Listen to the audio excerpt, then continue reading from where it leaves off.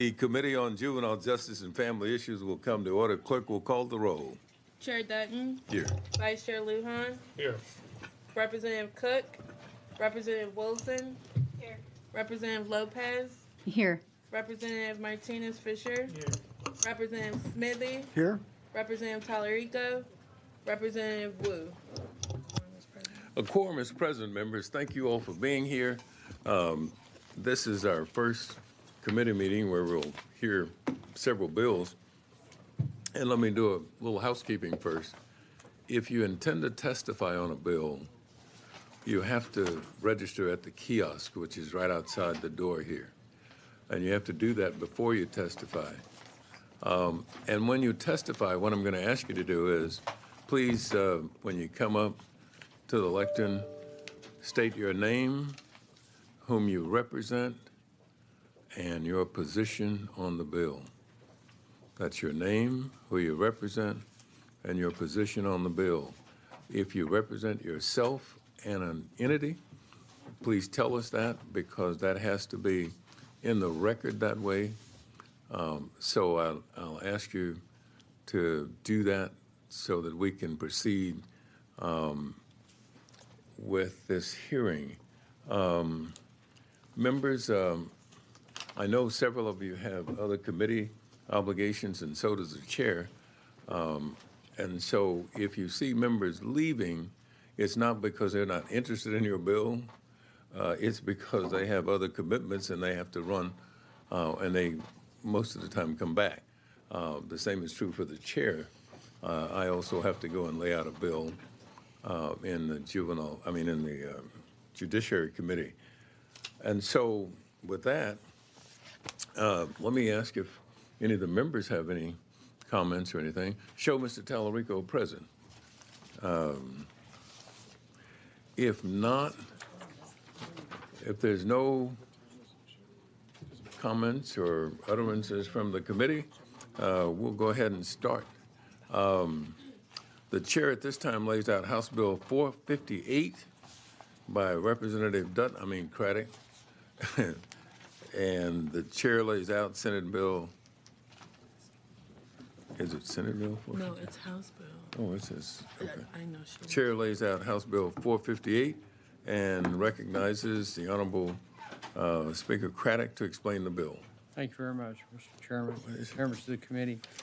This bill is real simple. During COVID, we all struggled to manage the normal process of day-to-day activities. However, the population confined to Texas Juvenile Justice, or TJJD, was impacted in an amplified manner. The capacity and movement of these youth during COVID became even more challenging.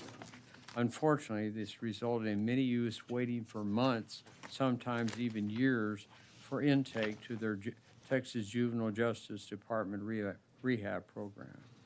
This rehab program are not offered anywhere other than TJJD.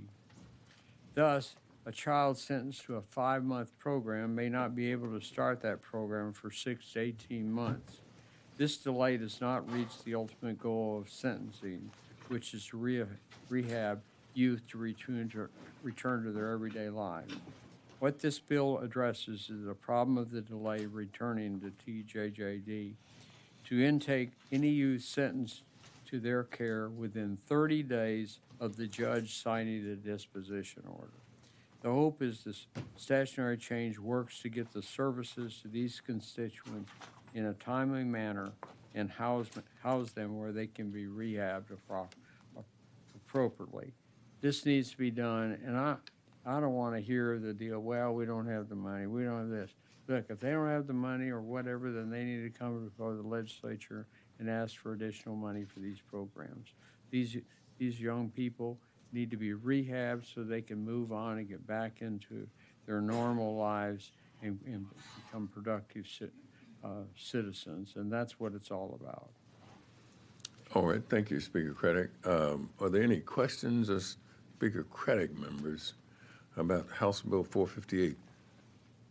Look and show Mr. Wu present. Mr. Wu has a question. Just a quick comment, Dean Craddock. No, we really appreciate this legislation. I know this is, in my world, this is a big problem, especially during the pandemic when everything was like sort of shut down, and we had kids who were sentenced and sentenced to a specific amount of time, and their sentence essentially wasn't running while they were waiting in local to go to TJAD. And not only were they not getting their treatment, but their time wasn't being counted. So they're just essentially sitting in jail doing nothing. And I think that's kind of outrageous. And I am grateful that TJAD, actually along with the governor, worked out some different strategies for increasing their salaries of the workers, and I think a lot of their worker counts are starting to return back to about where they're supposed to be. So I think there's some hope for it, but I do appreciate the legislation. Thank you very much. Right. Any further questions? I think Mr. Tallarico has a question. Thank you, Mr. Chairman. Thank you, Speaker Craddock. And mine, it's not really a question, just wanted to comment kind of on what Representative Wu said. I also appreciate the goal of the legislation, and my comments less about what this bill can do, but I do think we have to figure out rehabilitation options that are closer to home. Absolutely. And I know that TJJD is requesting money for new facilities, and I want us to make sure we're all having that conversation with appropriations and with Sunset and on the floor with members about how we can move away from this model of sending kids so far away, because sometimes it's 500 miles from their families. So I don't want them sitting in jail. So I'm glad I'm glad this bill is here. But we got to also figure out on the other end, where are we sending them, and can we be sending them closer to home? But thanks for the bill, Mr. Speaker. Along that line, we created a mental health hospital out in West Texas during the last session. And today, to take someone to a facility, you're several hundred miles, or maybe as far as Dallas from Midland, or wherever, Midland, Odessa, and the Permian Basin. And we're just getting ready to break ground on the facility that we funded last time. But it's really important, and they're away from their families, and that's a big part of it if you're going to try to get them into a rehab program, and it's going to work. So thank you for your comments. Thank you. Any further questions of Speaker Craddock members? Not hearing any. The right to close. We will give you that right. And if there are no further questions, we'll start the public testimony. The chair calls Laura Nodolf. Did I say that right? Yes, sir. Okay, thank you. Thank you, Mr. Chairman, ladies and gentlemen of the committee. My name is Laura Nodoff. I'm the Midland County District Attorney. I'm representing Midland County District Attorney's Office and myself as well, and I'm speaking for the bill. Thank you. So, the issue with regards to transferring juveniles who have been adjudicated and awaiting transfer to TJJD has been an ongoing issue, and we've just seen it start to compound since COVID. We receive every week weekly updates with regards to how many juveniles are awaiting transfer to TJJD. And my juvenile probation department notified me yesterday that there were currently like 115 youths that were being waiting transfer. We're looking at an average wait time of 3.5 months before they leave our facility and they're actually transferred. So what our juvenile probation department are trying to do right now is move them to different, shorter post-adjudication facilities just so we can continue treatment, continuous services. Because without that, they are just being stagnant. And this is especially true when it pertains to I don't want to interrupt, but can I ask you a question? Why is it taking so long? I mean, what's happening that's causing the delay in transferring the juveniles to TJJD? That would be a question for TJJD. I know it. Okay. We have been told, but I would not want to speak on to what is ultimately something they would have. So it's nothing on you all's end. It's all No. on TJJD's end. That is correct. And the truth of it is that the juvenile sentence doesn't start until they're transferred to TJJD. Correct. So they sit in jail, in your jail, without accruing any time toward the sentence completion. That is correct. Now, if we move them on to a proceeding, at least we're getting them, keeping them with services, whether that be mental health, substance abuse, counseling, things of that nature. But that's not the same until we get that transfer letter or notice to our juvenile probation department that says it's time for you to actually transfer them to TJJD. But this is really particularly, I think, important with regards to, of course, we're dealing with juvenile, but just say juvenile A. Juvenile A was adjudicated in November 2022. He turned 17 in December. That means by PREA standards, so he had to be isolated because he's now an adult by sight and sound from all of the rest of the juveniles in the facility. It took an additional juvenile detention officer to then have supervision over this one 17-year-old who now can't go to another post-adjudication facility. And he's essentially been put in solitary confinement for 3.5 months, having no socialization, no educational instruction, and that does nothing to meet the ends of the juvenile justice system. And so this bill does put the onus to get these kids moving in the right direction. It seems that most of them now honestly believe that even if they're adjudicated to a TJJD sentence, there's sometimes, if there's an appropriate person that they can release them to, even post-adjudication, sometimes they're released. They don't feel the consequences. And they don't, because they don't see the immediate, like, I'm going somewhere because of my actions. Yeah. So you have to have that side of the accountability plus the rehabilitative side to go along with it. Thank you.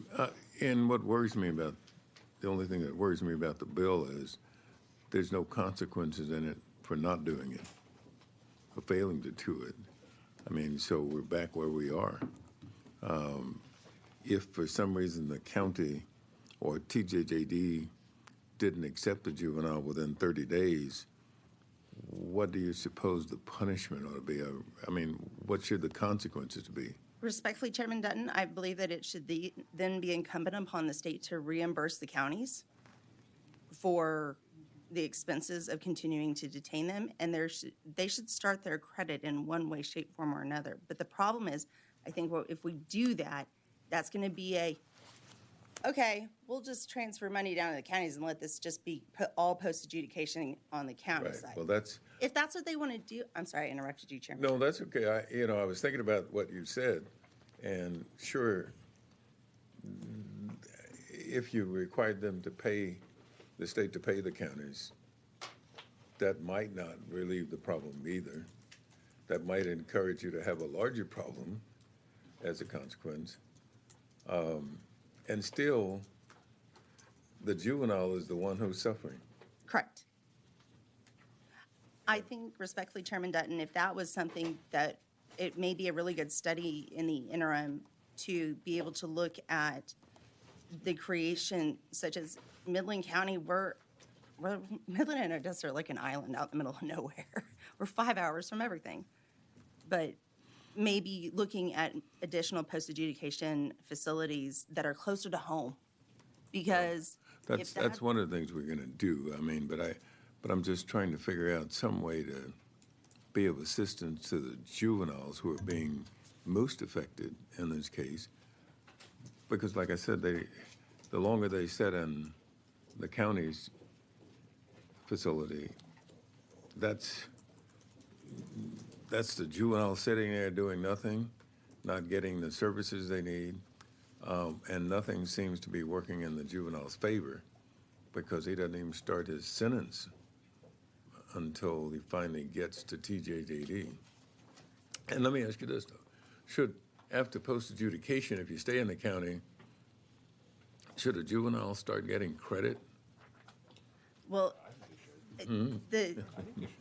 I think that with regards to their juveniles' constitutional rights with regards to incarceration, I think they should. But the problem is, I think that it's just going to, unless we do something about So The there's, fact that TJJD, if they just ignore them and they still don't come get them, right, I don't think that by leaving them in the county means that they shouldn't start accruing credit, but TJJDs should still come and pick them up right. within this 30-day time span. But during those 30 days, and it does depend. In Midland, if we can accommodate them, if they haven't turned 17, and if they're not a certain risk factor, then they can continue to get certain services within the county. So county. the educational components, things of that. But there are just things that we on the local level cannot handle as specialized as some of these juveniles need, as the TJJD can, or even some of these other post-adjudication facilities. Well, I wonder about the constitutionality of being incarcerated post-adjudication and not being there and having the time start on your sentence while you're there. Because effectively what you've done is sentence a juvenile to more time than they got. Well, and respectfully, Chairman Dutton, I cannot speak at all to how time is credited or anything else like that, because that is mostly done similarly as it is in the adult system based off of pardon paroles and whatever Right. the equivalent is. Right, but I just think it's just basically unfair to a juvenile to have a juvenile post-adjudicated, but they're not, and they're still in jail, but none of that time is accruing toward the sentence. That is what bothers me about this. I understand, Chairman Dutton, and I think that that's definitely something, what this bill is directly, what we're trying to do. Right.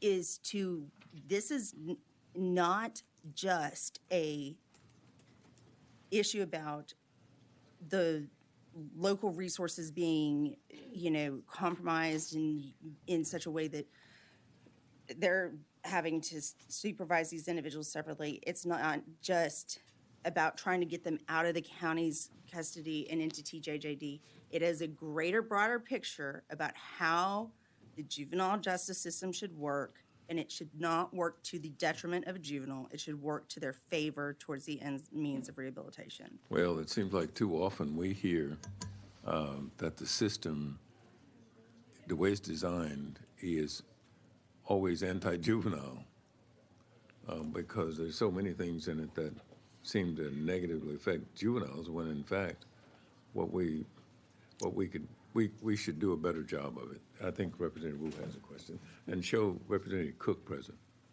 No, and thank you for being here. If I hear you correctly, I think you're saying what would be a great addition to this bill is that TJAG needs to get these kids out of and moved on in 30 days, and if they don't, adding to the bill, if they don't, then you pay the county and you start counting their time while they're in the county. I think that is a good supplement. Yeah. Okay. All right. Any further questions of this witness member? Not hearing any. Thank you very much for Thank the you very much. testimony. The chair calls Alicia Castillo. Good morning. My name is Alicia Castillo. I'm Director of Policy and Advocacy for Texas Center for Justice and Equity, and I'm testifying on the bill. Okay, could you pull that mic a little bit closer to you there? That way. Kind of short. Yeah. I don't know what's, Well, we got it doesn't stretch. Okay, thank you. I think that's okay. it. Okay, I'll try to speak up. Okay, thank you. So what Representative Wu just said is exactly what I wanted to come up here and talk about. I think that this bill is trying to solve a very serious issue, that kids are sitting in county detention facilities for years on end in some cases and not getting their time served. One of the reasons that kids only get time served when they go to a TJJD facility is because supposedly that's where the resources and the treatment are that they really need, right? And so underlying this problem, in our opinion, would be that there aren't those resources on the county level that kids need to get the treatment that's going to help them rehabilitate and get on the right path. So that addition to the bill would be really wonderful, but also further investments in the county so that we can do this going forward, not just to fix this waiting list of 150 kids, but to start to move some of those 600 kids who are currently at those 5 facilities back down closer to home and getting services that they need there. I'll share that there is one youth that we work with in a coalition that sat in his juvenile county facility until he was too old to go to TJJD, and he had to go to TDCJ. So you just heard from the witness before that that can create a number of other barriers and constitutional issues for kids being separated sight and sound and kept in solitary confinement in an adult prison or jail. And those are issues we have to resolve, and I do think that there are better, maybe additional language that could be added to get more closely to the root of the problem. All right. Thank you, Ms. Castillo. Any questions? I think Representative Tallarico has a question. Thanks, Mr. Chairman. Yeah, I think this is a really important point that you're making, because we heard counties don't have the resources to serve some of these kids, which I think we all agree with. It's the second part, which is, so we should send them to TJJD where they can get the help they need. That's the part that I think a lot of us have an issue with, because of all the problems with TJJD, which we're all very familiar with, that actually may be doing a lot more harm than good. And so your point is, if we agree counties don't have the resources, and we can agree that TJJD is not a good place to send these kids because it just makes problems worse, because they're far away from home and plagued with scandals and abuse is built into the system, then the other option is the one you're proposing, which is how do we build up resources at the county, local level, regional level to actually serve these kids closer to home? Is that a fair characterization of what you're proposing, and I think what most of us would agree with? It is, yes. And I would say that one of the reasons that hasn't happened, it feels like to me as someone who's worked on the outside as a policy analyst and researcher on this issue, is that we consistently hear from counties that the legislature is not giving us what we need to be able to provide that. And so that is, I think, what the responsibility is this session, is to finally get county probation and all the other youth-serving entities who don't have what they need to be able to serve kids outside of the carceral system to begin with. Yes. Okay. Yeah, and I think that's bigger than this bill, obviously. This bill is trying to solve a particular problem, which I think is good, but everything is interconnected in this conversation, in this system. So thank you. Thank you, Mr. Chairman. Thank you. Any further questions of this witness? Thank you for your testimony. And I want to ask Representative Wu, in the adult system, after the person's been sentenced, we always typically ask for credit for time served. Correct. Do we do that in the juvenile? No, it depends on their sentence. That only if it's a determinate sentence, meaning that Right. it's a set amount of time and only for a certain types of incarceration. Is there a reason why we do it that way in juveniles? Because that's the way it's Just always 'cause been we- done. No, and this is and I was going to say this earlier, but I was going to leave it. But you brought up a good point. Is part of the problem is, so if you sentence a kid to TJAD on a determinate sentence, right? Right. They may be sentenced for like 5 years, Right. And they're already 17, so they can only do 2 years in TJAD. Right. And before they turn 19, you're supposed to have a transfer hearing, and the juvenile judge would then decide, okay, you've done 2 years and change in TJJD. How have you done? And time again, we've seen kids come to court and say, oh, you've been a rock star. You've just knocked it out of the park. You've done everything we've asked of you. You've grown. You've matured. You've gotten all these certificates. You've got all these degrees. All your teachers say, like, you're amazing. You are fully rehabilitated. And the judge says, I'm denying the transfer to the adult system, and I'm going to end your sentence right here. And this happens all the time, because sometimes TJD does a really good job, and sometimes they don't. And a kid is rehabilitated. Everything that we've asked of them is done. The judge finishes their sentence right there and then, right? And not send them to the adult system for another 2 years or 3 years. And if they're not going to TJJD and they're not getting their their treatment and their rehabilitation, and they're just sitting there.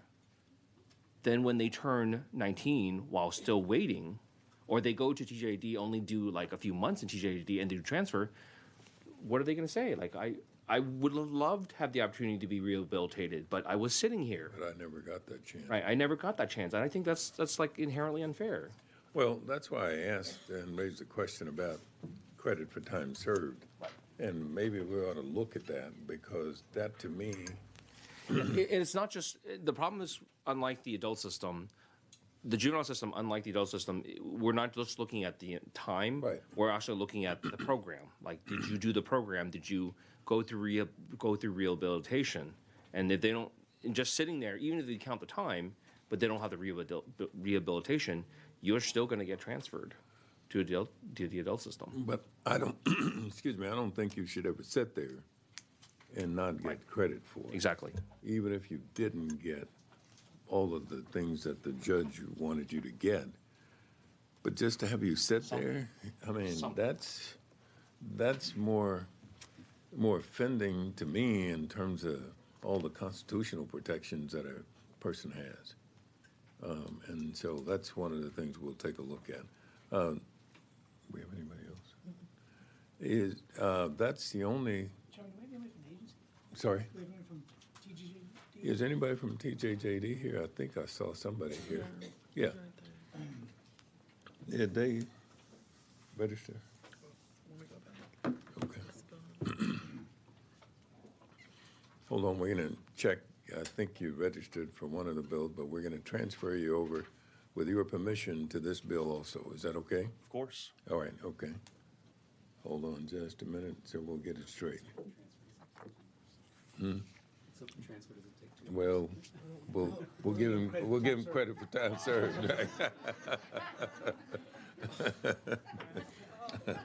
Okay, all right, please state your name, whom you represent, and your position on the bill.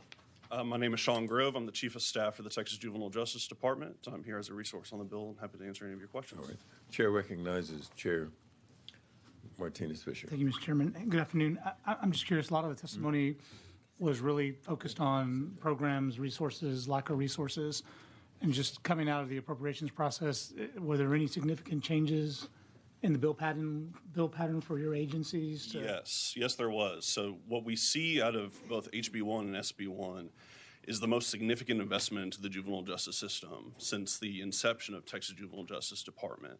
We do believe that the increase in salaries to our juvenile correctional officers, both in Article 5 and in Article 9 of HB and SB1, will get us to a part where we are professionally competitive for salary and be able to recruit and retain more juvenile correctional officers.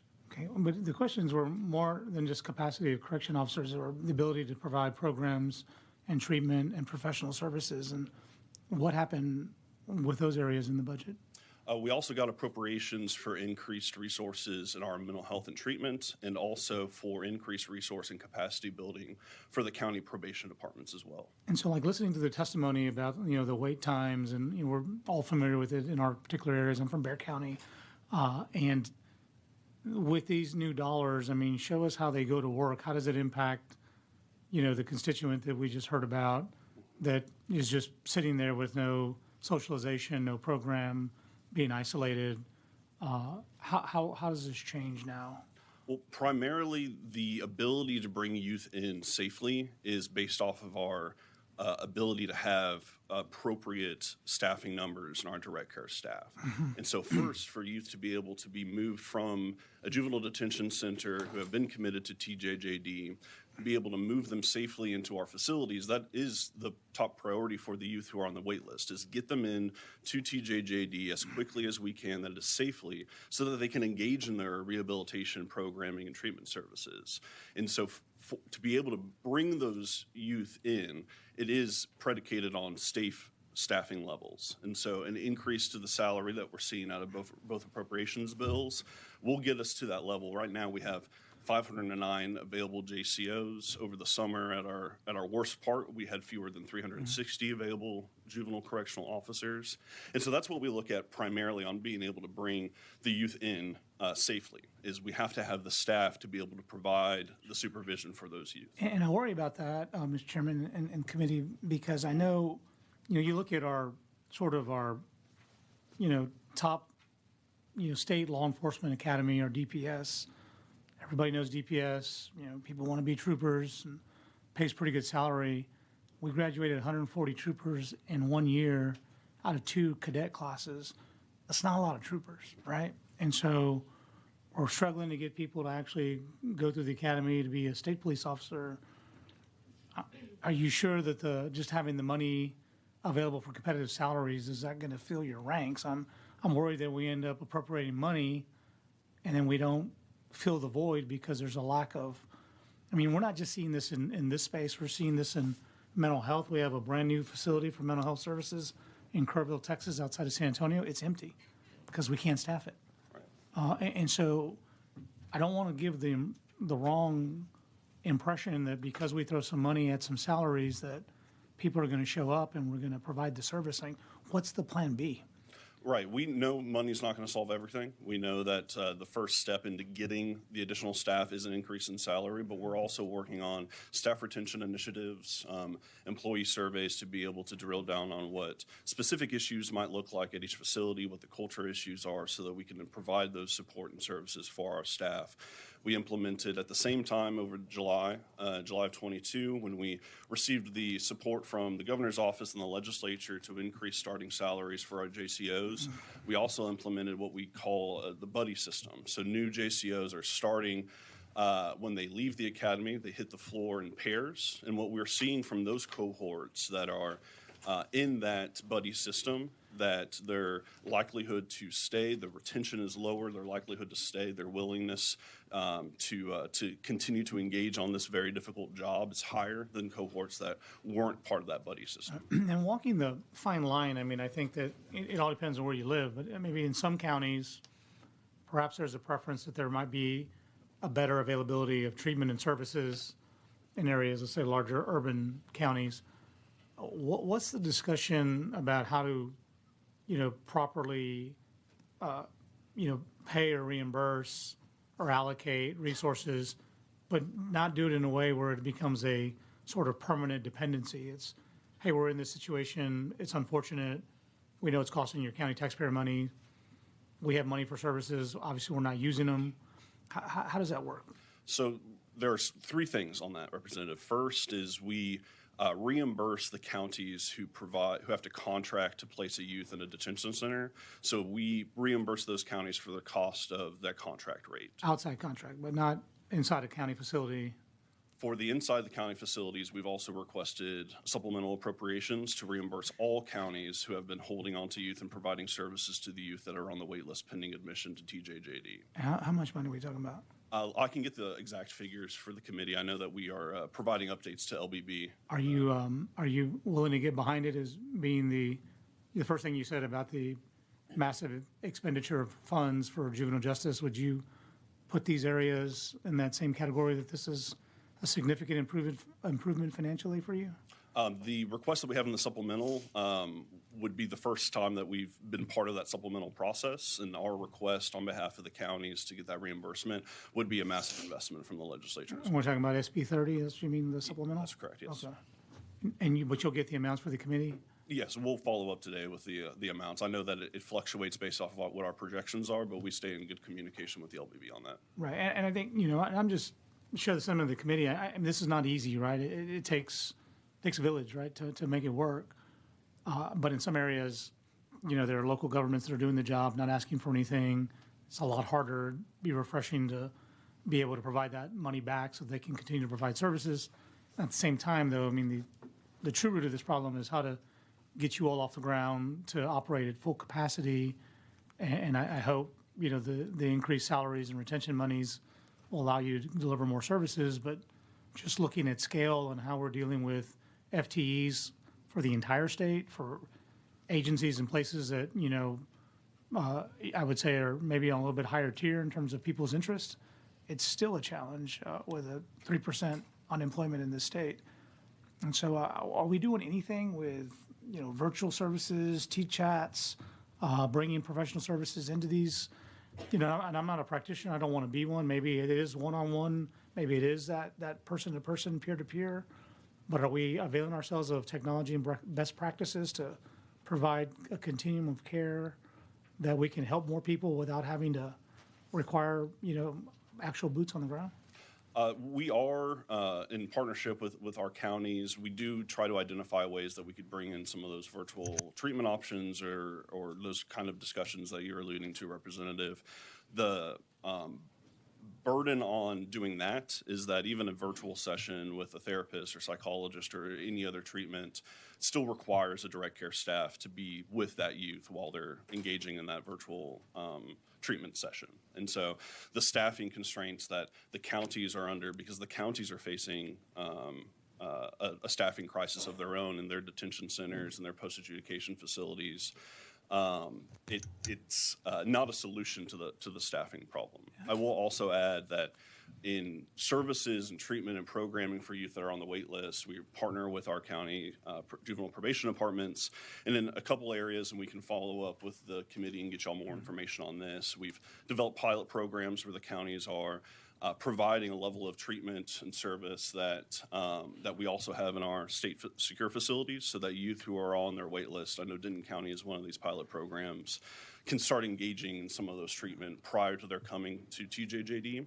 so that when they do come to TJJD, they've already gotten through maybe some treatment, but they've also progressed through what we call our stage 1 of our programming, so that they can really hopefully hit the ground running when they're in our facilities and continue to engage in that treatment and programming when they're with us. And who administers those protocols? Because I'm sort of thinking about how, COVID really changed for a lot of us the way we had to practice law, particularly dealing with inmates who are in custody and where there's obviously significant threat levels there with offenders, in some instances violent offenders. It seemed to me like courts and county facilities were able to sort of reconstitute their regs to know that while there may be more individuals in a room, there are less bystanders and clinicians, and therefore the threat ratio wasn't the same, right? So are you all making similar analysis to if you were to move to a virtual setting where you're providing virtual services, that you have less professional staff inside a room, and does it change the protocols? Like, how do those protocols get evaluated? So, and we can follow with additional information. What is required, and this is required both in statute and our standards that we promulgate for the counties, as well as the Prison Rape Elimination Act, is to maintain a security ratio of 1 to 8 during program hours. And so even if we were to expand the ability to have more technology capabilities, more virtual platforms perhaps for treatment or rehabilitation services, we still need to be able to provide that safety and security supervision that are provided by the juvenile correctional officers and the juvenile supervision. And is it appropriate? Is it appropriate to consider medical services and treatment to be within the realm of program hours, or would Yes. Okay, that's right. So They are. okay, thank you. Appreciate it, Mr. Chairman. Thank you. Chair recognizes Representative Tallarico. Thank you, Mr. Chairman. And I know we got a lot of other bills to get to, so I'll be brief, but just wanted to build off of Chair Martinez-Fisher's questions, which is, is the model itself preventing us from hiring enough good staff at these facilities? Meaning, Speaker Craddock and I had a conversation here when he laid out the bill about the need to bring these services closer to home, and I think we also had the same conversation with two of the witnesses. And so is it this model that we've done for more than 100 years of creating these child prisons in remote locations around the state, far away from families, far away from communities? Not only is that bad for kids, but does it also make it hard to recruit staff if you're not in a big urban area? Being in those big urban areas, and you could hear this from our chiefs who represent urban counties, they are under the same staffing crisis that plagues the state facilities. Sure. And in regards to the wait list, COVID started the wait list for the first time. we were able to dwindle that wait list down quite considerably.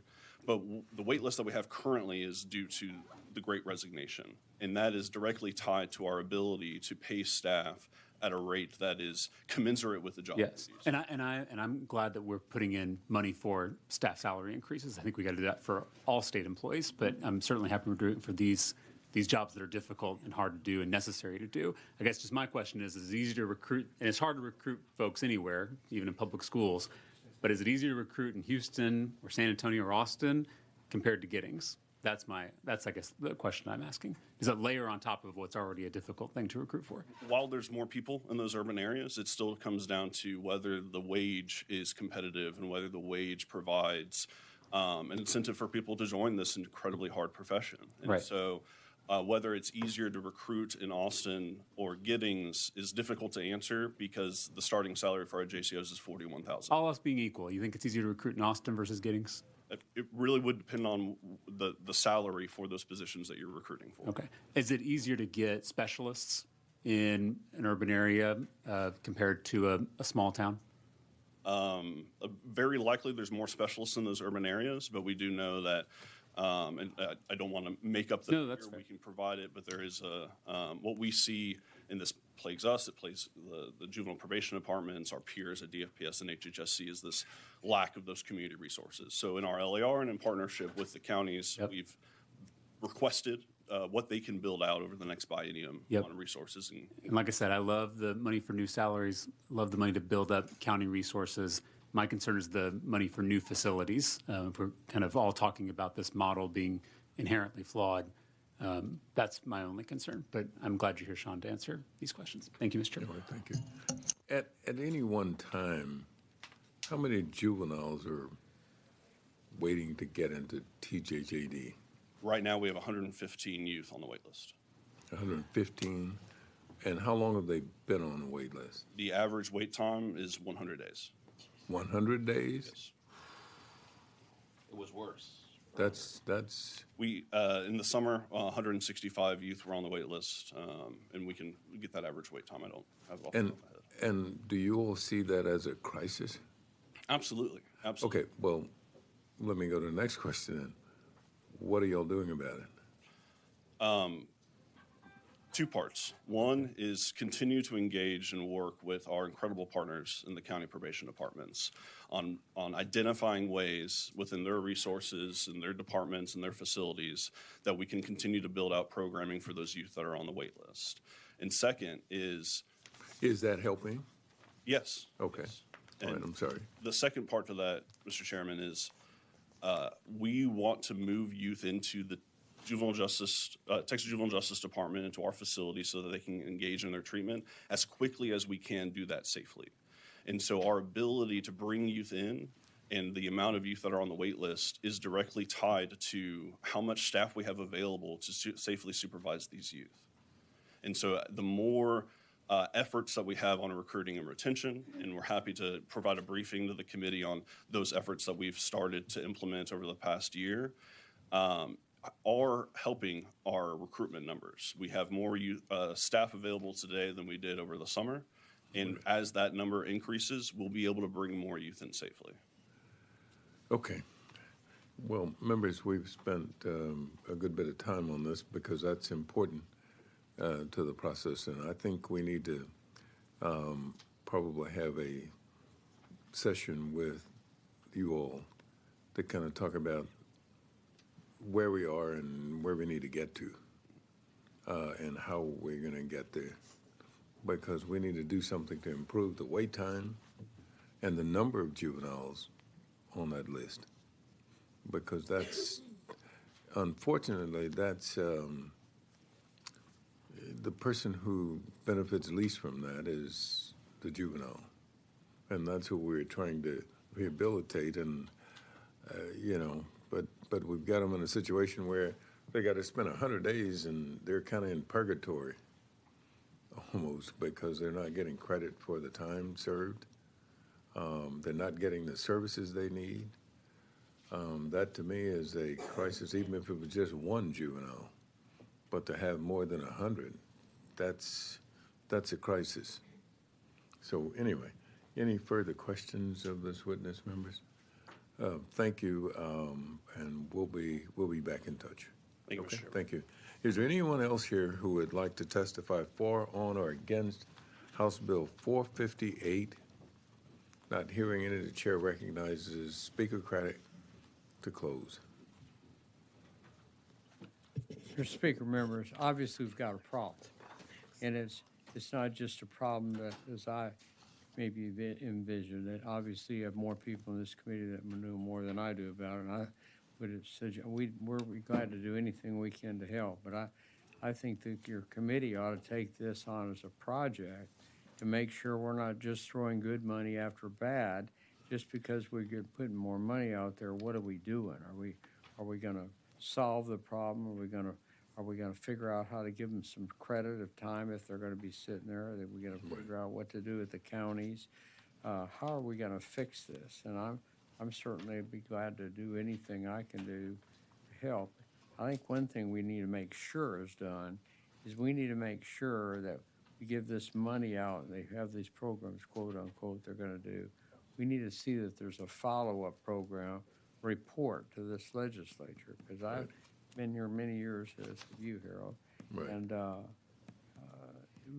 we do a lot of programs, spend a lot of money, and then we don't ever follow up, and a lot of that's just wasted.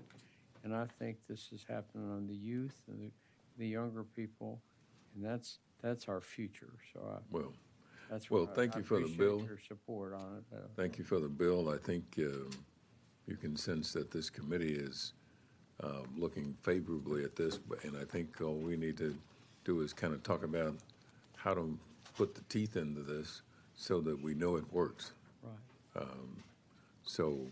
And I'm open to anything y'all work with. All right. Well, thank you again. Thank y'all. Thank y'all. Thank you. It's the chair's intent to leave House Bill number 458 as a matter of pending business before the committee. Is there any objection? The chair hears none. So ordered. The chair lays out House Bill number 2272 and recognizes its author, Representative Swanson. Thank you, Chair Dutton and members of the committee. You'll be thankful to know we were over there trying to cut this thing down to shorten it for you. So, again, thank you, Chair Dutton and members of the committee. In the early 80s and 90s, the Texas Family Code was filled with inconsistencies and legal conflicts, making the process impossible for judicial courts and state departments to work in the best interest of children and families. As a response, in 1995, the legislature added Chapter 201, authorizing the appointment of associate judges to preside over CPS cases. Due to the influx of parent-child suits being brought before local courts, appointed presiding judges were unable to process these cases in a timely manner. As a result, entire families were left in a legal holding pattern for months or even years. Unfortunately, while Chapter 201 has assisted the judicial system in processing CPS cases, it needs to be more specific and structured. In conversations with concerned parties and stakeholders on all sides, I have authored House Bill 2272 to address many lingering confusions and pitfalls that still exist in the code. It is important to note that unlike the majority of Texas judiciary, these associate judges are not elected. They are solely appointed by the presiding judge of an administrative judicial district to handle these specialty courts. As a result, any changes to the structure or procedure of these courts can only be authorized by legislative action. House Bill 2272 authorizes improvements in the appointment of associate judges who preside over CPS cases to ensure that the judiciary remains an impartial arbiter and parents, children, and the state reach timely and fair conclusions to pending suits. For starters, the legislation imposes a 2-term limit on associate judges to ensure a judiciary is cycled out and remains active. Elections allow our constituents to confirm good judges and remove bad ones. While allowing for appointed judges for specialty courts has merits, the legislature must ensure that an unelected judiciary cannot hold the position indefinitely. Just as presiding judge of the region is appointed to a 4-year term by the governor, but has had to serve as an elected judge to be considered qualified, the associate judges need a similar mechanism to be accountable to the public. We are working on a committee sub to include the word consecutive, allowing judges to be cycled in and out in order to address concerns from rural areas that may not have enough qualified applicants. Second, the legislation tightens up the rules around the qualifications for associate judges appointed under Subchapter C by requiring that an appointee complete 25 hours of continuing education in civil trial law, family law, or CPS protective investigations and programs. Because the scope of who can be appointed is broad, it is necessary to ensure that judges have some understanding of the legal system over which they preside. House Bill 2272 also requires an associate judge to be a practicing lawyer for at least 10 years, with 4 of those years practicing in the state of Texas. At the same time, the bill prohibits the appointment of a possibly biased or otherwise inappropriate justice by prohibiting a former DFPS employee as well as any individual who was removed from office, resigned in disgrace, or is under investigation by the Commission on Judicial Conduct from being appointed as this type of associate judge. The intent is to disqualify an employee or attorney who was a party in their own case in that jurisdiction within the last 5 years, and not meant to preclude attorneys who have merely represented families, which is the type of experience that the bill desires for associate judges. The committee substitute of this legislation will clarify this intent in the law.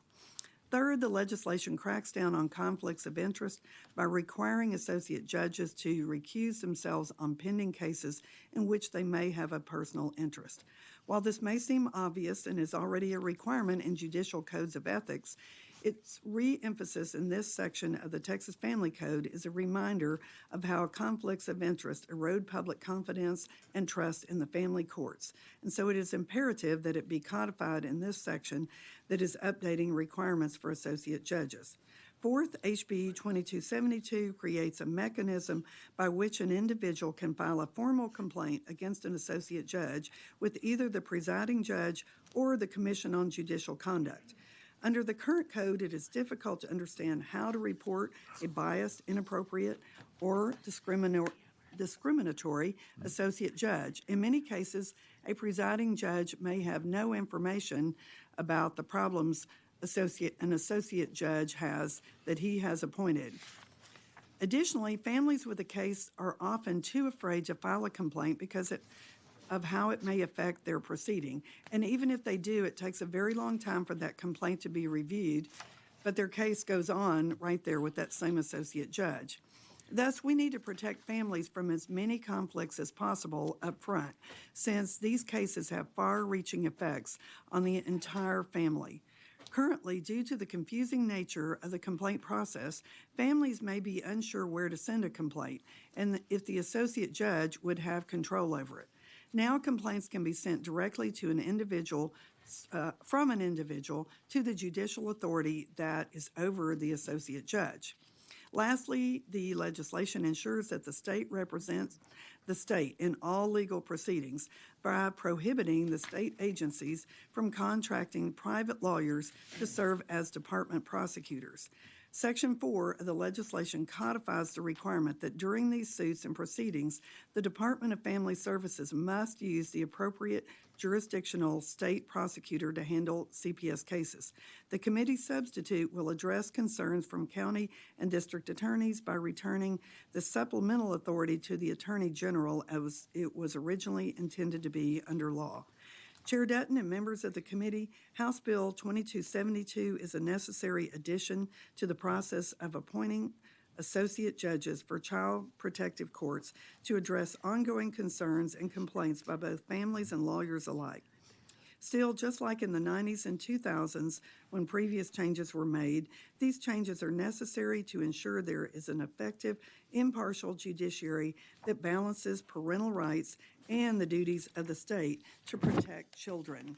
My office is working on this committee substitute that makes minor clarifications and changes to address concerns from stakeholders. I want to thank you for your time. I'm happy to answer any questions you may have and respectfully request time to close. All right. Thank you, Ms. Representative Swanson. Are there any questions, members?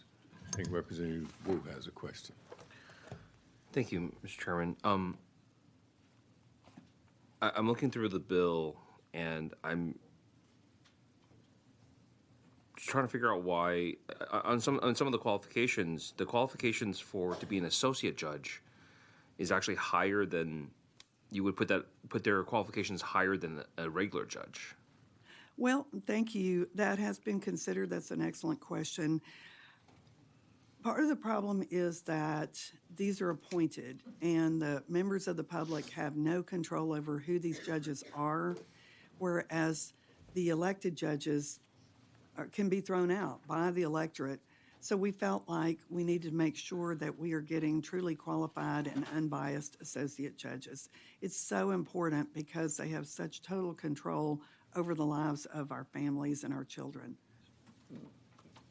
But like an associate judge, once they're appointed, they're not there for life. They're there for only as long as the elected judge is.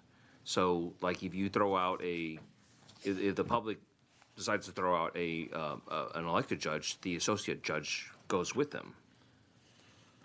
I do understand what you're saying. There were too many complaints about some of these judges, and especially in limited, more rural areas. And so this is what many of the stakeholders asked me to do. Okay. And so that's why it's there. I'm happy to work with you just like we've been working with other stakeholders. But definitely the intent is to have Right. raise the qualifications. I get it. I'm just trying to understand the reasoning behind the specific. Like, so, I mean, just going down to the restriction on a former employee for DFPS from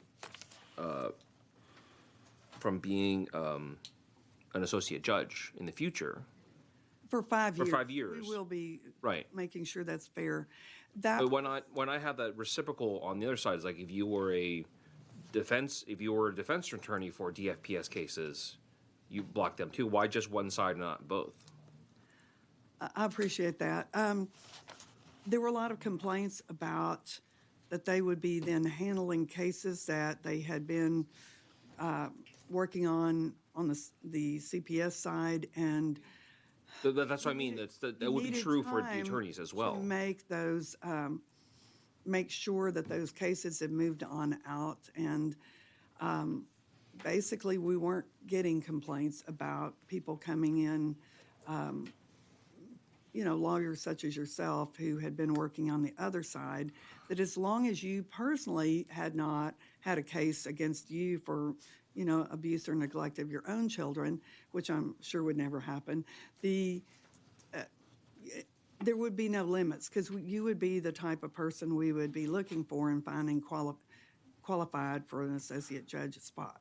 Well, I mean, the issue is if let's say I represented a client on a CPS case, and then I got elected to be the judge of that court, I would have to recuse myself or transfer that case out of my court as per judicial ethical conduct. Like that's already, I know you have that on page 3. Right. But that's already stated in the rules of judicial conduct. Right, and as I said in my layout, felt like it was very important to make sure it was also in this section. Okay. So what I'm saying is, I'm trying to get to your point is, if you were a former CPS employee who handled a case, and now that same case is in front of you, you would still be required to recuse yourself if you were the judge, right? Or transfer that case to somewhere else. This is true, but a big difference in people who've been working with DFPS and my office met this week extensively with the new commissioner over there and their governmental liaison. And one of the questions we had is, how many employees of DFPS can see the files of anyone. And I'm sure it's not the janitor, but basically everyone statewide. So somebody who is a case manager, an investigator from Lubbock can look at every case in Houston. We're asking them to change that. There is no privacy. They do have a thing where if they are aware of it, they can go and get the person in trouble for looking, but they have no system that alerts them that they're doing that. And so you have a situation where theoretically every employee of DFPS knows about every case. Unlike the situation where if you came in to be an associate judge, you have not been seeing the private case files on other people who would be appearing in your court. So you're saying that caseworkers are just randomly looking up other cases They have that they're ability. not part of? They absolutely have that ability. So we've had a lot of complaints. Some of the state reps brought me that complaint and so I had another state rep in the room at the time, and that they have trouble in their county that everybody knows everything, and they have, things being looked up and leaked out and whatever. So we're really encouraging DFPS to change that where everybody doesn't have access. But because they do, in reality, they would need to recuse themselves from every case that was in existence at the time that they got appointed, because they've had access to all those files. It's not private, and that's wrong. That gives them a conflict of interest, and they need to recuse themselves from far too many cases. Okay. All right. Thank you. Any further questions? Members? Representative Swanson, we will give you the right to close. All right, thank you. And we will start public testimony on House Bill 2272. The chair calls Dib Waldrip.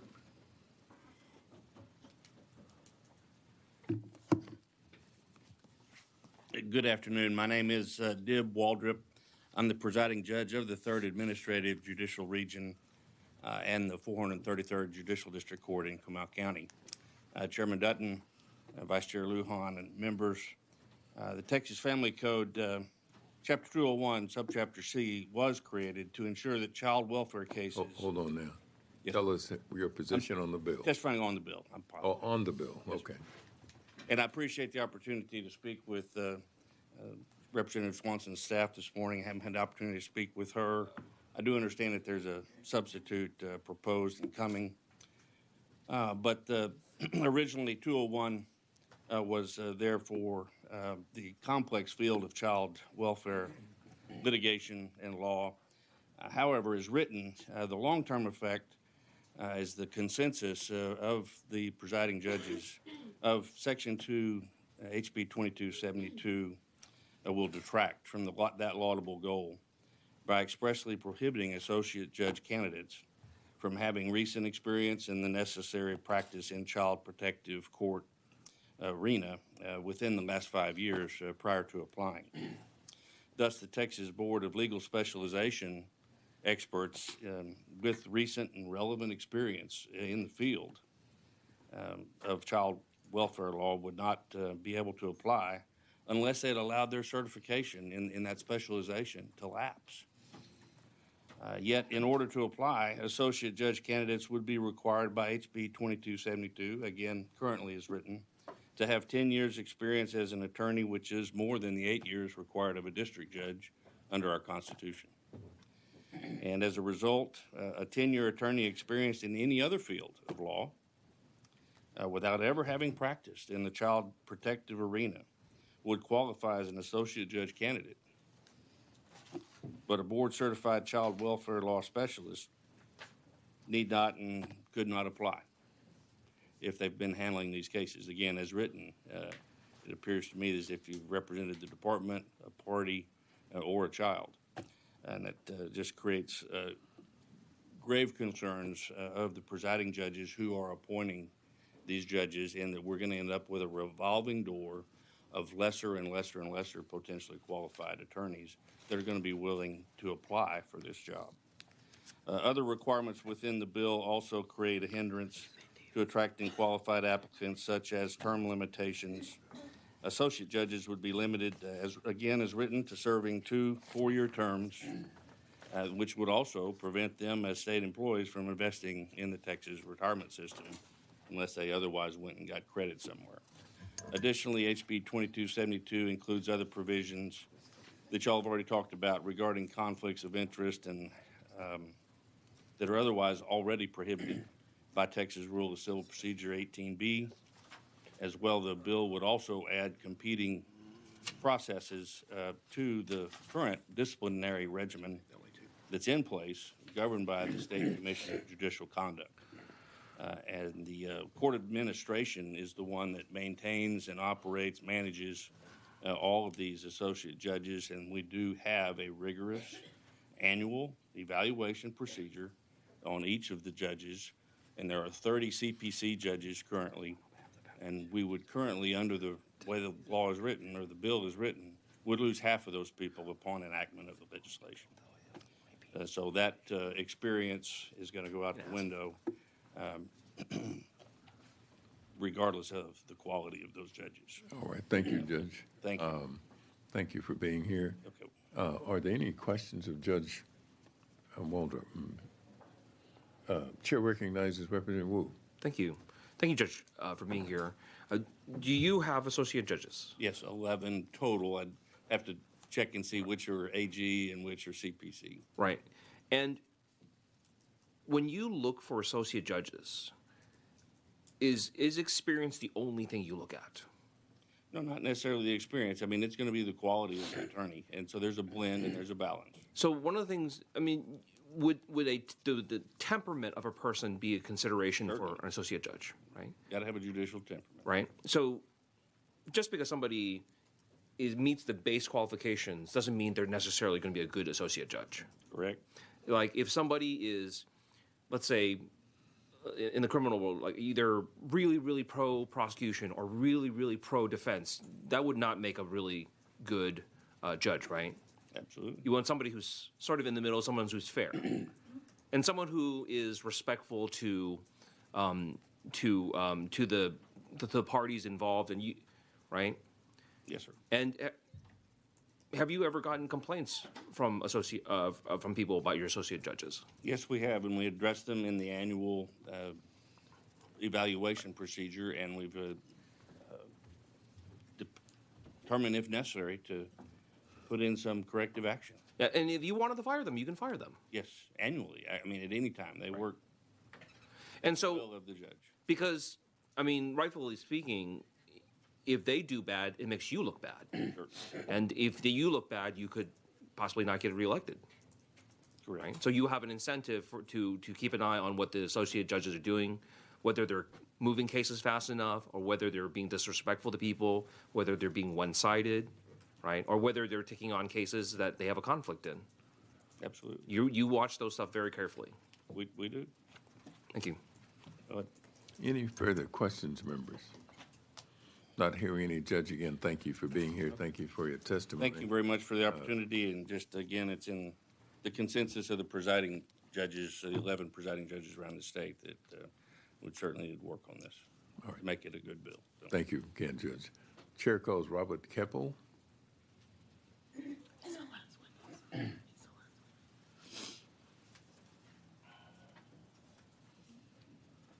Mr. Chairman, members, good afternoon. My name is Rob Keppel. I'm the Executive Director of the District and County Attorneys Association.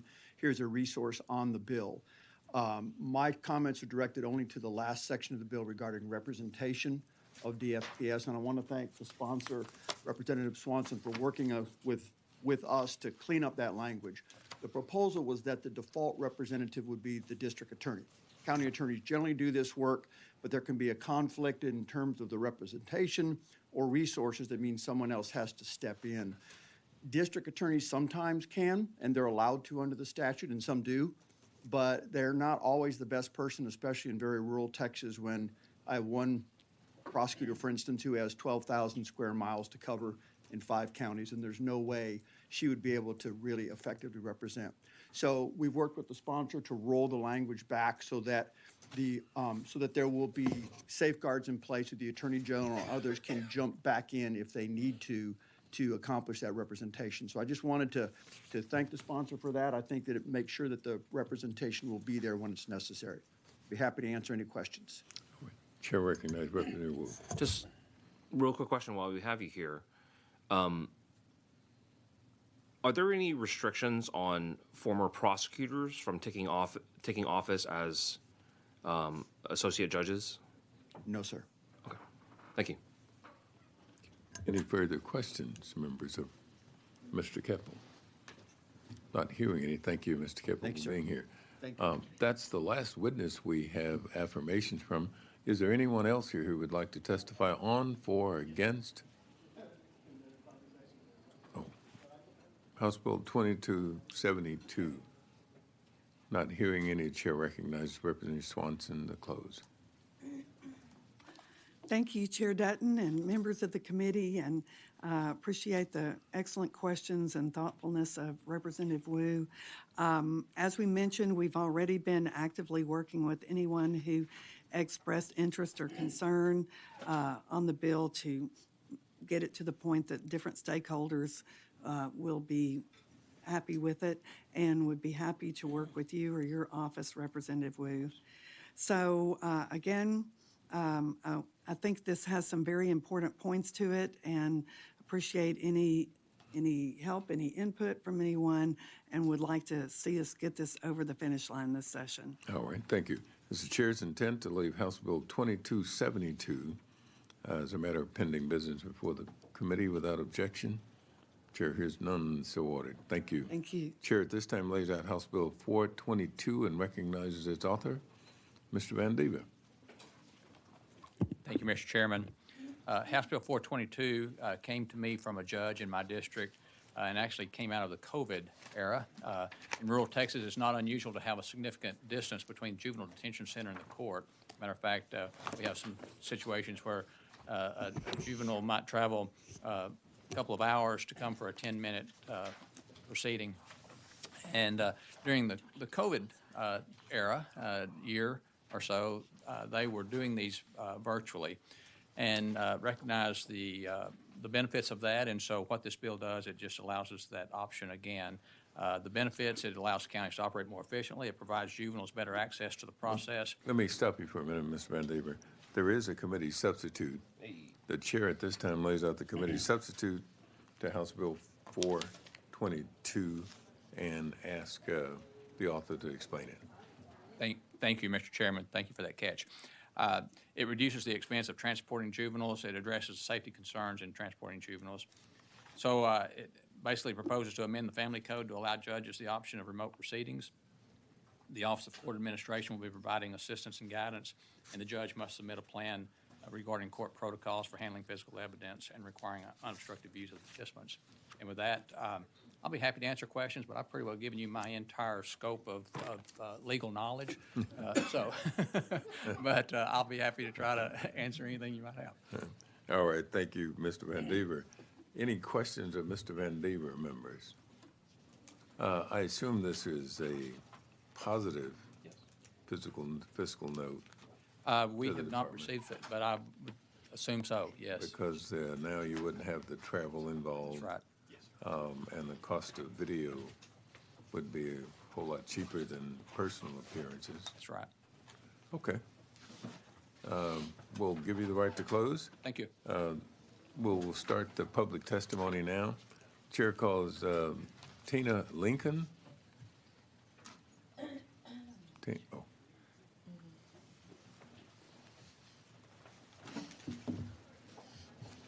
Good afternoon. Thank you for letting me be here this afternoon with you. My name is Tina Lincoln, and I am the Chief Juvenile Probation Officer for Hill County Juvenile Probation, and I'm here in complete support for House Bill 422.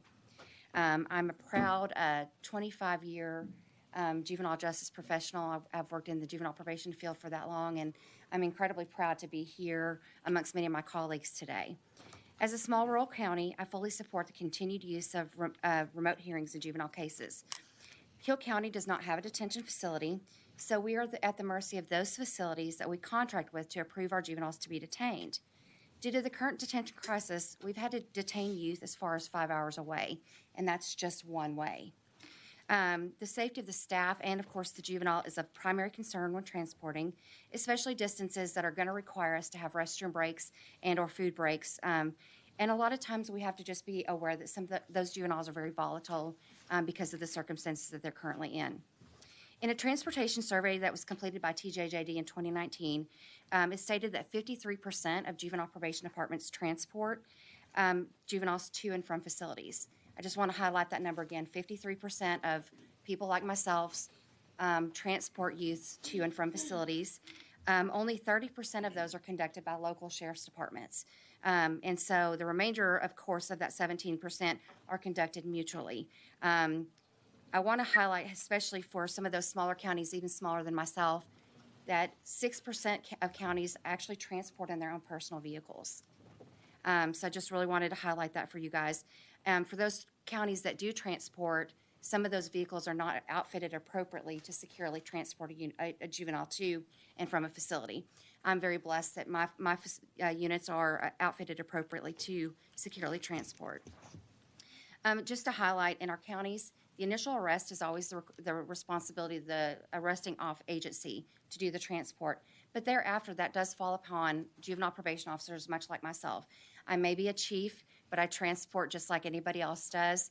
I've been on those 5-hour drives across the state of Texas, and I'm proud to do that for the benefit of my department, the kids that I work with, and my community. I just want to highlight that when we do transport, especially when we're having to transport a juvenile that's violent or volatile in any way, we sometimes require 2 staff members. So just to specifically talk about Hill County, I have 6 staff members total. I have a Hill County JJP program that has proudly been in our county for 25 years. And so when I have to transport a youth who is maybe volatile or upset or even sometimes unfortunately violent, that's going to take 2 of my staff members out of the office, which results in us going down to 4 staff members. And I currently have 7 kids in my JJP program, and I'm required by state statute to ensure my ratios stay up. So it really does impact us when we are having to leave and go to and from facilities for detention hearings specifically. So again, I know that the pandemic created a lot of barriers for us, but I think one benefit that came from the pandemic was remote hearings. It has been incredibly beneficial for us in our county, and I know for many of my colleagues. And I proudly support this bill, and I'm happy to answer any questions that you might have. All right. Any questions of this witness, members? Not hearing any. Thank you for being here. Thank you. Thank you. The chair calls William Carter.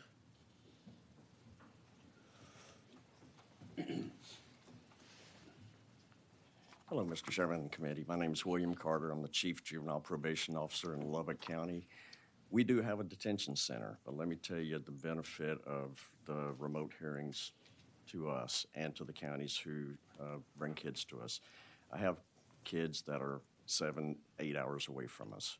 During COVID, we saw the benefit of remote hearings, and we set up special rooms simply to accommodate other counties to be able to do remote hearings. The detention crisis that's going on out there, y'all have talked about some of that already this morning. We do have a lack of detention beds out there, which forces counties to sometimes drive quite a ways to detain kids.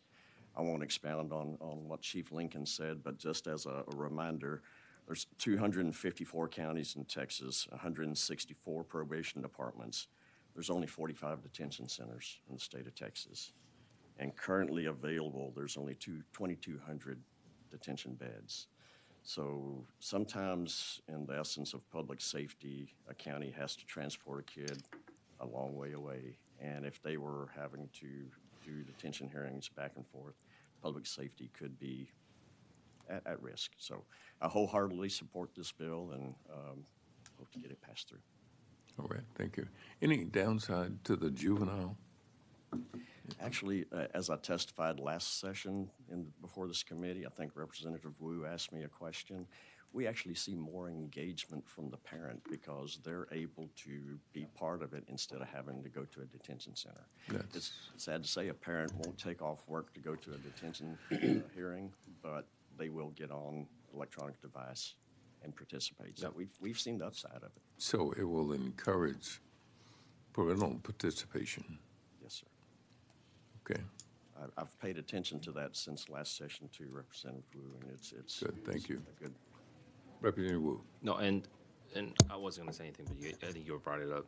But I think, well, there's two sides of this. I think one is this does make everything more efficient, and it reduces stress on a lot of people. And obviously, in Harris County, we don't have the transportation issue, but I can see how, like, you know, if you have a kid in a car for 3+ hours, nobody's really all happy about that, and you have to do that every 10 days.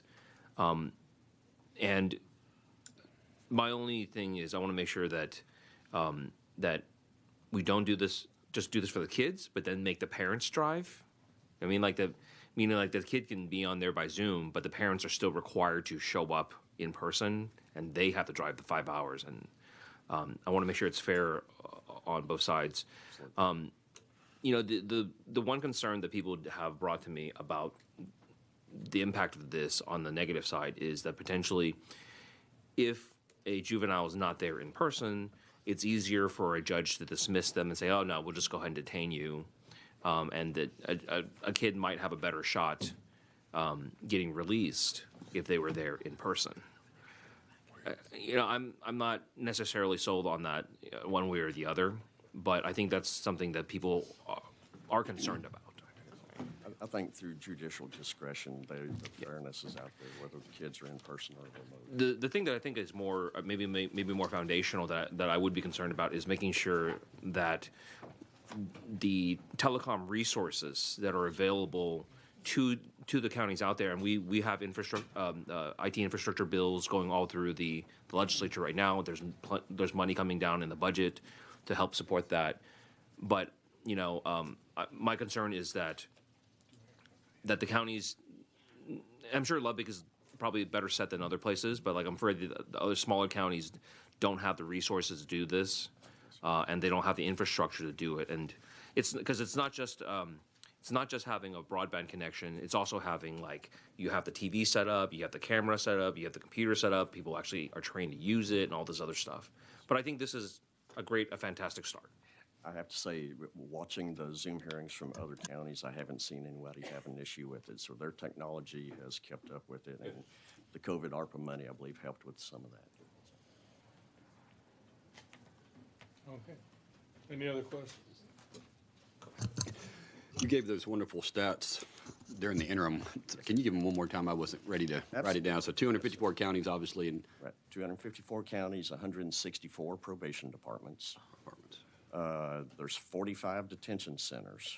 And currently available, there are around 2,200 beds available. Now, that are operational.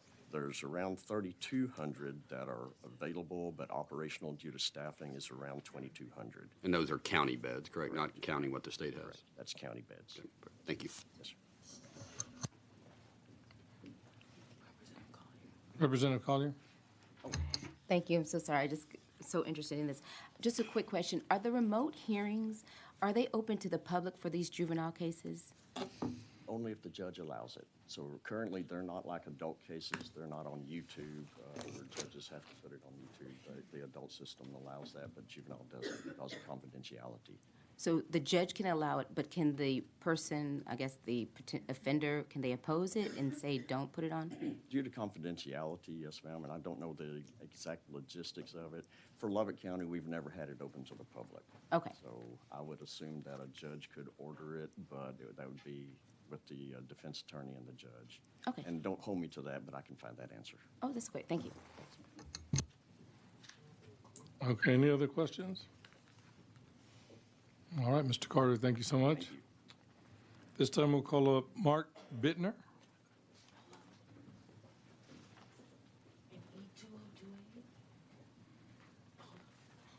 Thank you, committee members. Mark Bittner. I'm the Chief Juvenile Probation Officer for Burnett, Blanco, Llano, San Saba, and Gillespie counties, testifying for the bill. I don't want to rehash things that the other chiefs have brought up. They're a lot smarter than I am. I will point out a logistical issue, which is one of, I'd say, a mid-range drive for us to get a detention bed is probably about 2.5 hours. And we say that's 2.5 hours, but keep in mind that's 2.5 hours to the detention center, 2.5 hours to court, 2.5 hours back to the detention center, and 2.5 hours home. So when we say it's a 2.5 hour drive, we're really talking about a minimum of a 10-hour day plus court time. So now we have two staff on the road, approximately 12 hours for one hearing. We have contracts as far away as Rio Grande City and as far north as Randall County. So if we're talking a 5-hour drive, now we're talking overnight stays. We're talking getting them there the day before, transporting back, spending the night again, and then coming home because it's not feasible to keep people on the road for 24 hours.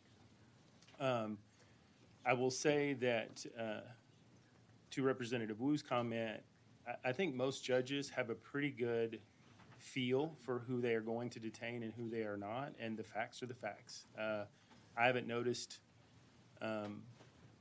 anything different about the remote hearings and who they're detaining and who they're not detaining. And again, this bill specifically leaves whether or not the hearing should be remote to the discretion of the judge, who is ultimately responsible for the justness of the hearing anyway. So it's really not a stretch or anything like that. I won't add to the things you've already heard, so that's my testimony. Members, any questions?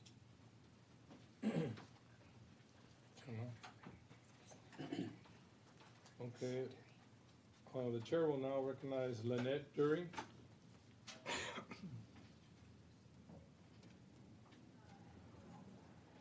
And Ms. Dury, if you can let us know if you're on for or against. I am for it, and I'm Lynette Dury. I'm with Medina County Juvenile Probation. I've also been in this field for 25 years with Ms. Lincoln. Proud to have been in this field and happy to be before y'all. Without the need to really review everything that everyone else has said, I would like to, first I'd like to say thank you to Mr. Carter for helping us down in Medina County, because I've got kids right currently all the way up in Lubbock County down to Victoria. We're in Medina County. We're about 50 miles southwest of San Antonio. I've had them all over the state of Texas. As far as Lubbock, contracts with Midland, contracts with Nueces. The ability for us to have these hearings virtually have been phenomenally good.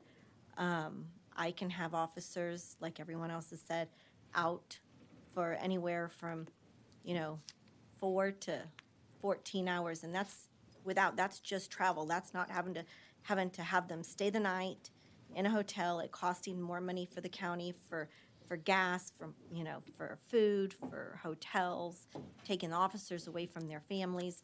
As we also send 2 officers like many other counties.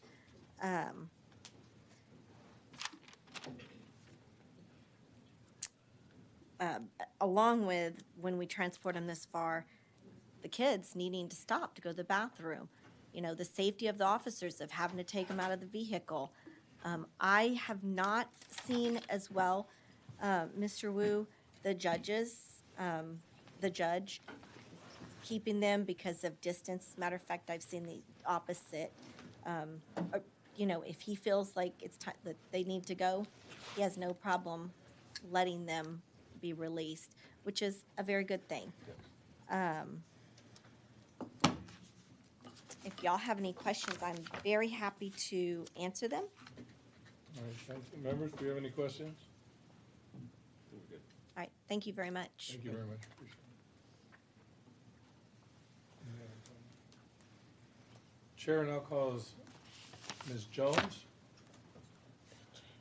Jana Jones.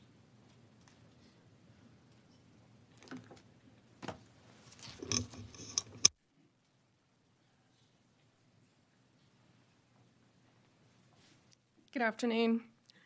I'm Jana Jones. I'm the Juvenile Division Chief for the Special Prosecution Unit. we prosecute the cases that occur within the TJJD facilities. We have discovered that an added benefit to these Zoom hearings during COVID is that we have more parental participation. As y'all know, we have to summon parents to come to court when we have those in person. And because of the distance that we have, because we have kids across the state in our facilities, parents, it's rare for them to show up, to be able to show up. Now that we're doing these by Zoom, it's significantly increased the number of parents that appear for these hearings, and that's extremely helpful, not only to the court, but also to the juveniles to know that their parents are involved and they're talking to their attorneys, and everybody is there and participating the way it's ideally set up. The other thing, obviously, is a safety standpoint. We have TJJD that actually transports our kids for us to court.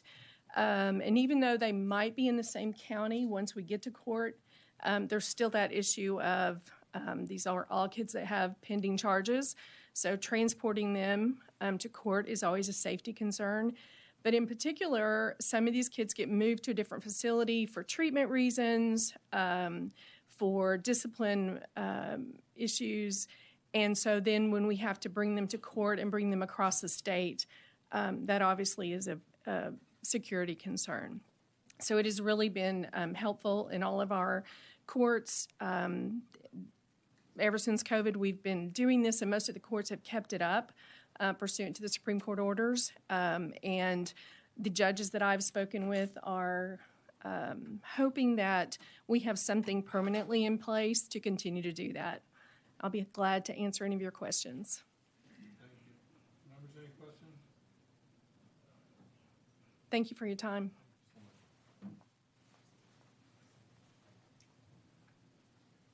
Chair will call up Jack Hope.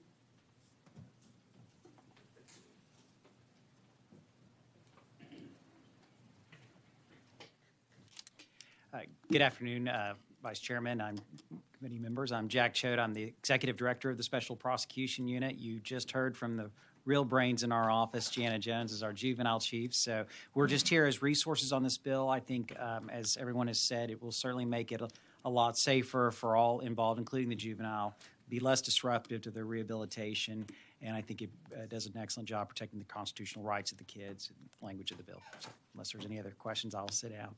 Thank you so much. Any questions? Thank you very much. Thank you. All right, is there anyone else who wants to testify on or against HB 422? If not, Representative Weaver. Thank you, Vice Chairman, committee member. I appreciate appreciate the opportunity to lay this bill out, and look forward to working with you. And I close. Thank you.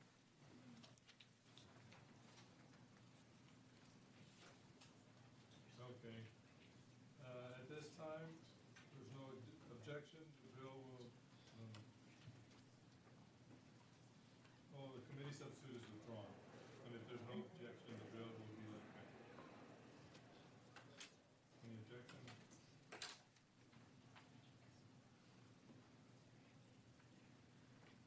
All right. This time we'll call up Representative Reggie Smith. This will be for House Bill 2850. Thank you, Chairman. Thank you, General Counsel. And thank you, Member and Representative Collier. Good to see you too. Okay.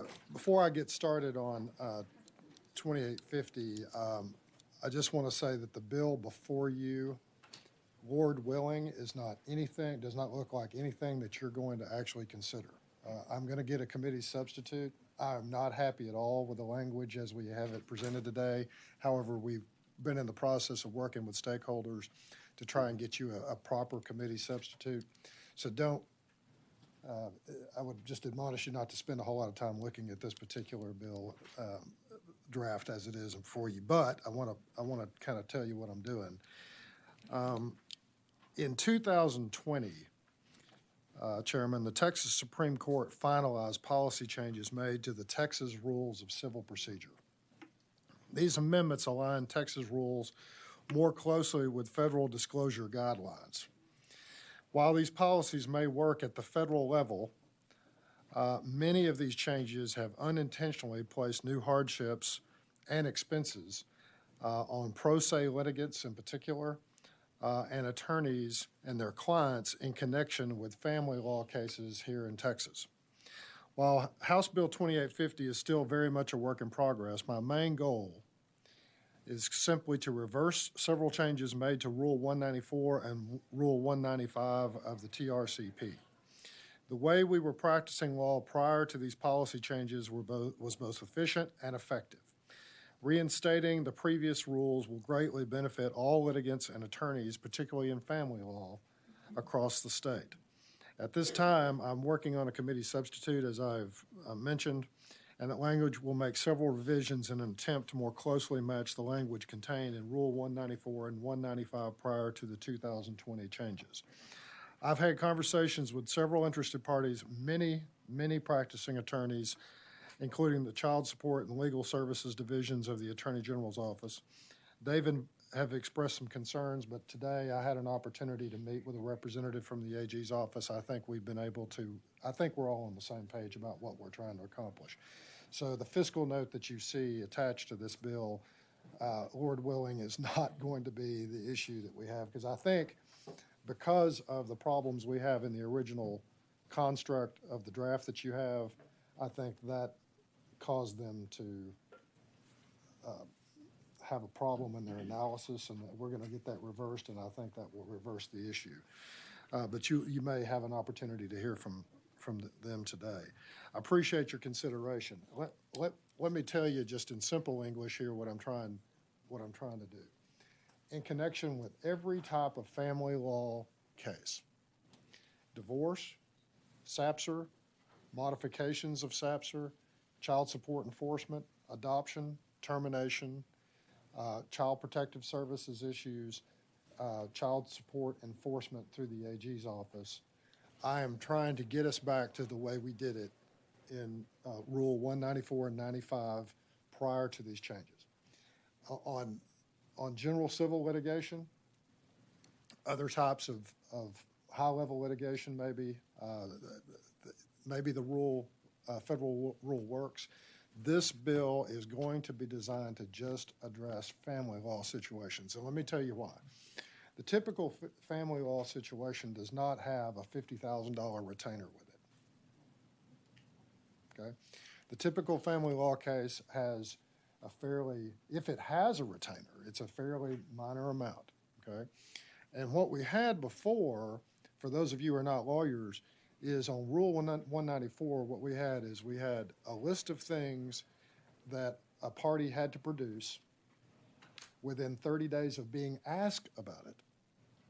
That was a fairly finite list of things. It included like witnesses that you're going to call, what the proper names of the parties are, essentially what relief you're asking for, if you had any experts, the name of those experts and what they were going to testify to. Okay? And then there were a couple other things down through there. Fairly simple responses that you could make if, say, I sent a request to Counsel Jones here and said, hey, I need you to answer these disclosures. Okay? If I didn't send that request, then she didn't have to answer them. Then after 2020, what happened was the Supreme Court came in and said, well, we're going to take the federal rule, which says you have to produce all these things plus a whole lot of other things, okay? And you have to do it automatically, okay? So if I'm representing a person who just wants a divorce, and let's just say it's not just two single people who live in an apartment. Let's say it's got a child or two involved in it. Maybe they bought a house together, kind of a normal situation. Even in that situation, shouldn't be a very expensive divorce unless there's a custody issue or unless there's some type of property issue. But if they just want to get divorced, and let's say I'm representing the plaintiff, the one party, and Representative Collier is representing the other party, then we might send each other requests for disclosure to get that information. If the case is any more complex, then in my professional judgment, I can send her a request for production, which are requests for asking for documents, specific documents. I can send interrogatories, which are just legal questions, where you're just asking specific questions, maybe that are germane to whatever issues you might have, whether it's custody or something like that. But I don't have to spend the entire retainer up front just to answer these crazy disclosures that we have now. Because then after 30 days, I'm back to my client saying, hey, I'm out of money. And it was just for something that we may or may not have really needed to do, right? So while I think that the current rules may be of some assistance in general contract cases or in commercial litigation cases, cases involving large amounts of property, that sort of thing, it's just not a good thing in these family law cases, which have varying degrees of seriousness. Okay. The other thing is pro se litigants, and I've seen this actually in court. So a pro se, let's say there's a suit affecting parent-child relationship. A couple has a baby together. And one of them files and says, hey, I want to establish a legal relationship between this child and the other parent. So they file a case in court, and one of them says, you know what, I want custody of that child. Okay? So they go hire a lawyer. But then the other party doesn't have the money to do that, and they show up at court without a lawyer. And there's an initial hearing on that. And let's say that initial hearing takes place at 45 days after everybody's answered. Okay? So I'm a pro se litigant, and I walk in here, and I'm trying to get custody of the child, but I've not sent the disclosures that were automatically required. And so I've got a witness over here who knows everything that everybody needs to know about this. And I say, well, Judge, I want to call John Doe as my witness. If Representative Collier is representing the other side and she's a good practitioner, she goes, Judge, I'm sorry. I know Mr. So-and-so is not represented by counsel, but he has not given me the witness list that's required to be disclosed. And so you can't call this witness. Now, again, in a big real estate case or a contract case where everybody's lawyered up, that's one thing. But just in these family law matters, it's quite another. So anyway, I've talked quite a bit about it, but and I apologize to the committee for the state of this current bill. But So if I can paraphrase, I think what you said is like we're just because family law matters tends to have usually more like small dollar litigants, like or litigants who don't have like just ungodly amounts of resources and are willing to throw, piles of cash at attorneys. And a lot of times they're dealing with just family matters that they're just trying to settle out pretty quickly. Let's not load them up with a lot of legal costs unnecessarily on something that they can just work out and they just need to, but they have to go through the court process. That's right. Okay. Absolutely. Thank you. I appreciate that a lot. And if it's a big time, if it's a divorce involving a lot of litigation, right, then the attorneys can let the lawyers fight it out. But if it's just a family, they just want to have a divorce or they want to like establish parentage or something like that, just let them get it done. That's right. Right. Thank you. Yes, sir. Any other questions? And I reserve my right to close. Thank you. Okay, the chair will call Keith Maples.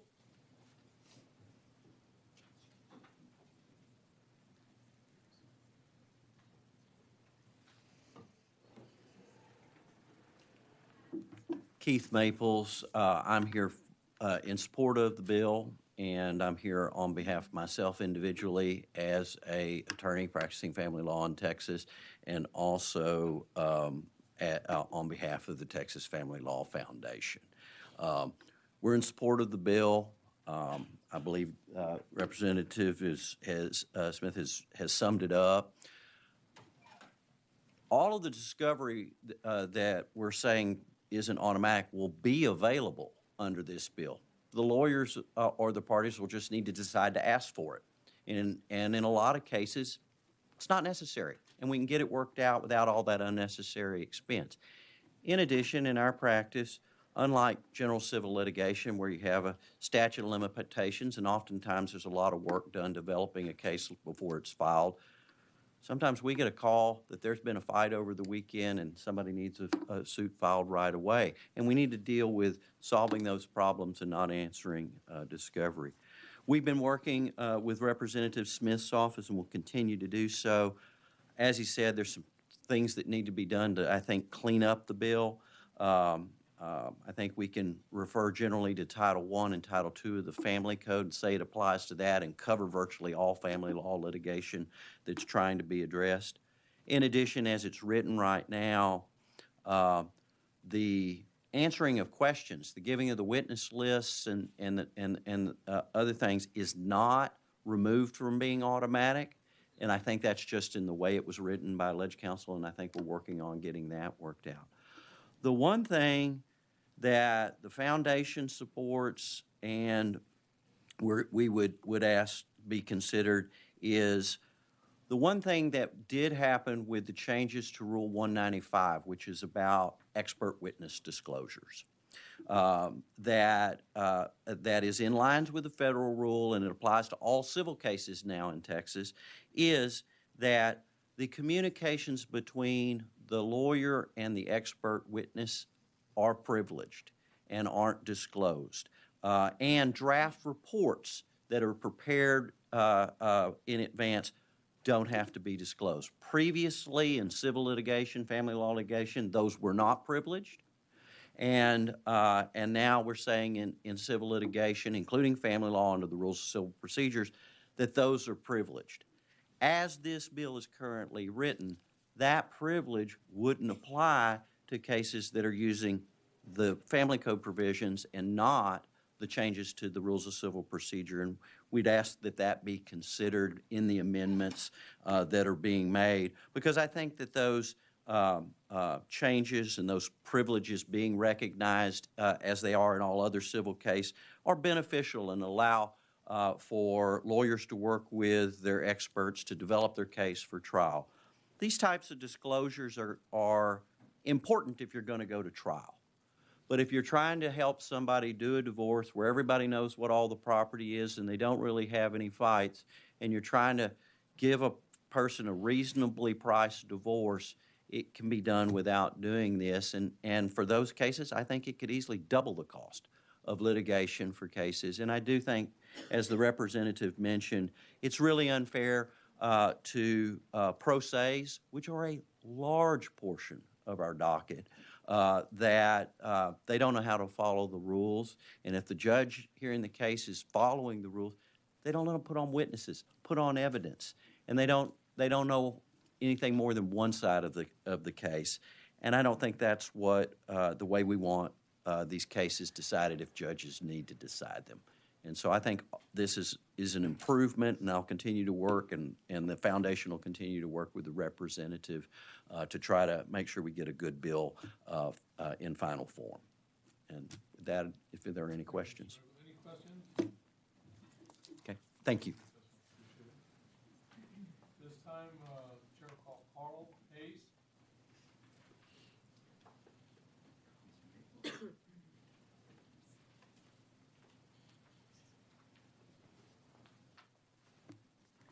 Members of the committee, my name is Carl Hayes. I am the Associate Judge for Hays County, Texas. I am the presiding judge of the Family Court, and I am here to speak in favor of HB 2850. Representative Smith laid out some of the problems that have occurred as a result of what the Supreme Court did. It was well-intentioned, but trying to match the rules in Texas to the federal rules don't work in family law cases because the federal courts don't do divorces. Federal courts don't do child custody suits. And so while it was a well-intentioned idea, it has had disastrous results in my court. On average, probably at least 50% of the cases that I hear, and I hear cases from 6 different district courts. I have the primary responsibility for those family law cases. On average, at least half of those cases involve cases where both sides are representing themselves, or at least one side is representing themselves. And the problem, Representative Smith pointed out, those individuals don't know the law, and they come in and they haven't done these disclosures. And Rule 193.6 of the Texas Rules of Civil Procedure tells me as a judge, I have to exclude anything that's not produced in response to a request for disclosure. So they're stuck.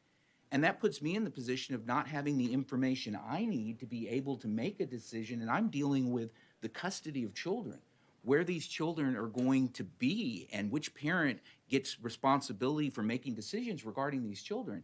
And so it's really important from my perspective to be able to put things back the way they were. It also adds an enormous amount of cost because what attorneys are having to do now is they have to make agreements to disregard the current Supreme Court rule, Rule 194. And that even costs money to do that, because if they don't, then they're stuck to this requirement of having to actually do the disclosures. And so it's one of those things, if it ain't broke, don't fix it. And it wasn't broke before 2020. It worked perfectly well. The experience I had sitting on the bench, dealing with pro se individuals before we had the disclosures, the system worked. And now it's a detriment to those individuals who can't afford attorneys.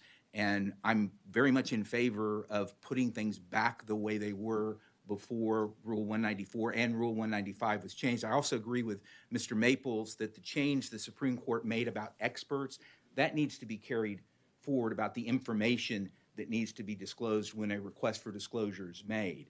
So I agree with that. I'll answer any questions you may have. Thank you, Judge. Any questions? All right, thank you. Is there anyone else who wishes to testify on, for, or against HB 2850? If not, okay, we recognize Mr. Smith. Thank you, Chairman. Again, I'm going to get y'all a committee substitute that deals with family law cases. The idea is we're going to take it back to the way 194 was before the Supreme Court made the change in 2020, the same way with 195. We'll carry forward what's been discussed about the drafts on the experts, and I close. Thank you, Representative Smith. If there's no objection, the bill will be left pending. Is there objection? Chair hears none, and the bill is left pending.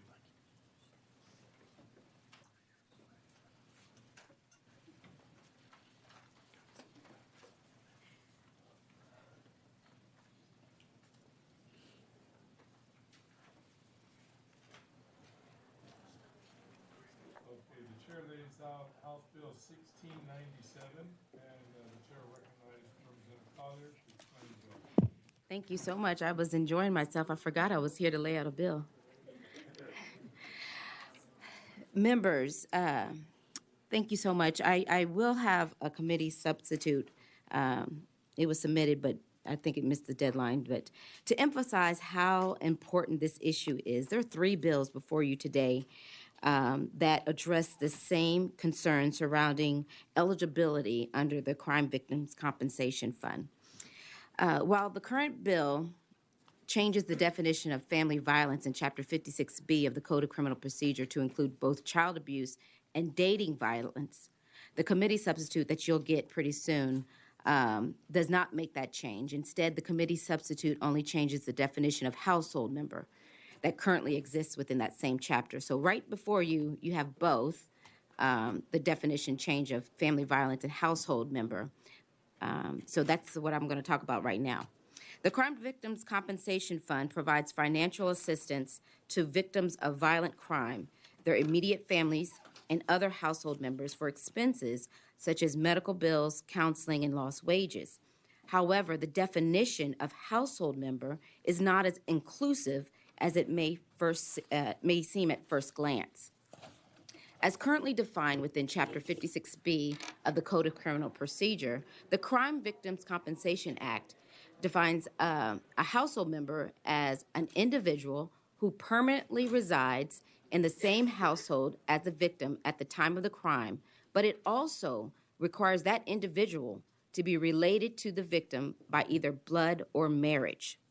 The narrow scope of this definition excludes roommates, unmarried couples, live-in aides, and many other categories of people who may live with someone they are not married to or related to by blood. During the Criminal Jurisprudence Interim Committee hearing on October 21st, 2022, that committee heard testimony from the Office of the Attorney General regarding a woman who was engaged to be married when her fiancé was killed. Even though they lived together and had a wedding date picked out, she was ineligible to receive assistance from the Crime Victims Compensation Fund due to the current definition of household member. In reality, we know that her loss is just as significant as that of any legally married couple. HB 1697 would address cases like this by removing the requirement that a household member be related to the victim, giving the Office of the Attorney General the authority to compensate individuals who otherwise qualify for compensation. I did want to comment on the fiscal note currently in front of you. The fiscal note that you have reflects the language in the bill that was initially filed, which includes the definition of family violence to include dating violence and dating violence, yes. But the committee substitute will remove that one section out. Because the committee substitute does not affect the definition of family violence, there shouldn't be an increase in relocation assistance costs, meaning that the first line on the chart in the middle page of 3 should be removed. And by doing so, the costs for fiscal years 24 through 28 should decrease by nearly 60%. Now, this is a very small price to pay to allow people who permanently reside with victims of crime to access the resources they need to recover from their trauma and take steps to rebuild their lives. I will say that there's 3 bills in front of you. All of them are really good bills and needed. The changes are needed. One's very comprehensive that you'll hear from. I support all of them. And I ask that you give them due consideration.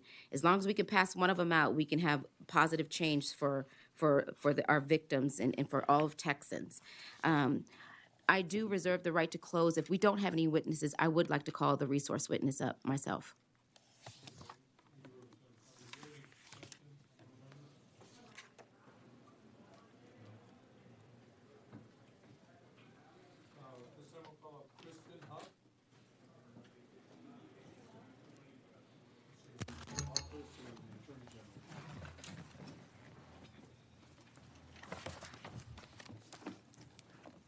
Hello, my name is Kristen Huff. I am an Assistant Attorney General, and I work in the Crime Victim Services Division for the Office of the Attorney General, and I'm here as a resource on these bills filed regarding crime victims' compensation.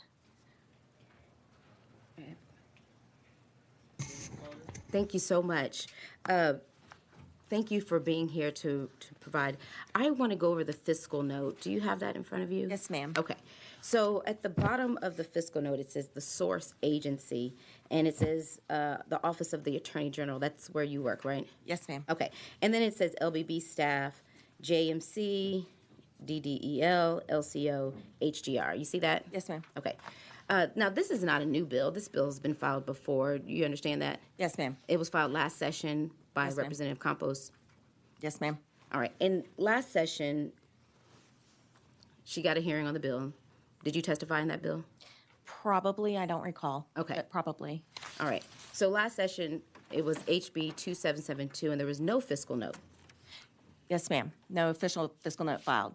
Correct. Yeah. And so, but it's the same exact bill. Correct. Can you tell me what the difference is that's happened since 2021? Sure. I think the first difference that we notice is that the analysis from the Office of the Attorney General on that bill last session was submitted with a fiscal impact. That fiscal impact is not reflected in the published fiscal note.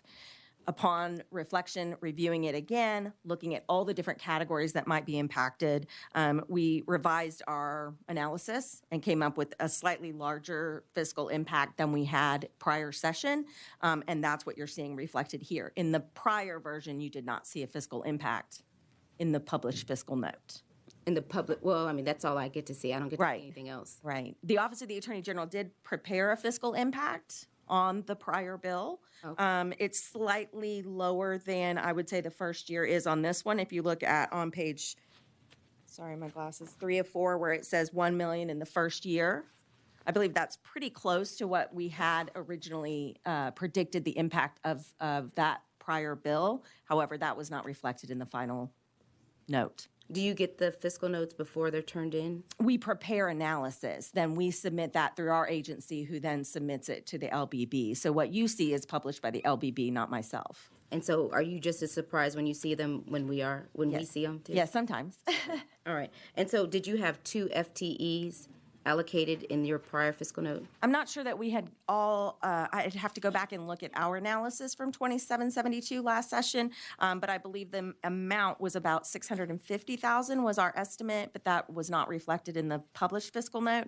Now we came up with about $1 million, so it's very close.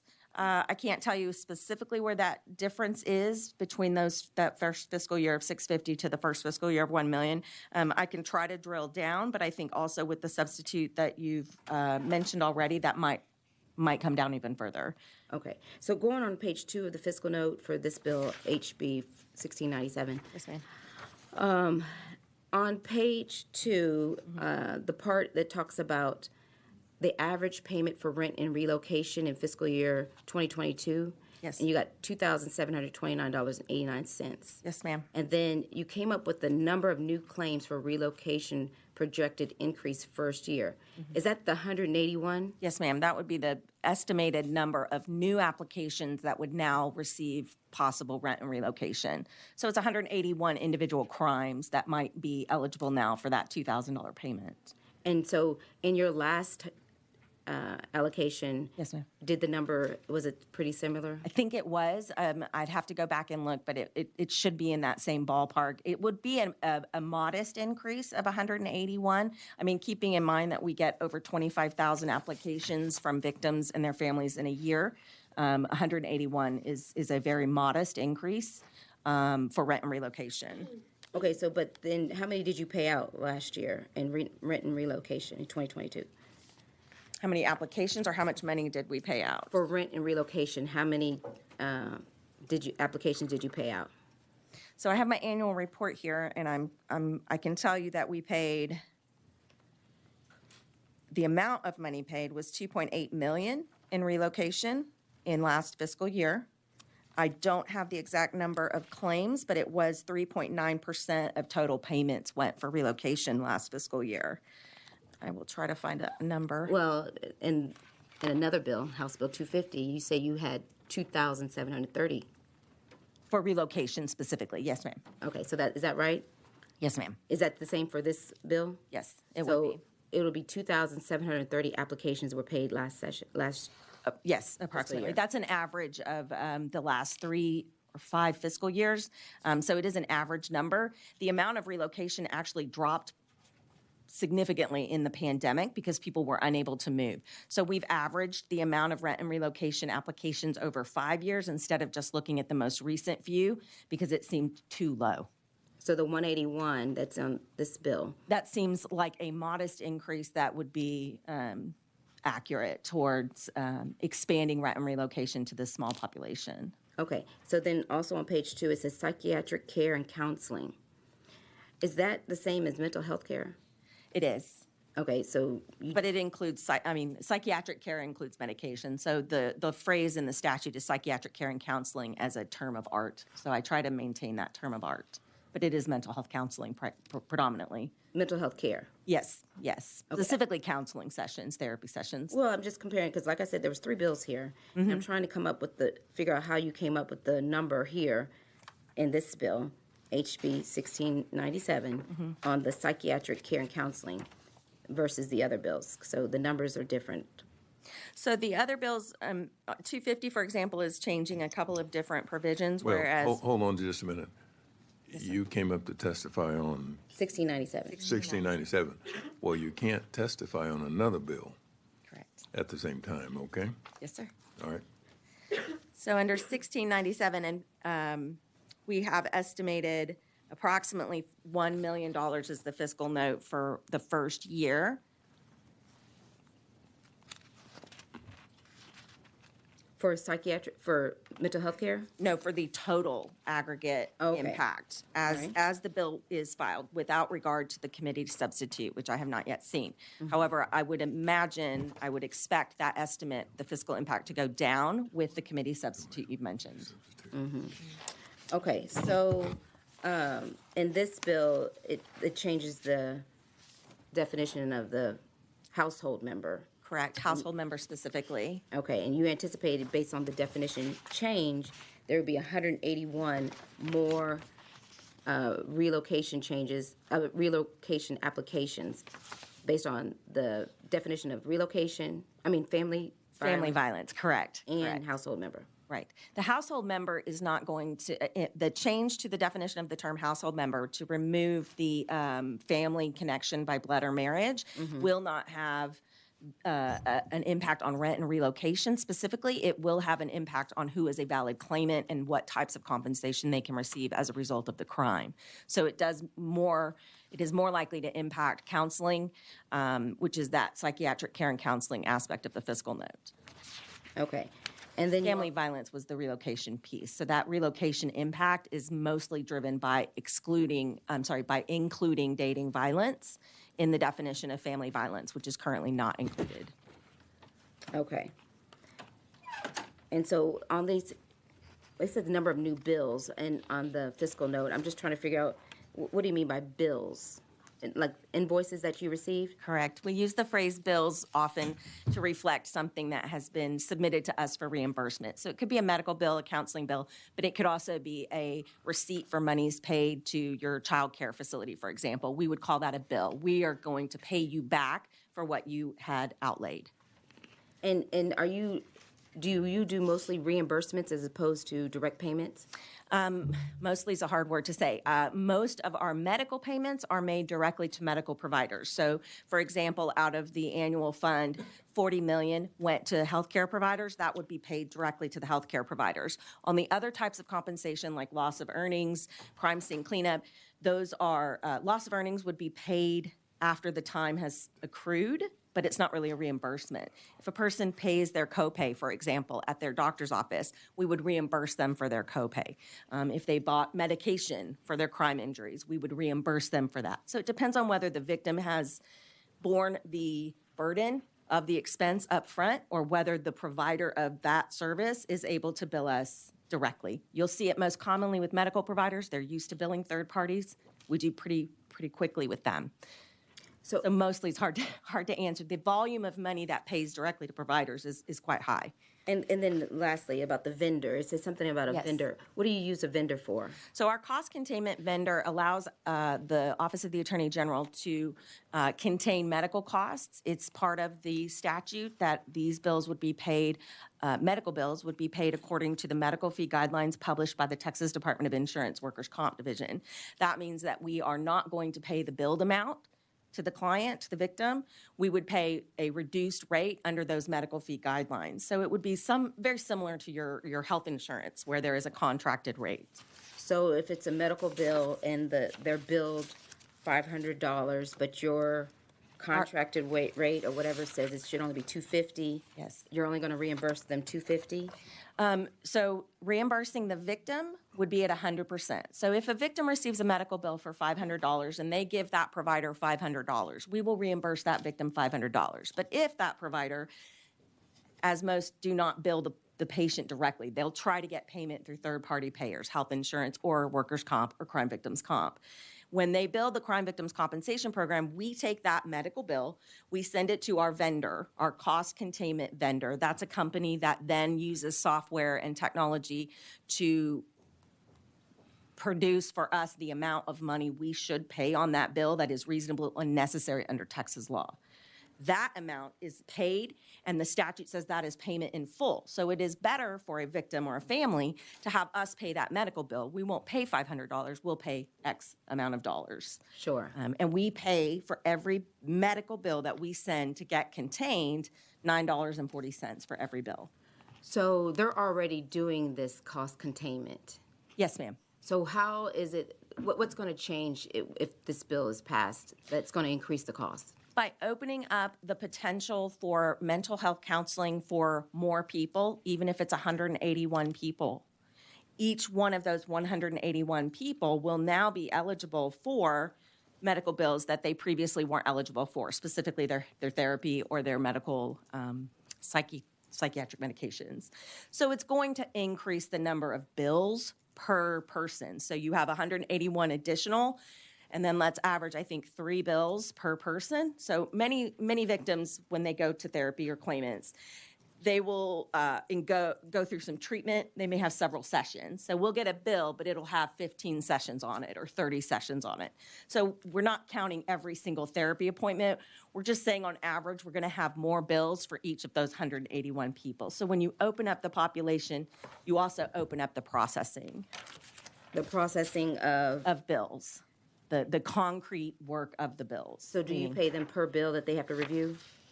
We pay on our contract currently $9.40 per bill that we send over to be cost contained. That means it makes more fiscal sense to get a bill for many treatment sessions and not just one at a time. So we haven't estimated at one at a time. We've estimated as somewhat of an aggregate. Okay, and so how much did you say the vendor was going to get paid more? Oh, it's $800 in that first year.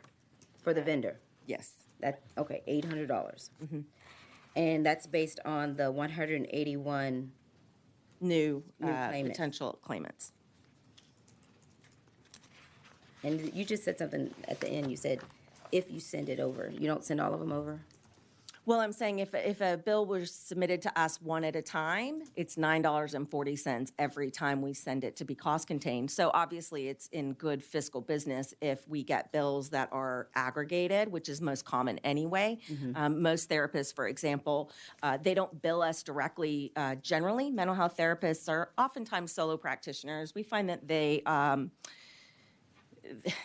the market seems to be that when a mental health therapist is not covered, let's say, on a person's health insurance, the patient will be paying as they go, $25, $50, $75. Those are easily paid without cost containment because it's a reimbursement directly to the family. But let's say it's a family that can't afford that outlay of $50 to $75 an hour, that provider can choose to bill us as they go, or they can choose to run a balance and then bill us. It just depends on the providers. Many of them are very familiar with us. They've worked with us for a long time, especially with trauma specifically. It's a niche field. So obviously those. This is the last one. Of the 25,000, you said you got 25,000 applications last year. How many of those do you think were ineligible because they were not considered a household member? I mean, do people still apply even though they don't know they're not eligible? Yes, and that has a lot. I can't give you an exact number, but I can tell you that the type of compensation a person is eligible to receive depends on that relationship. For example, in a homicide case, the statute says anyone who pays the funeral and burial expenses for a homicide victim is eligible to be a claimant to get that compensation back. So there's no requirement that you be related if you are accepting the legal responsibility to bury a homicide victim. But where it does matter is in this bill, it matters for the purposes of therapy, specifically the scenario that you've laid out. So on those cases, we're estimating an increase of about 180 additional people or additional applications where there is a household member that's not covered. That's probably going to be fiancés, roommates. We do have a certain generational, we've noticed a certain generational change where young people and young adults are cohabitating with friends and family of their own choosing. That is that number that we're talking about here. So it's not relocation, it's specifically the therapy that is coming from the victimization to their loved one and household member. All right, thank you. Okay. Thank you. Any other questions of this witness, members? Not hearing any. Thank you, Ms. Huff. Is there anyone else here who wishes to testify for, on, or against House Bill 1697? Chair hears none, recognizes Chairwoman Collier to close. Thank you, members. I close. All right, thank you. It's the chair's intent to leave House Bill 1697 as a matter of pending business before the committee without objection. Chair hears none. There's House Bill 1697 will be left pending. Chair at this time calls up House Bill 474 and recognizes its author, Representative Hull, to talk about the bill. Thank you, Mr. Chairman, for allowing me to lay out HB 474. This bill last session was voted out of this committee unanimously, and so I am hopeful that it's the same bill, exact same language. So court-appointed volunteer advocate programs, also known as CASA, are an important part of the Texas child welfare system. Their presence in a child's life can be the deciding factor in court cases and whether a child has a negative or positive outcome. My bill seeks to improve local CASA programs by providing transparency and accountability. It would require local programs to report both their active and inactive numbers of trained volunteers and codify the program standard for each local CASA organization concerning a grievance process for families who interact with CASA advocates. Texas CASA states that this is a best practice, and some local CASA organizations already implement these grievance processes. HB 474 codifies grievance process standards that are an important part of any organization that contracts to provide a service with state dollars. Grievance processes are important for accountability and program improvements. By reporting numbers of active and inactive volunteer trained advocates, comparisons between programs can be made to improve outcomes for children. Volunteer retention mechanisms could be reviewed and improved. Thus, state and federal resources for these programs can be tailored to the needs of that local area. Happy to answer any questions and reserve the right to close. Thank you. Any questions, members? Representative Hull. We will give you the right to close, and we will open public testimony on House Bill 474. The chair calls Jimmy Vaughn.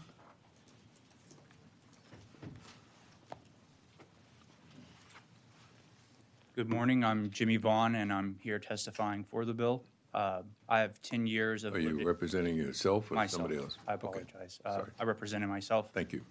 Individually. I have 10 years of lived experience as a foster child. I spent 10 years in the Texas foster care system, and this is kind of an issue that's pretty close to my heart. In 2018, I had a complaint that I had lodged, not on behalf of my own child, but on behalf of myself as a former foster kid. The agency had hired an individual who had done some heinous acts to the children that had been in the home with me. I've been before this chamber numerous times and told my story numerous times. I'm not going to relive those moments in front of the chamber. It's traumatizing and it affects my daily life. But the problem I had was when I reported this in 2018, at that point, it had been 15 years since the abuse. And instead of addressing my concerns, the response was, leave a voicemail. At that point, I was 28 years old. I had no axe to grind. I was only concerned with the children's safety and who had been hired at that place. Today, I'm an attorney. I work at Jenkins & Young PC. I'm a commercial litigant. I'm in the courtroom every day. And if I make a mistake, I'm responsible to the state bar. If I mess up, if my client has a complaint to me that I don't address, the state bar disciplines me. I get a letter telling me that I've messed up, I've done something incorrectly. These agencies that are dealing with our most precious resource, children, they don't really have the same process, but they're being given the same privileges inside of the whole of the courtroom. And in my opinion, we should really be adopting some type of third party to investigate claims like these, and it shouldn't be the agency itself conducting a grievance procedure. But as the bill is written right now, I completely support it, and I think it's a huge step forward. Thank you, Mr. Vaughn. We don't hear on this committee very often success stories of children who were in foster care. So I congratulate you and thank you. Let me see if there are any questions. Any questions of Mr. Vaughn, members? Not hearing any, but thank you and congratulations to you. And hopefully that sets a trend for more success stories from the students who are in foster care. But thank you. Thank you. Chair calls Sarah Crockett.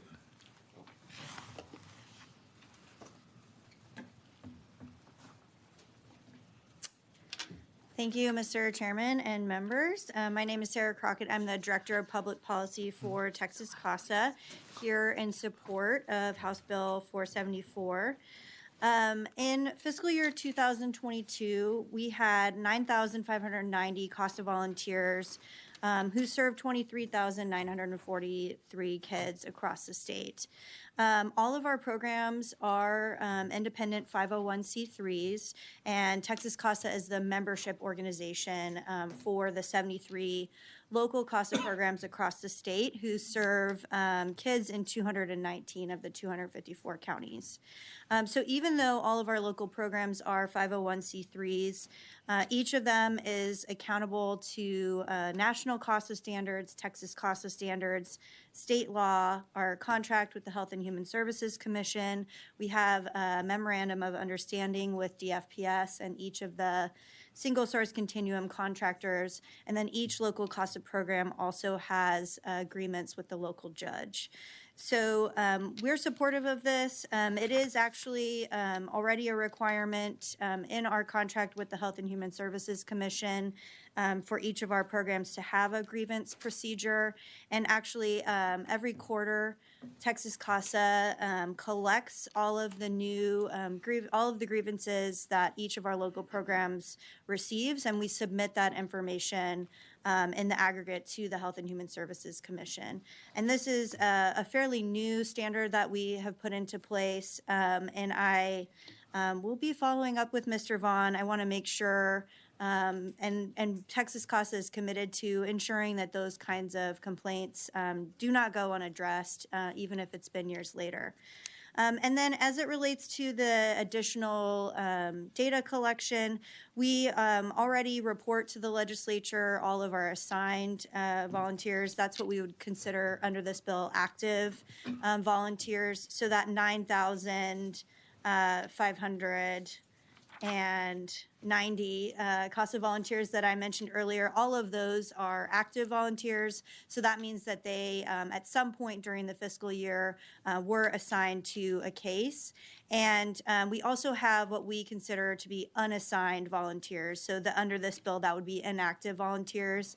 So those volunteers who have gone through training, have maybe had a case and are waiting to be appointed to another case. And we would be happy to report on that data as well. So here in support of the bill, I think it's a good bill just to codify best practice, and happy to answer any questions. Okay, any questions of this witness, members? Not hearing any, Ms. Crockett. Thank you for being in. Thank you for your testimony. I believe that's the last witness we have. Is there anyone else here who would like to testify for, on, or against House Bill 474?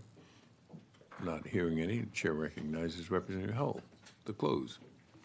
Thank you, Mr. Chairman, for allowing me to bring this bill before the committee today. I believe this legislation will improve the child welfare system for children and families. I'd like to ask for your favorable consideration and a request, as long as everyone is okay with it, that it go to local and consent.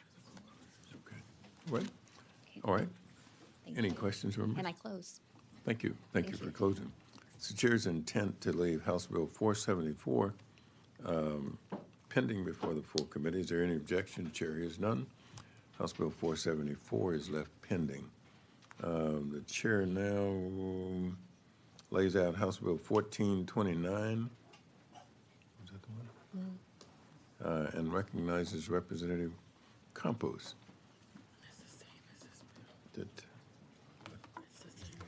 Good afternoon. All right.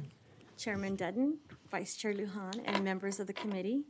Thank you for the opportunity to lay out House Bill 1429 once again, relating to the Crime Victims Compensation Program. HB 1429 was voted out of committee last session but ran out of time in the House. Specifically, this bill makes minor changes relating to the definitions of family violence and household member for the purposes of crime victims' compensation. The CVC program was started in 1979 by the legislature for two main goals. One, to encourage victim participation in the prosecution of criminals, and two, reimburse innocent victims for costs related to the crime. Over the years, the legislature has updated the Family Code definition of family violence to include dating violence and child abuse, but the criminal procedure has not updated it to match. The CVC program has testified in the past they are able to serve some victims of dating violence and child abuse under existing resources. But the difference in statute language among the two sections of code discounts victims who would otherwise qualify for the program's resources of modern household like common law marriage or engaged but not yet married. HB 1429 seeks to resolve this conflict by updating the definition of family violence in the Code of Criminal Procedure and align it with the Family Code definition. Additionally, House Bill 1429 updates household member so that all who reside in the same permanent household during the violent crime can access the full range of CVC resources. No one should be excluded from the crucial resources as a victim or witness of a violent crime in their permanent residence. It is worth noting that this program, under the Office of the Attorney General's authority, is funded by court costs, federal grants, restitution payments, inmate telephone revenue, and more. I am open for questions and respectfully reserve the right to close. Any questions of Ms. Campos, members? Not hearing any. There is one witness, and so we will let you have the right to close, Representative Campos. The chair calls Steve Huerta. Thank you, Mr. Chairman. I'm also a foster kid. No. You have to start by telling us your name, who you represent, and your position on the bill. My name is Stephen Huerta. I represent All of Us in Texas, a project of legal services for prisoners with children, and I strongly support this bill. And it says you're representing yourself as well. Yes. Okay, thank you.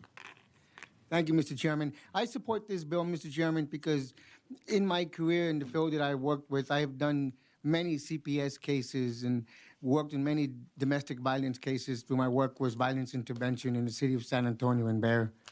One of the things that we have come across in our work is getting victims of violence, family violence assistance after they have become victims. And one of that reasons is because they're not related by blood and they're not related by marriage.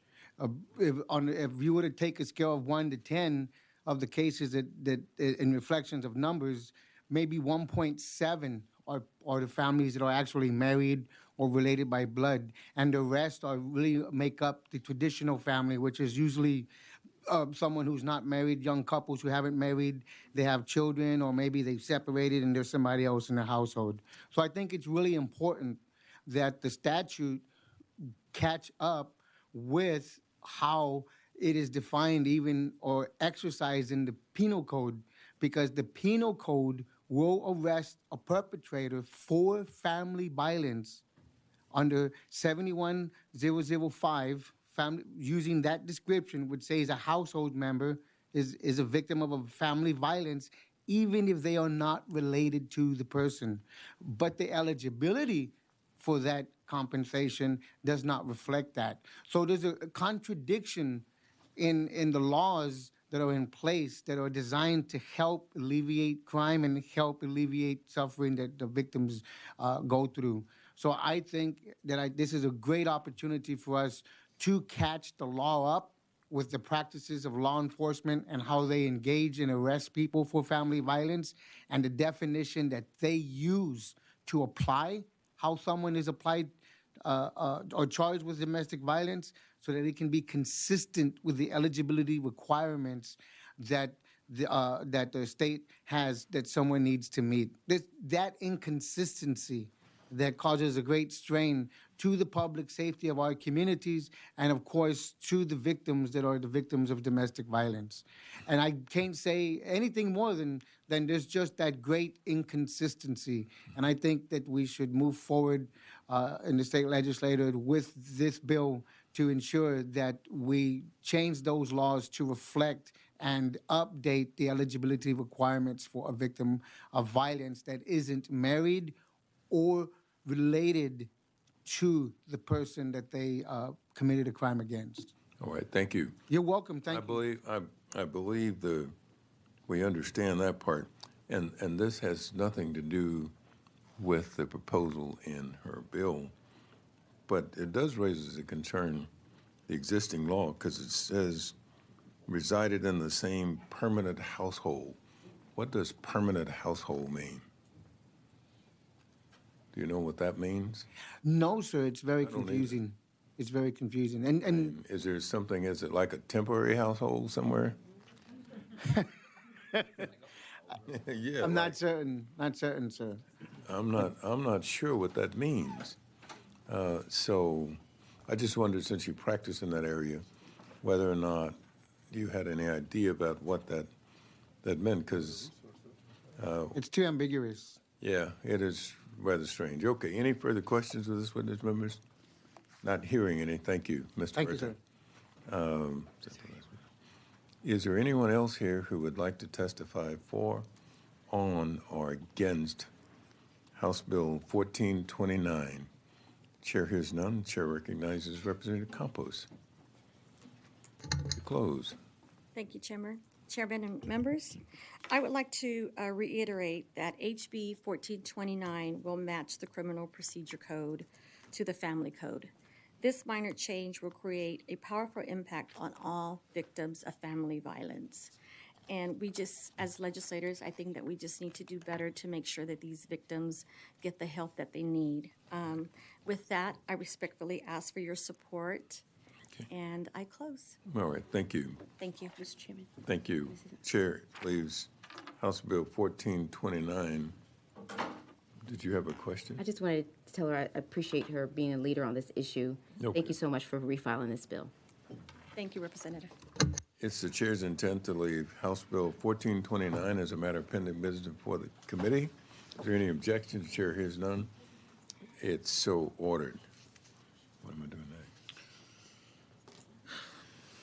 next? What? Okay. The chair, at this point, calls up House Bill 1310 by Representative Gomez. Thank you, Chairman. Members, good afternoon. Thank you so much for allowing me this opportunity to lay out proposed House Bill 1310.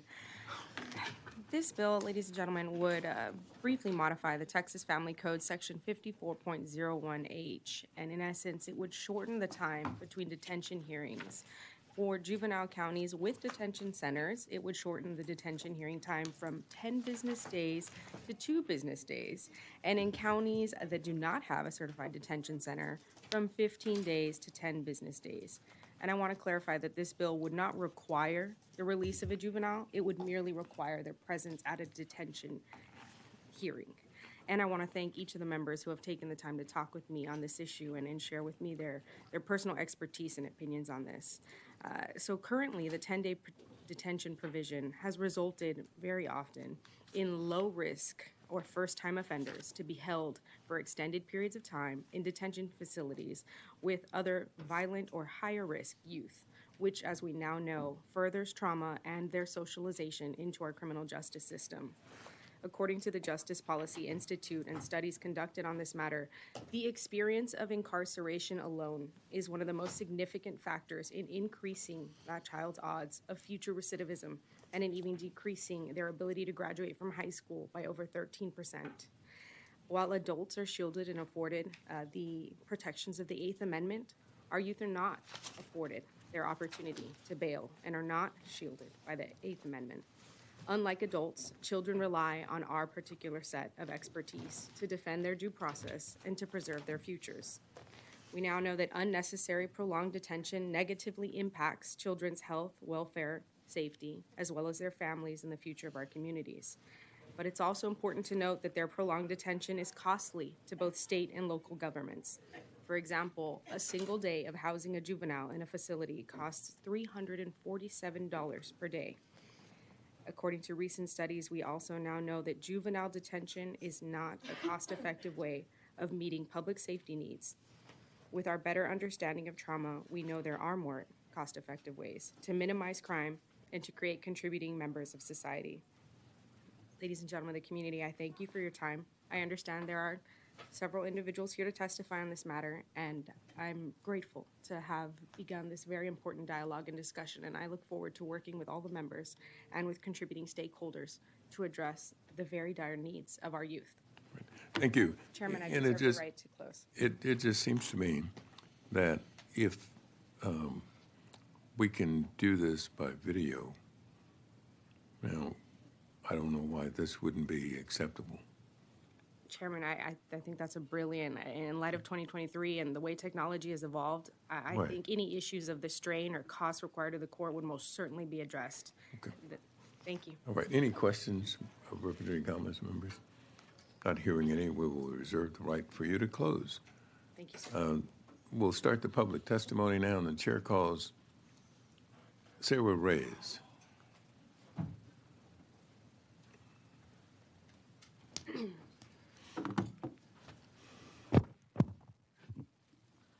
My name is Sarah Reyes, and I am in support of this bill. I am a policy analyst for the Texas Center for Justice and Equity. We are a nonprofit organization that engages in both state and local policy around Texas that advances rehabilitative alternatives to incarceration and promotes overall community well-being. Of youth released from pre-adjudication detention in 2021, 24.5 were detained for 24 hours or less, 27.5 were detained from 2 to 10 days, and 48% were detained for more than 10 days, with the average time for youth to be detained was 23 days per detention. That is 23 days that youth are physically and emotionally separated from the families and communities who are the most invested in the recovery and success. Often, incarceration in itself is a traumatic experience for young people, and it can worsen the difficulties experienced by youth who have been exposed to violence and other adverse childhood experiences. It is our duty to ensure that our youth don't get further and further into the system. And it starts with really closing the gap of days kids are detained, because unfortunately, like Rec Gomez mentioned, juvenile proceedings are different from adults as they do not receive bail. And I think that this bill is really trying to align those rights with adults, we're really trying to align those rights that adults have with what youth should be getting. Because if anything, the youth system should be trying to really reduce the amount of trauma these kids are experiencing and not exacerbating it. There's also overwhelming amounts of data that show incarceration of any form has a profoundly negative impact on our youth's mental health, physical well-being, their education, and their employment, and their future association with the systems. Studies show that pre-adjudication detention stay, regardless of its length, increases the likelihood of recidivism. They also discovered that when a youth person spends additional time in detention for pretrial reasons, the risk of recidivism jumps by 1% a day. Our youth are thrown off of course by even a single day in pre-adjudicated detention facilities. So anything we can do to limit that time is imperative. The last thing I will say is I anticipate that there will be a lot of reasons why we can't do this instead of how we can. I understand that this bill will probably increase the frequency of hearings, thus adding some work for counties and judges. But I want to say with all due respect, we all need to be willing to put in the work to protect our youth. And so I think this is where we begin a discussion of how we can best support the counties to do so, because I know we all care for these children, and I know we all want what is best for them and their outcomes. So thank you, Rec Gomez, for bringing this issue up, and thank you for your time. I'm open to any questions. Any questions of this witness, members? Not hearing any, thank you. Madam Reyes, the chair calls William Carter.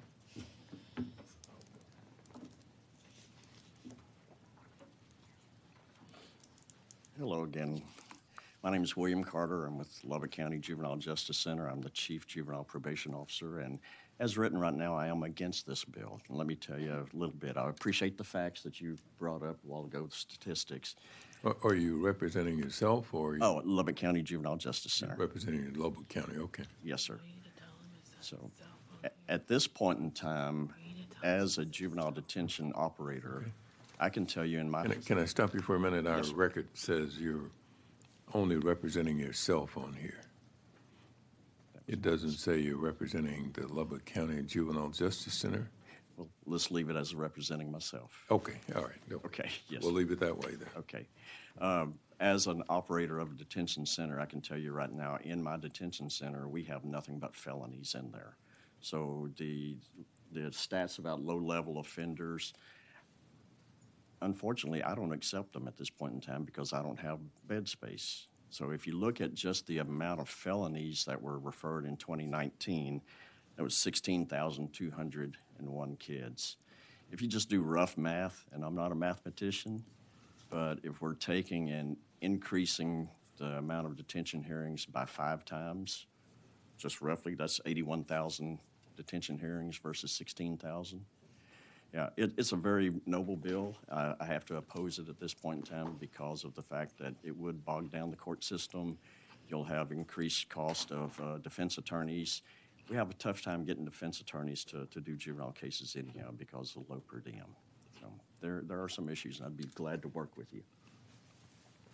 Would if you were allowed to do video hearings, for detention hearings, would that make a difference to your support of this? It does help, yes, sir, but you still have the physical cost of having the judge there 5 times more than normal.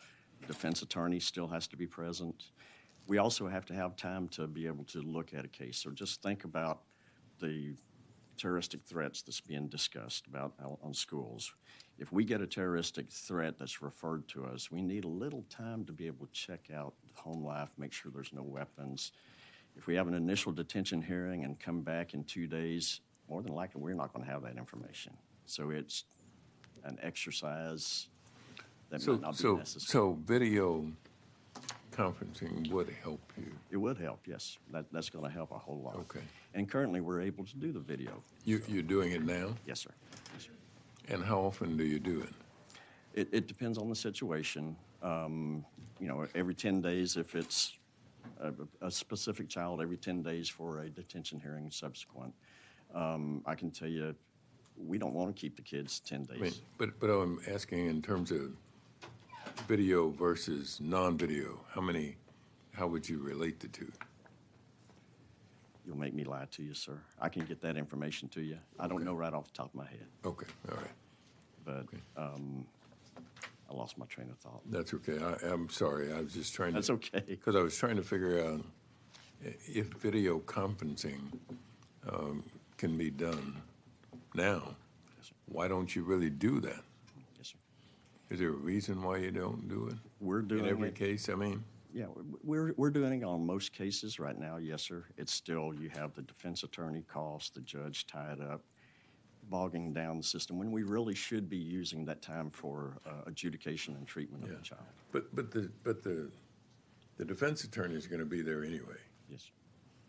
I mean, so that's not an increased cost. Well, it is if we're taking and doing it every 2 days instead of every 10 days. So it's basically 5 times instead of 1. Per appearance. Yes. So if you had, so you're saying that because they get paid per appearance, yes, sir, you would have to pay them every time they showed up? Correct. Yes, sir.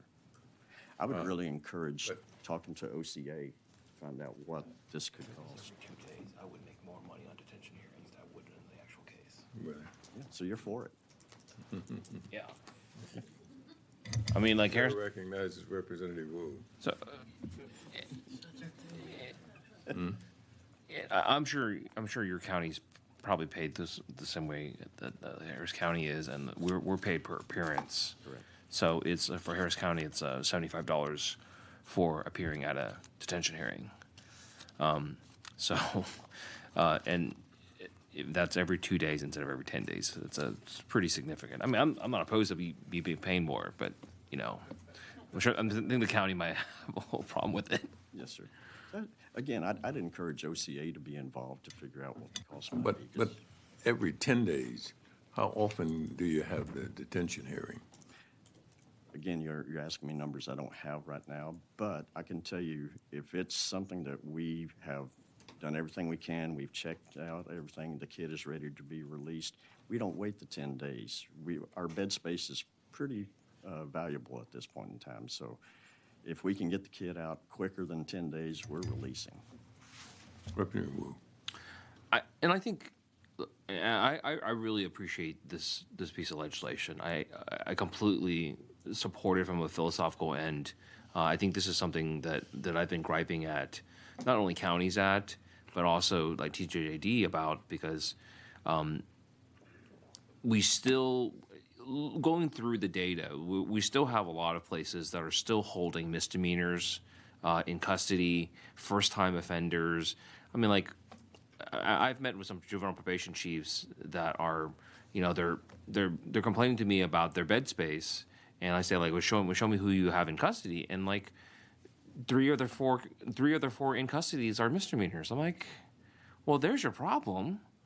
And so, I think sort of the conundrum of this is, if I know Lubbock, it sounds like Lubbock's doing what they're supposed to be doing and only detaining kids that you feel absolutely need to be detained, and the misdemeanors and the nonviolent felonies, you're figuring out ways to get them home, right?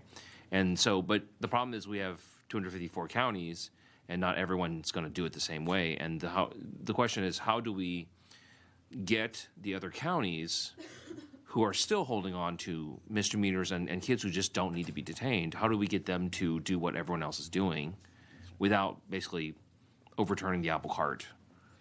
I'd be willing to say that there's a very few misdemeanors locked up across the state because of the bed crisis. Yeah.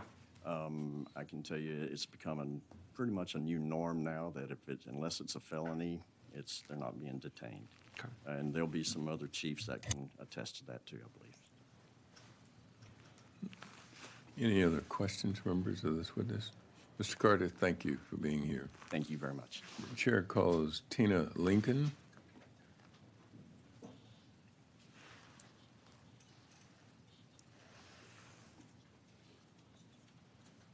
Good afternoon again, and thank you again, Chair Dutton, for the opportunity to represent on House Bill 1310. My name is Tina Lincoln. I'm Chief Juvenile Probation Officer for Hill County Juvenile Probation Department. And as the way that the bill is currently written, I'm in You're representing yourself and Hill County Juvenile Probation Office? That is correct, yes, Okay, sir. thank you. As the bill is currently written, I do come in opposition to the bill. I do want to say I have the utmost respect for Representative Gomez bringing this bill to our attention. I think that any time that we have an opportunity to look at the rights of our juveniles that we work with, it's imperative that we really take these things seriously. I can just talk about it from a small county perspective again. And as I mentioned in my previous testimony, we are responsible for the transports for our juveniles to and from detention facilities. And so one of the things I really wanted to highlight is what you often find with the second detention hearing, which allots for us to have a 15-day window. That is a lot of the time that we are working with the school districts to obtain records. We're often requesting records from Child Protective Services if it's a dual system youth. We also are working to obtain social histories, historical information, as well as psychological evaluations.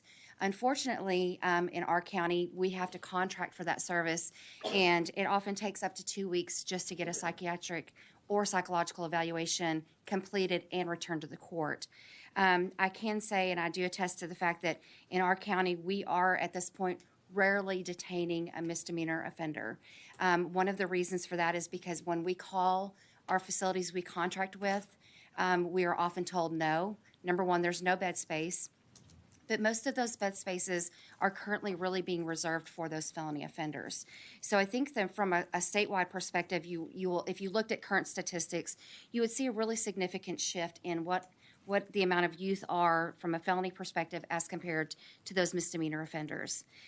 Secondly, the other thing that would impact us is even with the remote hearings at the facilities, and we certainly recognize and support and are so grateful for our partners that allow us to do that.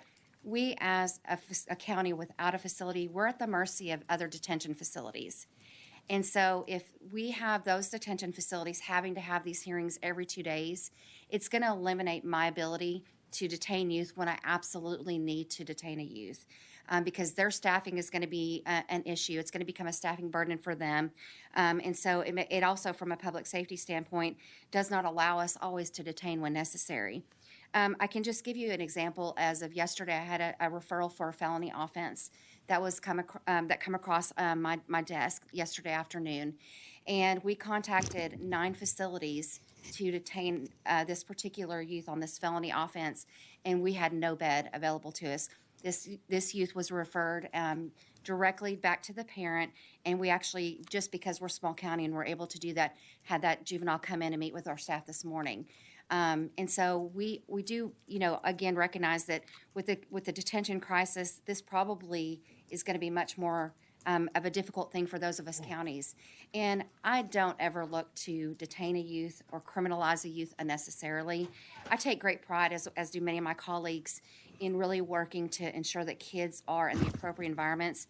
The court allows us 15 days to bring that child back before the court, but so many times, as soon as we get all the required documentation and information to the judge, we have the authority to let that child go home if appropriate. So again, I would love to have an opportunity to talk with Representative Gomez regarding this bill and be just a resource, because I certainly do respect just the fact that we do have to protect our juveniles. And I wouldn't work in this field if I didn't stand up here and say that that's an incredibly important part of what I do on a daily basis, is protecting the youth that I work with. All right, thank you. And again, I guess I asked the question to you. If, given the movement toward video detention hearings, will that help you in accomplishing the whole goal of the detention hearing? It absolutely will. I can't tell you how beneficial that bill, number one, passing, but just the last couple years have been having to have those hearings. What a concern that was brought up to me by another chief who has a facility is, if they still have to have their staff in there with that particular child while they're having the detention hearing, so that's still taking staff off the floor, which affects their staffing ratios. And so if they're having to do that every 2 days for their particular youth, they may not be so willing to take us contract detention anymore, because it just doesn't make much sense for them to do that. They're going to first, it's not out of malice by any means, but it's just simply they're going to take care of their own communities first, and then we would be secondary to that. So the 10 days, does that bother you at all? We work really fast. Honestly, usually when I'm getting a referral from a law enforcement officer, I'm already requesting records and I'm getting everything I can. We work very fast and very expeditiously on our cases. Our court has a high expectation of that for our juveniles. And so I think that it just gives that opportunity to open that door of having conversations of what should that time frame be? Are we really utilizing that entire time frame? Because a lot of times we're not even using the full 10 days or sometimes those full 15 days.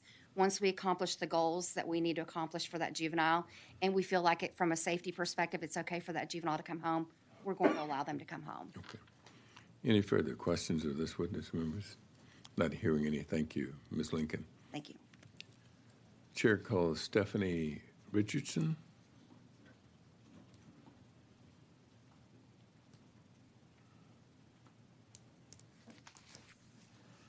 Thank you, Mr. Chair and members of the committee. My name is Stephanie Richardson. I am from the Tarrant County District Attorney's Office, and I am representing Phil Soros, the elected criminal attorney for that county. We are in opposition to the bill at this time. Not to belabor the thought, our position is similar to our neighboring smaller counties, what they have already noted as far as the time. While this may be a larger county, we do have detention hearings if appropriate, and the services have been placed for the child to be able to be released home. We do them sometimes in 2 days. Typically, those are with our younger children. Tarrant County is really not detaining misdemeanor offenses. We're only having serious offenses in our detention facility. And while we do have our own detention facility that is neighboring our court buildings, we would have the same issues that our smaller counties would have with having those hearings. During that time, we are making assessments on each of those child and making sure the services are in place that they get to go home and be successful at home, as well as be safe at home if we have such as a crossover youth that has a CPS issue, or if we need to look at another home for them to go to, we utilize that time. And then our courts are very accessible as far as if we need to have some sort of walk-up hearing and move that timeline up. But they also typically will short set those in as little as 2 days with our younger children, 5 days if they feel that's appropriate and we can get everything done. If we feel that the full 10 days need to be utilized, we are utilizing that. We don't want to have a child that's traumatized by hearing detain every 2 days if things are not in place. We want to make sure that when we bring them back before that court, that we have everything in place, and if they are going to be able to be released, then we are able to release them and don't have that as far as them hearing that over and over again. That can have a traumatizing effect. So we are opposing the bill at this time and share the same concerns of our other counties. And I'm open to any questions the committee might have. So you would like it to remain at 10 days? We would like 10 if possible. I think 2 is, it seems an extreme shift to me to go from the 10 to all the way down to a 2. We feel that the courts are utilizing their discretion properly from what we've seen in our county and, our neighbor to the east in Dallas. It appears that, both those counties I've seen are utilizing very, honorable discretion and acting in the best interest of the children as we are supposed to, as well as the community's safety in moving forward. So we definitely don't want to release, imprudently and set someone up for failure. We want to be able to release somebody when they're releasable with all the support and services in place that we can provide them so they are successful and that we can get this case through adjudication and keep them released in the community if that is a viable alternative. All right, thank you. Any further questions of this witness, members? Not hearing any. Oh, you have a question? Please, go ahead. You mentioned that there's support services that you have to provide for the youth before you release them. What kind of services do you have? Sometimes we'll look at, we don't have in-house psychologicals. Some counties do, I'm aware of, but sometimes we'll do psychological and see if they need certain family services in place. Sometimes we have to partner with CPS if that's an issue and make sure that they are going to be able to go into that home successfully. We have everything from family preservation programs to electronic monitoring, which that's more of an immediate possibility. But we just want to make sure that any program in the juvenile department can assess that and find the appropriate fit.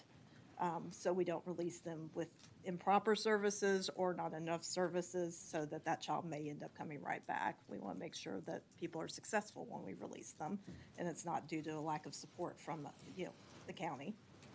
Would you all have data to show how long it's taking for you to process the cases? That would probably be more from the juvenile department who would do those assessments. I can certainly try to get that provided to you. Thank you. Thank you, Representative Lopez. Any further questions, members? Not hearing any. Thank you, Ms. Richardson, for being here. The chair calls Mark Bittner.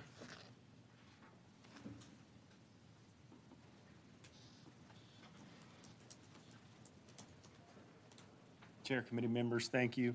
My name is Mark Bittner. I'm the Chief Juvenile Probation Officer for Burnett, Blanco, Llano, San Saba, and Gillespie counties. I am here representing the Juvenile Probation Department in those counties as well as myself. I am opposed to the bill. A couple of background issues. A child is required by law to have a hearing within 2 business days, except that if he's detained on a Friday or a Saturday, he is required to have his first hearing on Monday. So the initial probable cause hearing is happening within 2 days, within the law. Once a judge detains a child, that order is good for up to 10 days. You've already heard that many judges shorten that time frame. And in our case, a judge will often say, I want a psychological, I want you to set this up, and I want you to set this up, and I want him out of detention. I don't want to see him again after 10 days. And we make it happen. We do not have a detention center, so after that initial 10-day period, it goes to 15 days from that point, a maximum of 15 days. I will direct the committee's attention to a few things that you've already heard. You heard earlier that the average length of stay for the 117 children who are pending admission to TJJD is 100 days. However, the testimony you've heard today is that the average time in detention for all children is only 24. So you have a population out there who's skewing the total. To the misdemeanors in detention, I will direct the committee to hear about the staffing crisis that exist across state government.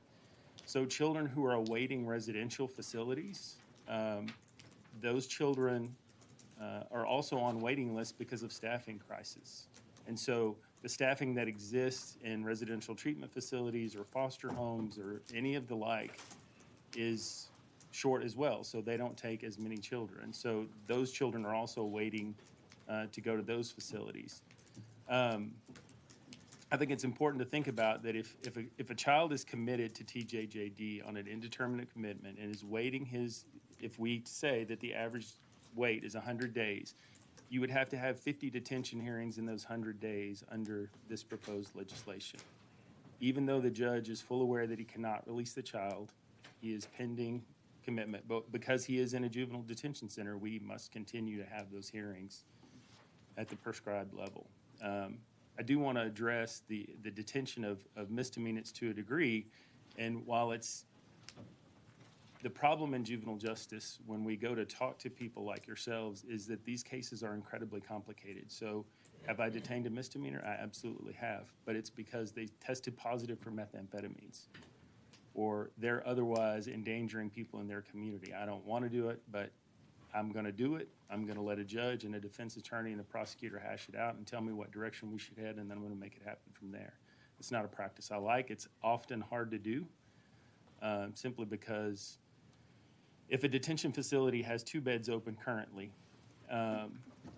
they are not going to allow a misdemeanor in because they never know when the next phone call is going to ring and it's going to be a murder case. So they're not going to let a misdemeanor in and hold a misdemeanor and turn away a murder case. So those beds are being rationed currently, and I think that's probably the order of the day going forward. Again, I don't want to rehash things that have already been said or shared, and I think that's my testimony. Well, thank you for that. Representative Wu, I think, has a question. Just real quickly, I agree with everything you've said, except that we don't do detention hearings. I have to correct you. We don't do detention hearings on post-adjudication. So the kids who are waiting for TJJD, I've never done a detention hearing on those cases, and I don't know anyone else who has. If you guys are doing it, that's. I don't think that's what the law says, but that's news to me. If you guys are doing pre-child, if you're doing detention hearings on kids who have already been adjudicated, that's news to me. So you guys might want to talk about that in your home county. All right. Any further questions, members? Mr. Bittner, thank you. Thank you. Chair calls Lynette Dury.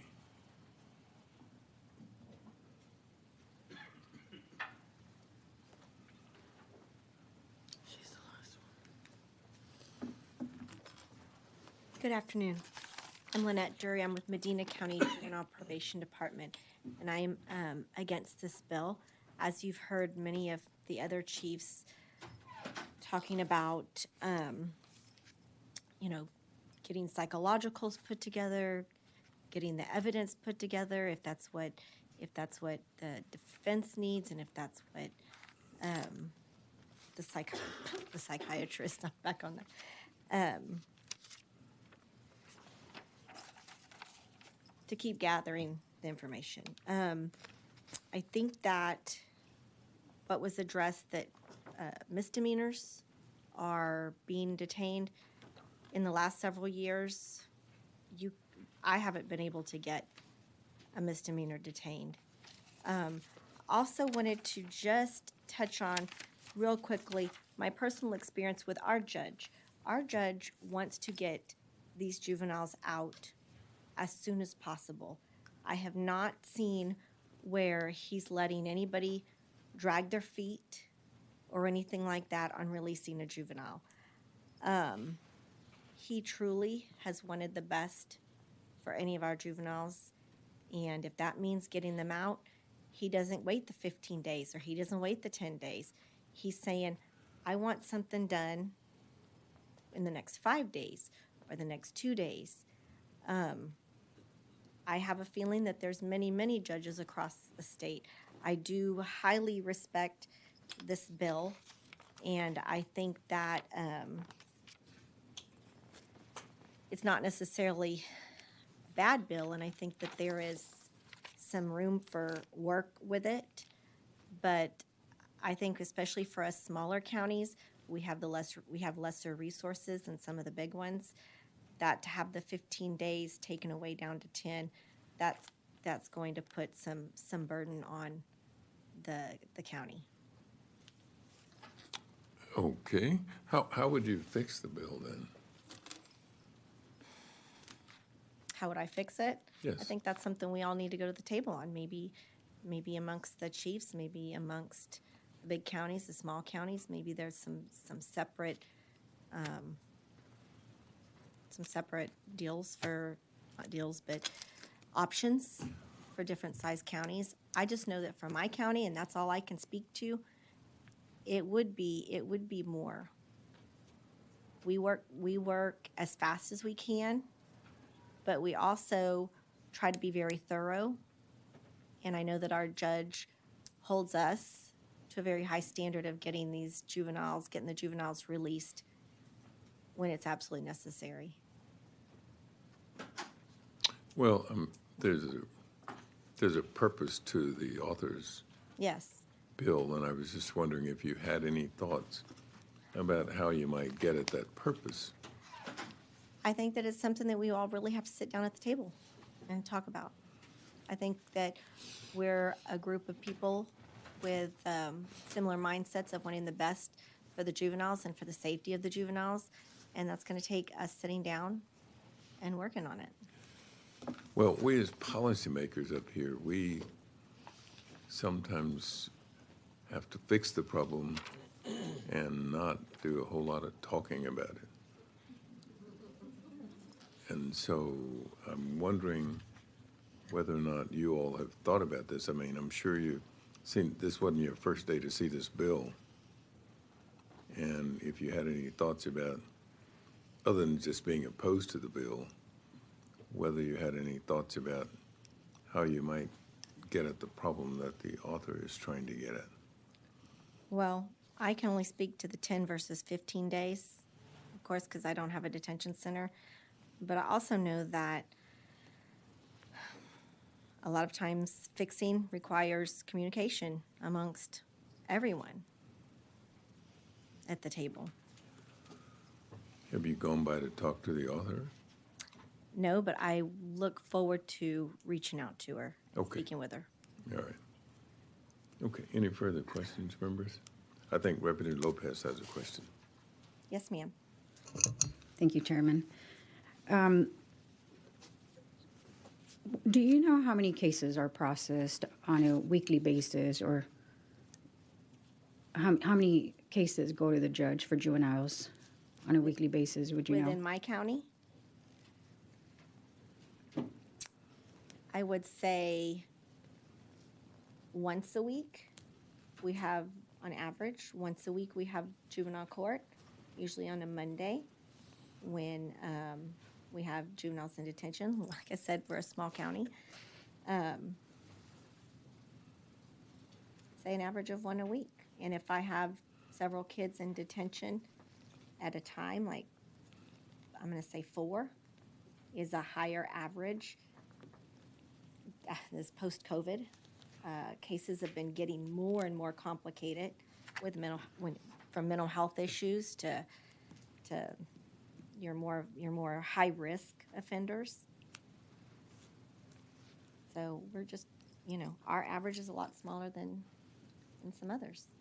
I'm sorry, I didn't catch what county it was. What county? Medina. Medina, and do you know what the population is? We're right at about 50,000. 50,000, okay.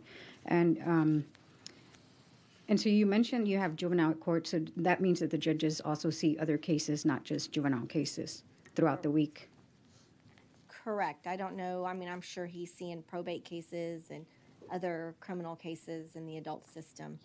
He's a county court at law judge, so he sees everything.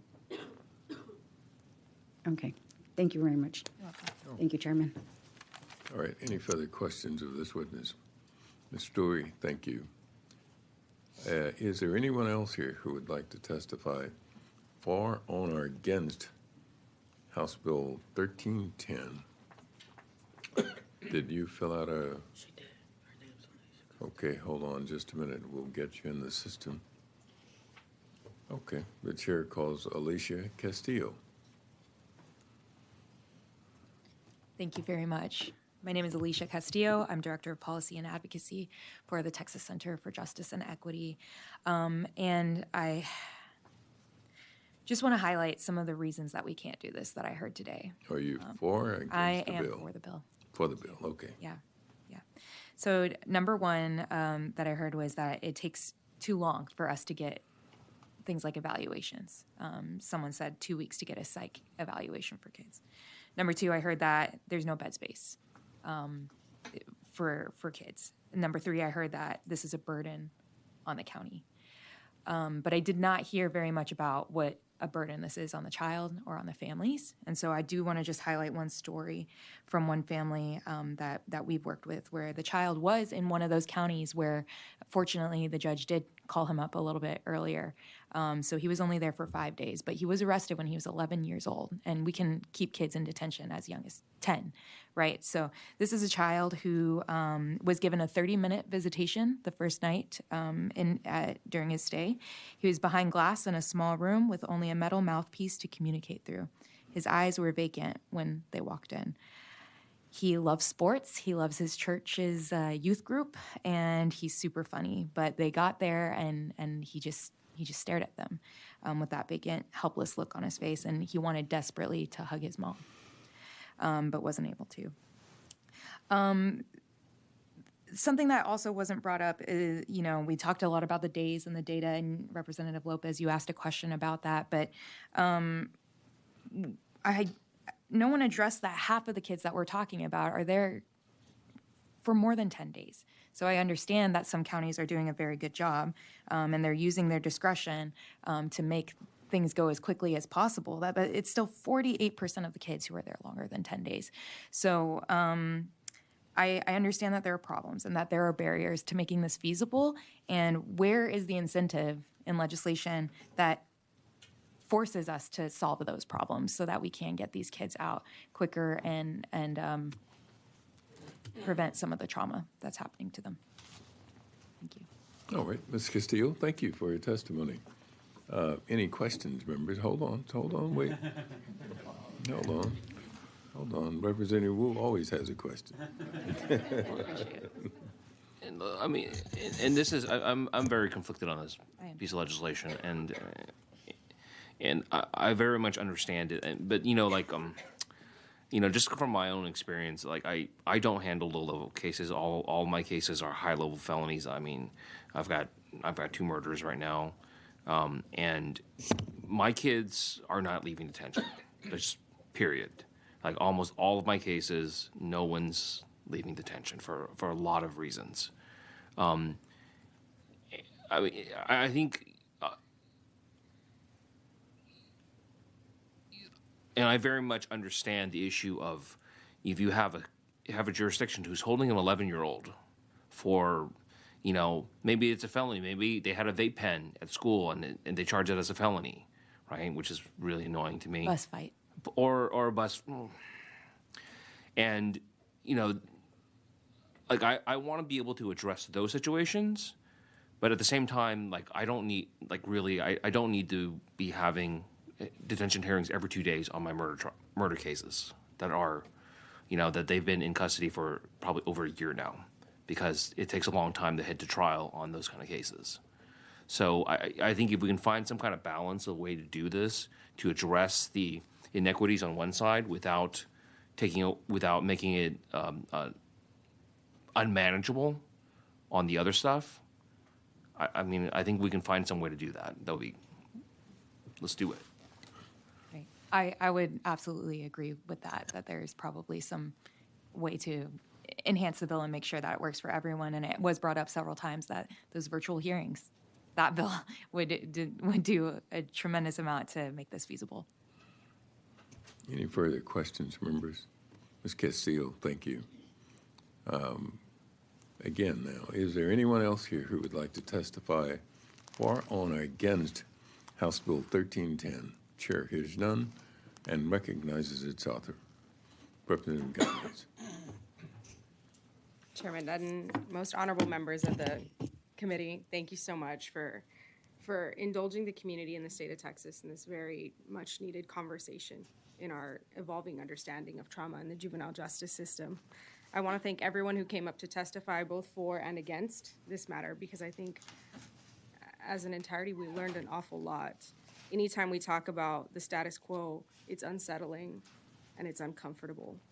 But a conversation that I've had with many of you is, where did the 10-day standard come from? Why 10 days?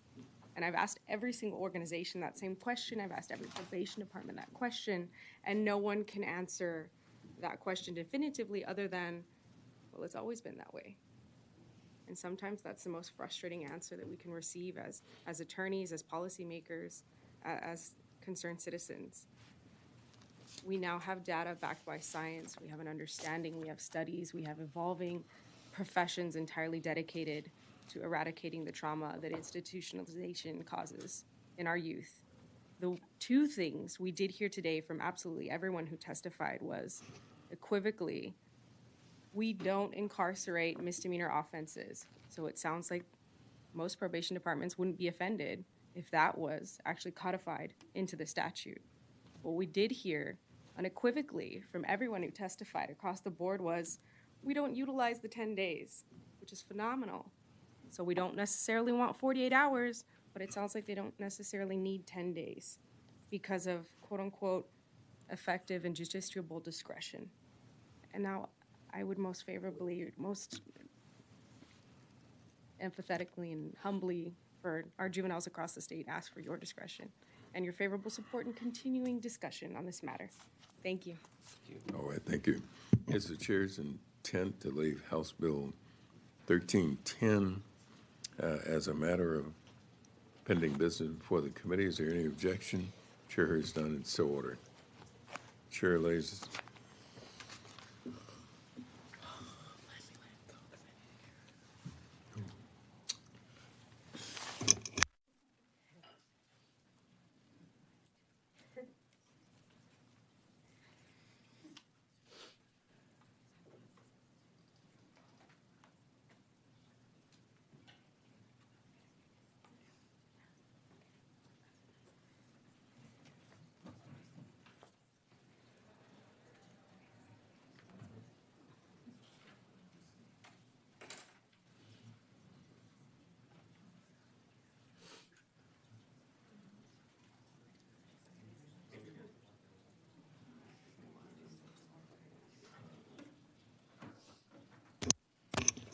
The chair at this time calls up House Bill 2037 and recognizes its author, Representative Ann Johnson.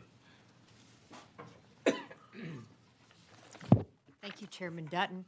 Vice Chair Lujan, I'm grateful for the chance to present this legislation to you, which is an update onto our mental health services that can be provided to children in juvenile justice. Like Representative Wu, I've had the opportunity to represent kids in our juvenile courts in Harris County. I've seen everything from kids that are just fine, kids that need minimal amount of mental health, and then I've represented kids that have been civilly committed or repeatedly put into the system to try to remain competent.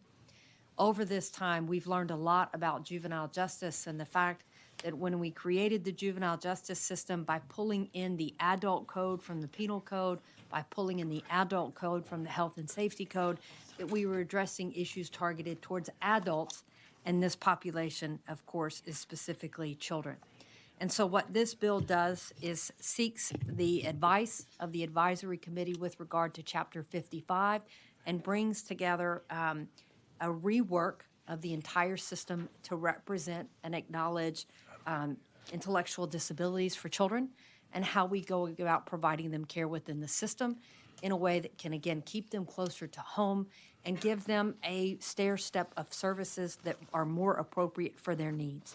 I am grateful that we have a number of witnesses here to talk to you about the complexities of the system and that how they can and cannot provide care to kids under the current code and what this bill will do to reform this system and help those children going forward. I would answer any questions, and I would respectfully ask for your right to close. Members, are there any questions for Representative Johnson? Chair hears none. We'll give you the right to close, and we'll start the public testimony. Wait a minute. Chair calls William Carter. Is he?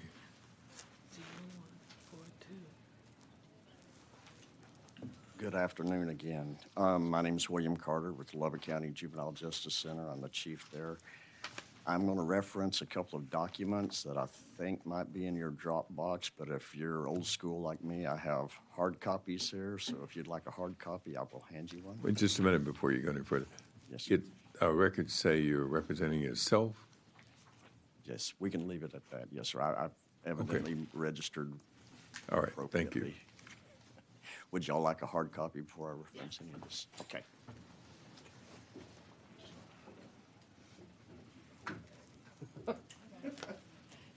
It weighs more than I do. Okay, so to start off with, I'm going to reference a couple of these documents that show support.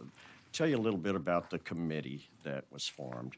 You will be able to see the makeup of the committee on page 5 of the largest document, and you'll see that on that committee is Representative Wu. He was part of the committee. You'll see that it's a very vast committee.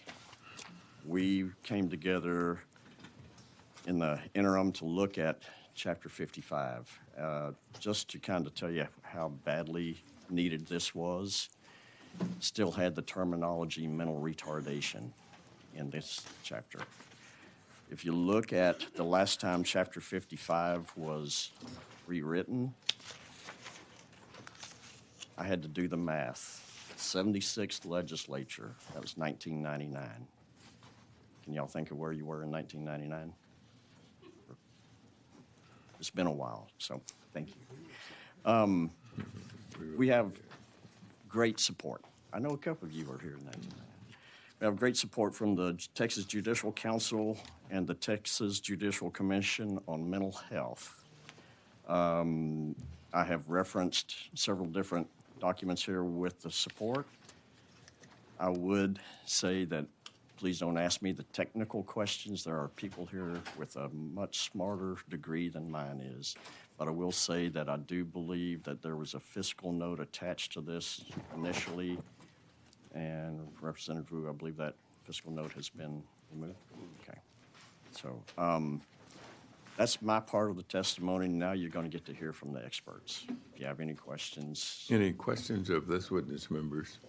Not hearing any. Thank you, Mr. Carter, for being here. Chair calls Mark Bittner.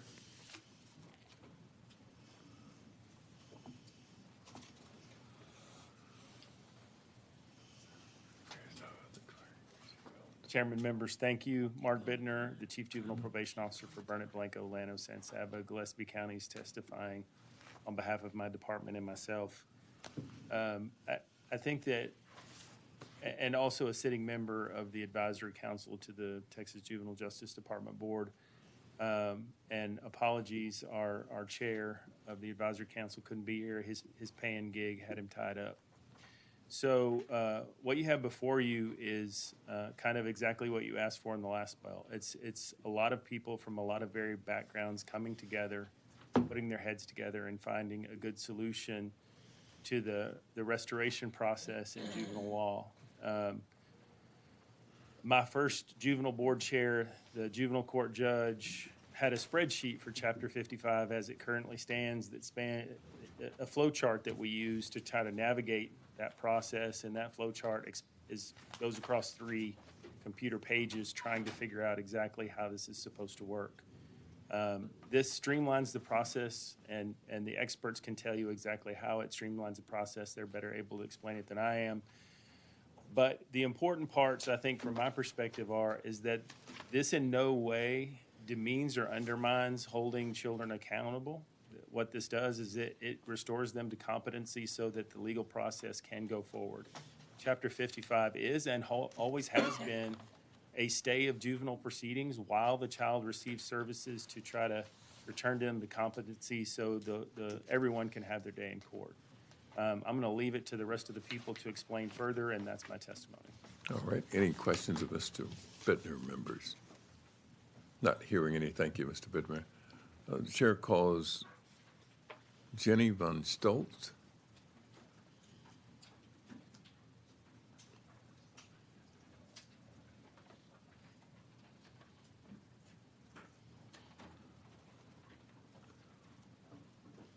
Good afternoon, everybody. My name is Dr. Jeannie von Stoltz. I am the Deputy Chief for Mental Health Services for Bexar County Juvenile Probation, and I'm here in support of this bill as both a representative of juvenile probation in Bexar County and also as a private citizen. Are we good to go, sir? Go. Okay, so Chapter 55, just to make sure everyone's on the same page, it primarily addresses the judicial process and procedures involved when questions exist regarding whether a child who is experiencing significant mental health issues or an intellectual disability, when they have questions about whether that child is competent to stand trial. The term is fitness in the juvenile setting, but and it also addresses what to do if that child is not deemed fit to stand trial. So it's focused primarily on that. It also later on addresses kind of if the same questions exist, whether a child should be responsible. But what we noticed, and as Mark Bittner mentioned, is that right now this process, we already know it's incredibly difficult because you have a child with incredibly high needs. But in my experience and the experience of other probation departments and other justice systems in the state, is that this process is even more difficult because of how the statute is currently written. First and foremost, it's not organized sequentially, which means if someone is new to the process, they've got to kind of jump back and forth between everything. It's also often references language in other codes, like the Code of Criminal Procedure or Health and Safety Code, so someone has to navigate between all of those codes. It also has limited information within the statute that talks about really key elements. And these key elements are not new elements that we've added, but these are key elements that already exist in the statute. But there's limited language for individuals who aren't familiar with kind of the deep kind of minutia to understand what to do in regards to the next steps. And when I talk about elements, it's like the forensic evaluation, how to facilitate an inpatient or outpatient mental health court order in order to set up restoration services. And so with these revisions,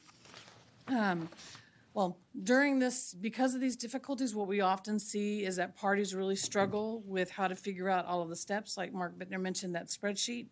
And so we often see sometimes there's duplicative actions, things that are being done by multiple different parties. There's contradicting actions. Somebody will do one thing and somebody else will do something opposite that kind of interferes with that. And because of that, there are long delays in this process.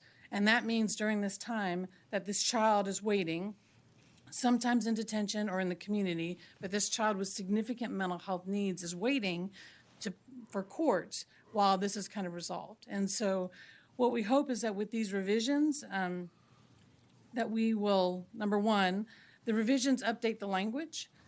Like he mentioned, that we're no longer using terms like mental retardation or using outdated agencies.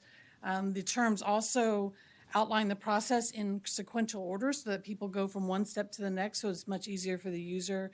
It also outlines includes the language from the other codes so that the user can, move through it easier. And it outlines the steps that are needed for these very kind of critical elements, the evaluation, the inpatient restoration. And so the hope is, and my thought is, that with these revisions, we would significantly improve the quality and the coordination of the judicial process for these particular events. And that by doing that, we're expediting the accountability. Because, that's what we're all wanting, is that for the justice system to address accountability. So we're expediting the accountability, but we're also ensuring the safety of not just the child, and that's done expeditiously, but we're also ensuring the safety of the community. I'm sorry. Questions? Representative Wu. Would it be fair to say that what's been proposed in this legislation, it doesn't really reinvent the wheel, but it more or less takes what was existing and what judges and probation, juvenile probation offices already do, and actually just fleshes it out and makes it, maybe makes the wheel more round. Yeah, I agree. I don't think there's no new major elements in this that aren't already existing in statute, but rather it helps, because many communities, they may face a situation once or twice a year, but when they do, it's a child with significant needs. We don't want that child lingering in detention. Y'all have talked about that quite a bit.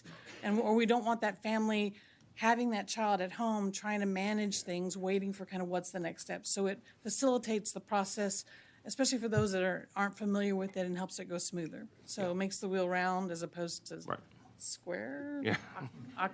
Well, Stop shaped or something. And a lot of this, I want to be clear with the committee, is like a lot of this is putting in stuff into actual work, like putting stuff into law, where basically the judges and the parties involved had in the past had to basically just like, well, common sense says we should do this, but it doesn't spell it out in the law. And now we're just spelling it out. Hey, this is what we've always done, and this is what makes sense, and we're just gonna like carry it through. Yeah. And it's going to be on paper now, so that no one's having to refigure it out every single time. Because every single time you have a new defense attorney, you may have a new district attorney, you have a new probation officer, and it's incredibly complicated, like Mr. Bittner said, in regards to the 3-page letter size spreadsheet. So this helps kind of codify all of that. Right. Any further questions of this witness? I think Representative Lopez has a question. I was reading here on your definition on section 55.01. It says on section 2, a child with an intellectual disability means a child determined by a physician or a psychologist licensed. And so you're describing specific professionals that are licensed to diagnose intellectual disability. I'm a former school counselor, and I work with children with disabilities, including ID. And I also worked as a counselor in the alternative center with the school district. And so, much experience, yes. Yes, and so a lot of the kids that were going to the alternative centers, or they were, they broke the law, committed a crime, and were sent to the judicial system.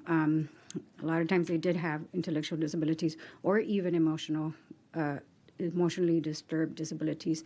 And so my concern here and feedback to you is you're limiting who can diagnose these kids, because the kids didn't always go to a psychologist or to a doctor to get diagnosed. So sometimes the school districts diagnose also, and they have their licensed school psychologists, they have diagnosticians, and so educational diagnosticians. And so my concern is y'all might have to come back if this passes, because you're not including all the people that can diagnose them. I don't know if that's a concern to you. No, and that information is always used. So there's a specific kind of protocol in regards to forensic evaluations, because it's more than just whether the mental health condition exists. It's whether the mental health condition exists or the intellectual disability exists, and does it impact their ability to kind of process the court proceeding. And so that's where you get that level in regards to, for the forensic evaluation, that piece of it. So, but they do always take into account, by best practice, what has already existed in regards to the school's records, the information by diagnosticians, school psychologists, and so that's critical information and not to be ignored. But there is pretty set standards in regards to what, pretty established standards, not just in this code, but in those health and safety codes that we are bringing into this, because instead of having the people to find it, about what's required for the forensic evaluation and also what's required for the mental health court order for like commitment to a facility. So thank you for that question, though. Thank you. All right, any further questions, members of this witness? Not hearing any, thank you, Ms. Stutes, for being here. Thank you so much. Thank you. Okay, now I'm going to mess this up real bad. The chair calls Claudia Ikonomopoulos.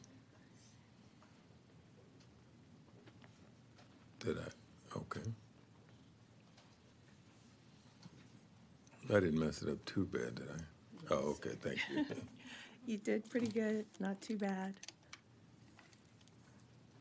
Thank you, Mr. Chair and members. My name is Claudia Konomopoulos, and I'm the mental health supervisor for the Nueces County Juvenile Justice Center, and I'm here representing the department. And I am in support of HB 2037. The Texas Juvenile Departments will often be required to supervise children or adolescents in detention facilities while they wait to attend court proceedings or court-ordered inpatient treatment for extended periods of time. Many of the juveniles will have complex trauma, severe mental illness, or intellectual disabilities and need ongoing treatment. When they are detained, after about 4 weeks, insurance benefits and services stop. Oftentimes, they stop when they come in because they will not be able to have access to that treatment while they're detained. We also don't have staff or resources to support their needs appropriately. Some will begin to decompensate when they do not have their medications or access to treatment. As their mental health starts to decline, we begin to see an increase in self-harming behaviors and suicide attempts. HB 2037 will provide guidance and support to judges and mental health professionals working with our juveniles needing further mental health treatment, including mental health warrants. The state of Texas has very hardworking juvenile supervision officers that are provided training in things like mental health as well as trauma to address, and also training to address behavioral issues. Although they provide them with the training, they are not trained mental health professionals with the training to help juveniles reach stabilization for their mental illness in the detention centers. These officers are also not trained in working with all the various intellectual disabilities they may encounter day to day, which often can lead to more crises. As the crises occur, detention centers are then required to place a juvenile on precautions, sometimes even high precautions, which requires a one-to-one staff to ensure the safety of that juvenile. This adds additional stress to our staff who may be working in already understaffed detention centers. All of this can lead to staff burnout, turnover, carelessness, and really tragic mistakes for our juveniles. Saying yes to HB 2037 also provides guidance and a detailed process for judges to follow to determine fitness to proceed for juveniles. This will help expedite the judicial process by allowing the juvenile department's discretion to work with private inpatient facilities or an outpatient alternative for restoration education. A juvenile's wait time for these services can range from 4 to 6 months. During that time, they're sitting in the detention center. As of March 20th, the Mejia State School, which provides fitness restoration education, stated a bed will not be available until mid-August. This wait time comes at an approximate cost of $29,000 to that county, which trickles down to our taxpayers. This cost can create challenges to a system where a shortage of detention beds remains a concern across the state, and it delays justice to the victims of the crime and the community. Saying yes to HB 2037 will be a benefit to the juvenile, the judicial process, the juvenile departments, and to our communities. Thank you. All right. Say your last name for me again. Ikonomopoulos. Yeah, well, that's what I said. Yeah, you did. Okay. Any questions of this witness, members? Ms. Ikonomopoulos. See? Good job. I think there are no questions. Thank you. Thank you for being here. Chair calls, oh no. Chair calls Uche Chebuize. Okay. Dr. C.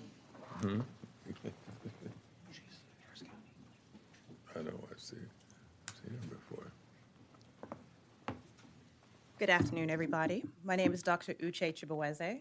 I am currently serving as the Assistant Director of Health Services for Harris County Juvenile Probation.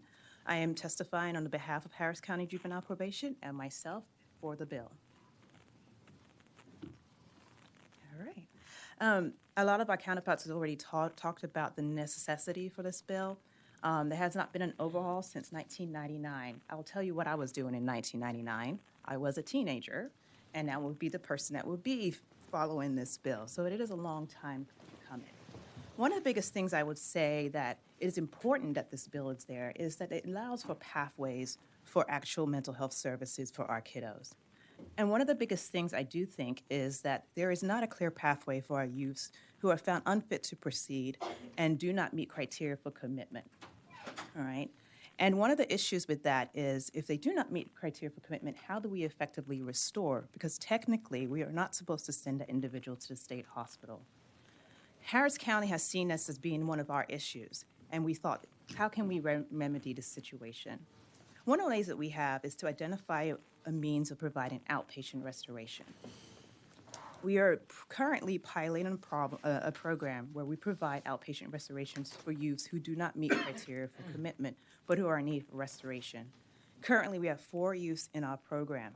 We have had 6 youths that have come through our program since 2021. 2 of those kids have been restored, and we hope that we have additional kids to be restored in the near future.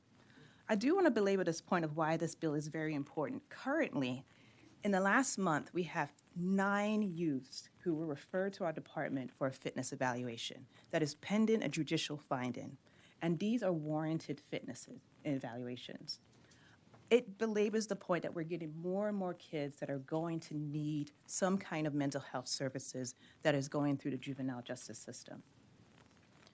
Another reason why this bill is extremely important, the previous bill is very difficult to follow. The previous code is very difficult to follow. I'll give an example. If I have a kid that is unfit to proceed, there is concerns of if they're unfit to proceed, and they're trying to determine if that youth needs to be evaluated. Who can do that evaluation? To determine that, you would have to go to Chapter 5531, and it will tell you to go to 5120, who determines who can do those evaluations. And 5120 will tell you to go to 46B. All right? That is a lot. All right, just to determine who could do this evaluation. This bill, what it does, it just brings all that information straight into 55. I do want to talk about a point that was raised as whether it's going to limit the amount of people who can do these evaluations. If this bill does not pass, it does not change that, right? 46B outlines that it has to be a licensed psychologist or a psychiatrist with certain amounts of CEUs. So this bill does not change who can do these evaluations. What it does, it makes it very clear for individuals to know how to operate within it. Another issue that has come up when we have found youths that are found unfit to proceed, that are in need of restoration, but do not meet criteria for commitment, how do we order them to outpatient restoration? 46B, which is our adult counterpart, does have an allowance for outpatient restoration, but something is not provided in the juvenile code. So this provides an actual pathway so that youths can receive the services. Now, why do we need outpatient restoration?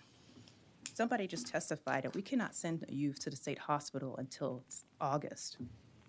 I have kids right now who have been found unfit to proceed months ago that has to wait till August just to get restoration, when we can have an opportunity to be able to restore them prior to that. This does help with due process, all right? That helps everybody involved. So that's the reason why I think this bill is very important. It cleans up pathways, it makes things workable, it's easier to follow, and so that jurisdictions who are not as familiar with fitness to proceed and lack responsibilities know what to do in these situations. Okay, thank you. Let me ask you a question, though. Under the current law, can these kids get the mental health referrals through judges right now? Can they get mental health referrals Yeah. specifically in what regards? In regards to whether their mental health, whether they are fed, Yes. Yeah. Okay, so in this specific code, there's multiple ways that one person can get services. There is a part in the early part of 55 that says that an individual in need of mental health services can get services, but it's not clear how that mechanism is utilized. I have had a youth before that they wanted to have a stay, they were fit to proceed, but they do have some serious mental health needs, and we have no way of providing that service unless we get an adjudication.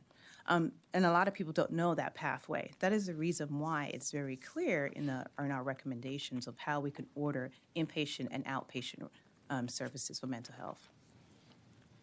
Okay, thanks. That's kind of what I thought, but because I thought we could do it, but for some reason it's not getting done. Yeah, part of the reason what I'm seeing is that a lot of people do not know how to interpret the code. It's quite convoluted, and we can sit. I've had staff-ins with prosecution, with defense attorneys, even with judges, trying to figure out how to order the services based on the way that the code is written. It is just not clear. Okay. Any further questions of this witness, members? Thank you for being here, ma'am.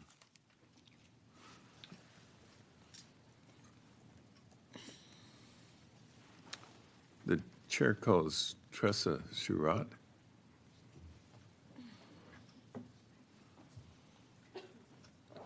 And I probably didn't say that right either, did I? You did absolutely correct. Oh, did it? Thank you. Thank you, Chairman and Committee. My name's Tressa Surratt. I work at the Harris County Public Defender's Office. I am a juvenile public defender. I am testifying for this bill for the Public Defender's Office as well as myself as a individual. Okay.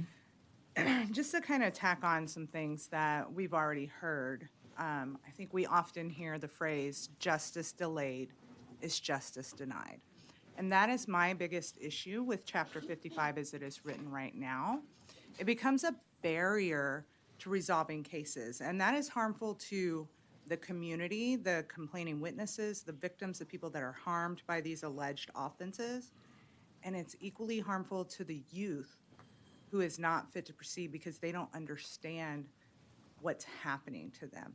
They don't understand why they're detained. They don't understand why they're being ordered to a state hospital, why they have to sit for 6 months in a juvenile detention center, and then spend another 90 days at the state hospital getting restoration services, only to come back and they still haven't been adjudicated yet. And so we teach these kids like what the juvenile system is and what's happening to them and where they're at in the system, and then they come back and go, what do you mean that I have to agree to 2 years of probation? I've already spent a year being incarcerated. Because they don't understand. Equally, attorneys don't understand. We have conversations all the time. Harris County has a lot of kids that fall into this Chapter 55 area. I've represented a few myself, and there's consistently long conversations between the probation department and the DA and negotiating that goes on about when we can order what and what we can ask for and what's appropriate for this particular young person. And so the clarifications we're making in the code makes that pathway, as everyone has said, a lot more easy to understand. It stair steps what we're supposed to do from point A to point C. And then it offers more opportunities and gives judges guidance about how they can use their community resources more effectively to get these kids restored so we can get to that resolution that much quicker. And so, in a nutshell, this entire bill is about helping justice not be delayed, right? Because we lose witnesses, we lose information, we lose that period of time of getting people the justice they're looking for when we're waiting a year to adjudicate a case. Okay. Thank you for being here, Ms. Surratt. Thank you. Thanks to the Harris County DA's office for, Public Defender for being on the right side of this. Any questions, members, of this witness? I think not. Okay. Thank you for being here. The DA's office was part of the work as well. They were all for it. Good. That is the last witness we have affirmations for. Is there anyone else here who would like to testify on, for, or against House Bill 2037? Not hearing any, the chair recognizes the Honorable Ann Johnson. Thank you, Chairman. And as you recognized the other day in a mutual hearing, there are a lot of pieces of legislation that are coming forward with regard to youth, with regard to cleaning up the system, making it easier and making sure that kids are not trapped in the system. I think this is a key part of that, and ask for your favorable consideration on the bill. One note on that fiscal note, we do think it's not going to be the fiscal note that is there. In fact, we think it might be a zero fiscal note, which is a good thing. And I ask for your support. I close. All right, thank you. It's the chair's intent to leave House Bill 2037 as a matter of pending business before the committee. Any objection? The chair hears none. It's so ordered.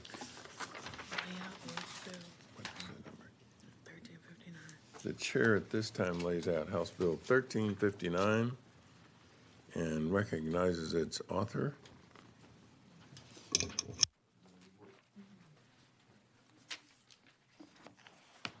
Right. Thank you, Chairman Dutton. And this is where this is the identical bill to the ones you just heard. This is the final product of, I think, almost a year's worth of work for a whole lot of people. The work group that helped put this together consisted of not only the people in the DA's office, people in the defender's office, people who work in juvenile probation, people who work in the medical field, who do psychology, just everyone who touches into the juvenile justice system and deals with mental health and intellectual disability issues. And I think it's worth saying again that the legislation that is being proposed in this bill does not make any large substantive changes. And that was one of the directions that I think I advised them when the work group first started meeting, is don't do anything controversial, fix the system, make it run smoothly, put some grease in the gears, and make it actually function instead of just like being strung together with like baling wire and duct tape. And I think that's what they did. So a lot of the changes in here are changes of vocabulary, changes in the way that other sections are being referenced. But a lot of it is, I really want to make this clear, a lot of this is based on the old code, based on the existing code.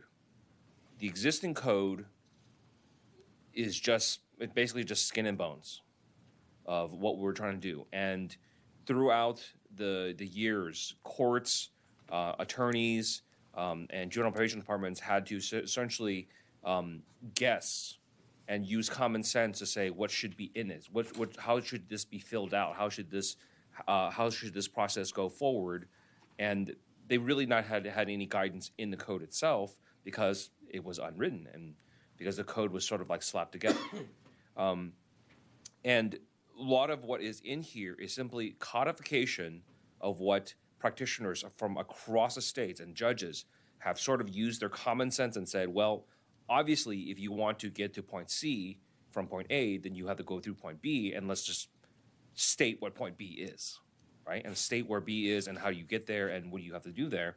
That's it, right? It's stuff, there's nothing in here that is new under the sun. This is all stuff that basically everyone around the state that practices in this area does. And sort of like the reason I got involved in it is because I carried a piece of legislation last session trying to amend one small part of it. And then in amending that one smart part of it to make it more even, to make the treatment of kids with intellectual disabilities the same as the kids with mental health issues, realize that, oh my God, the rest of the code is filled with these type of inconsistencies, inaccuracies, and just like dead end roadways on how to deal with the situation. So, very proud of the work group that put this together. I did not direct any of their work. This is the stuff that the practitioners and the stakeholders and the people who know what they're talking about, which is not me, have put together and said this is what needs to be fixed. I will make an additional note about the fiscal note. We've The fiscal note is resulting from HHSC, a miscommunication with HHSC, which is not actually directed anywhere in this statute to do anything. But it was a miscommunication. They thought that they had to create new programming in order to satisfy this, when in reality, all this programming is already satisfied by the local juvenile probation office. It's already taken care of locally, and there's provisions in this code for certain areas that say, like, look, if you don't have this program, then use what's existing out there, and what's existing out there is already there. If anything, this should actually have a negative fiscal note because, again, if we're treating kids outpatient instead of forcing them to go to Mejia and going to a state inpatient hospital, and the inpatient hospital load is getting lighter, there should be a cost savings, right? Because if we're not using really, really expensive state resources, there should actually be cost savings, but that's not being addressed. But we're going to end up having them fix a fiscal note and zeroing it out. And as I understand it, House Bill 1359 is exactly like House Bill 2037. That's correct. Okay. And just so that some of our audience recognizes, our rules don't permit us to hear. Correct. Even though the bills are exactly alike, at the same time, you can't lay them both out at the same time, and so we have to hear them differently. But what we can do is this, though. For all the witnesses who testified. Before you do that, you need to call up. That's who is? Human Service. Oh, him? Yeah. He testified for this bill? He wants to testify. Oh, okay. All right. All right. Well, I'm getting ahead of myself here. We do have a witness on your bill, and I'd like to call him Riley Webb. He's going to explain the fiscal note issue. He's with the Health and Human Service. Okay. Thank you, Mr. Chairman and honorable members. My name is Riley Webb. I'm the Acting Associate Commissioner for Mental Health and Substance Use Programs at HHSC's Behavioral Health Services, serving as a resource on the bill. Okay. Can you explain what the fiscal note is all about? Yeah, the fiscal note that you have in front of you, the agency had prepared that fiscal note with the interpretation that the bill may highlight or create the need for competency restoration programs that would serve children that may be operationalized at the local mental health authorities. We've since received legislative intent and clarification around the bill to make sure that our understanding is that this is going to be operationalized at the local juvenile probation county level, basically. So that we will submit a revised fiscal note forthcoming, and I don't anticipate impact to the LMHAs or HHSC on this bill. Okay. So you'll do a revised fiscal note, and it will effectively show zero state money needed for this. Correct. Okay. Any further questions, members? Not hearing any. Thank you very much. Thank you for being here. Now, the witnesses who testified for, on, and against House Bill 2037, we will also show them as testifying on, for, or against House Bill 1359 without objection. And the chair hears none, there's no objection. And so we will recognize Representative Wu to close. I close. Thank you. Thank you. It's the chair's intent to leave House Bill 1359 pending before the full committee without objection. Chair hears none, so ordered. Chair now lays out House Bill 250 by the Honorable El Pasoan Representative Gonzalez. Thank you, Chairman, and thank you, committee. As chair of 145, I've been really fortunate to learn a lot about what our state agencies do to support, especially crime victims. The AG's office has a crime victims compensation fund, but the statute on it hasn't been updated to realize some of the realities of what we need to be doing to support the crime victims. So HB 250 is a pretty simple bill. All it does is it makes the needed updates to the state's victim compensation program by providing more comprehensive coverage language and eliminating the barriers so that more Texans can receive compensation. For example, we are looking at the ways in which we define family, or looking at the ways in which the reimbursements are done, and the economic realities for relocation expenses, bereavement, and travel for travel. So happy to answer any questions, but the bill is pretty simple. All we're doing is really trying to allow crime victims who need this financial support to actually be able to get the support and in the amounts that they need that seem appropriate, and update the language. Mr. Chairman and members, I ask for your favorable consideration of House Bill 250 and happy to answer any questions. Is this a bill we heard before? Did we hear this before? No. We didn't? Okay. All right, okay. Okay.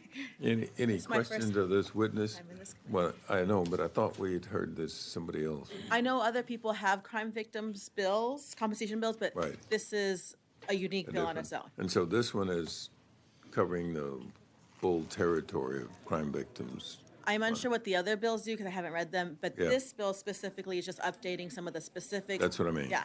Okay, all right. Any further questions, members?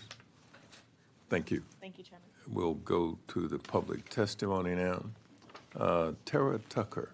The chair calls Tara Tucker.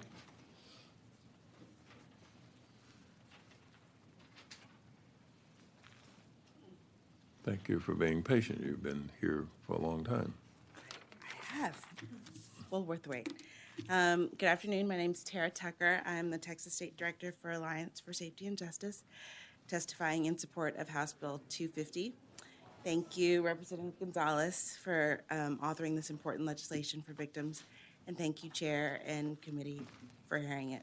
Alliance for Safety and Justice and our flagship program, Crime Survivors for Safety and Justice, represent more than 180,000 crime victims across the country and 14,500 survivors here in Texas. Together, we work to promote safety solutions that stop cycles of crime and improve help for crime victims. House Bill 250 would address issues with the state's victims' compensation program that keep too many victims from getting the help that they need and deserve. The destabilization victims and their loved ones experience in the wake of violent crime can run deep. Unresolved trauma can lead to someone becoming the victim again and fuel cycles of crime with costly long-term consequences for people, families, and communities. But few victims are getting help. Nationally, about 9 in 10 victims report never getting help from victim services agencies. Texas compensation program is in some ways a leader, but barriers written into the statute mean that too many survivors are not getting the support that's needed. This bill is necessary to address some of the most pressing barriers victims face. And it's a little bit different from the other two that were heard, and that it's more comprehensive. It does those definitional changes and just a couple of other things. So first, it would make more victims who are eligible for the Victims Compensation Program get help relocating when home is no longer safe. So currently, the Victims Compensation Program provides help for some victims who need to relocate, but victims of many types of crimes are ineligible. For people who've experienced violent crime, home can easily become unsafe. Staying in the home may expose victims and their families to further violence or compound trauma. So this bill would open it up to more survivors to be able to apply for that. The second thing it does is allow victim services to increase the amounts of coverage for benefits that haven't been changed since the bill was enacted. So under current law, a parent who loses a child to violence can only receive $1,000 or 2 weeks of lost wages when they take time off to grieve. Families of victims in the recent Uvalde tragedy have highlighted the stark failings of this system. For a lot of expenses that the compensation program covers, the Crime Victims Services Division can change the maximum reimbursement amount as prices change, but for bereavement and relocation, that's not possible. So this bill would allow Crime Victim Services Division more discretion to raise those maximums above current levels and account for changing costs. And then the final thing that this bill would do is make sure that families and household members who need counseling, who lose wages due to bereavement time, can get help from the compensation program when a loved one is killed or violently injured. Currently, only household members who are related through blood or marriage are eligible, and this would open that up to anybody who lives in the household. So, for example, a live-in fiance of a victim is ineligible for counseling and bereavement, and this bill would make it so that they were now eligible. So, in closing, the 14,500 Texas members of Crime Survivors for Safety and Justice and I thank you for the consideration of this legislation, and we ask that you support it. And we have some survivors here that would like to testify as well. Well, thank you for your testimony. Thank you for your patience, having been here a long time and waited for this. So, are there any questions of this witness, members?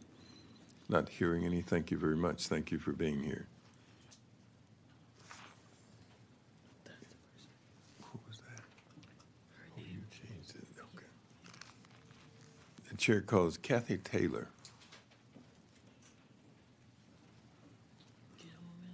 Not before she leaves, because I thought that's what it was.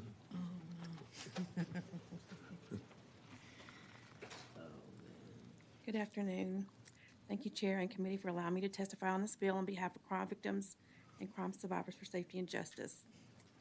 My name is Kathy Taylor, and I live in Midlothian, Texas. I'm a victim of crime, and I'm here to speak to you today regarding House Bill 250 and the Crime Victims Compensation Program. My son, Corey, was murdered in 2013 and left behind many survivors: myself, his father, 2 siblings, and 2 children. Corey was 8 years old when his father passed, and Quentin was just 1 week old at the time he was murdered, and their mother.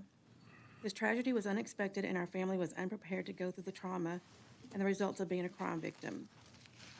The Crime Victims Compensation was a difficult process to endure with many, many barriers, but today I want to discuss only a few of those barriers that my family had to experience that this bill would have addressed. All victims deserve access to support services in crime victims compensation. Currently, only household members who are blood related can get help or compensation, but other people who live with the victim and are emotionally connected do not qualify for crime victims compensation support. The mother of my grandchildren is not eligible or was not eligible for crime victim compensation because she was not married to my son. This caused several issues for her. For one, his mother could not take off work to grieve her loss or even to support her son, my grandson, Corey, who was suffering the traumatic loss of his father. If his mother did take time off, she would not be eligible to be reimbursed for the missed time. This left my 8-year-old grandson feeling alone and without support from his only living parent. After losing his father unexpectedly, one of his fears was that he might also lose his mother. He needed to be with her and be able to have her help him process these feelings, and was denied that because his mother could not financially afford to take unpaid time off. Another issue we faced was Corey was struggling with trauma associated with the crime. Because of this trauma, his mother also needed counseling to appropriately help support him through the tragedy and also to process her own feelings of loss and trauma as well. She was denied that counseling support too because she was not a blood relative. She was again denied the ability to be reimbursed for lost wages and traveling expenses incurred for the murder trial, which was an entire week of lost wages. His mother could not attend the trial and was left without the ability to have some closure and left unable to face the man who killed Corey and give a victim impact statement to the court on how this crime had affected her and her son, Corey. She was denied all of these benefits that would have helped her financially and emotionally, as well as my grandson, Corey, being supported by his only living parent. This bill would have helped her to receive counseling and allowed for her to be reimbursed for her lost wages and time off work and travel expenses for the trial. The healing process would have been much easier, and she would have not had to feel more traumatized had this bill been in place. In addition to my circumstances, I work with several other crime victims in my organization from who this bill could have helped support. One family lost their mother to murder in front of the apartment they were living in, right outside their front door. This was an unsolved murder case, and the family feared staying in the same apartments because they had no idea who had killed their mother and why she was murdered. Because the crime did not happen inside of the home they were living in, and because it was a murder and not a sexual assault or family violence or stalking crime, they were forced to live in the apartment for over a year, being triggered with thoughts and memories of the crime daily. Because of the expenses incurred from the murder, they could not afford to move on their own. This bill would help families like this family relocate and move to a place where they felt safer and would not have to live in fear or with the constant reminder of the murder of their mother. I ask that you support this bill and all crime victims that deserve to have access to crime victims' compensation. Passing this bill would ensure that all victims and families would be eligible to obtain the financial support and resources they deserve and desperately need. Thank you again for considering the change in this compensation bill. Thank you, Ms. Taylor, for being here, and know that this committee certainly shares in the grief that you've gone through, and we're going to do everything we can to see if we can right this. Okay? Thank you. So let me see if there are any questions that I don't believe so any of the members have, but thank you for your testimony. Chair calls Jill Henderson.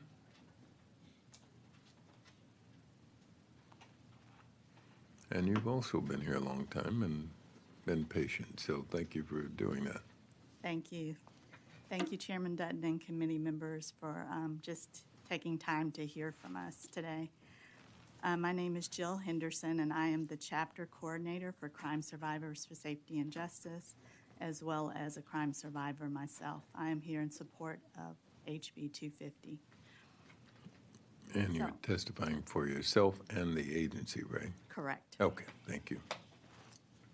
So I'm not sure if any of you have lost a close relative to violence, or God forbid, a child to violence, or even if you've ever had to try to complete the application process for victims' compensation.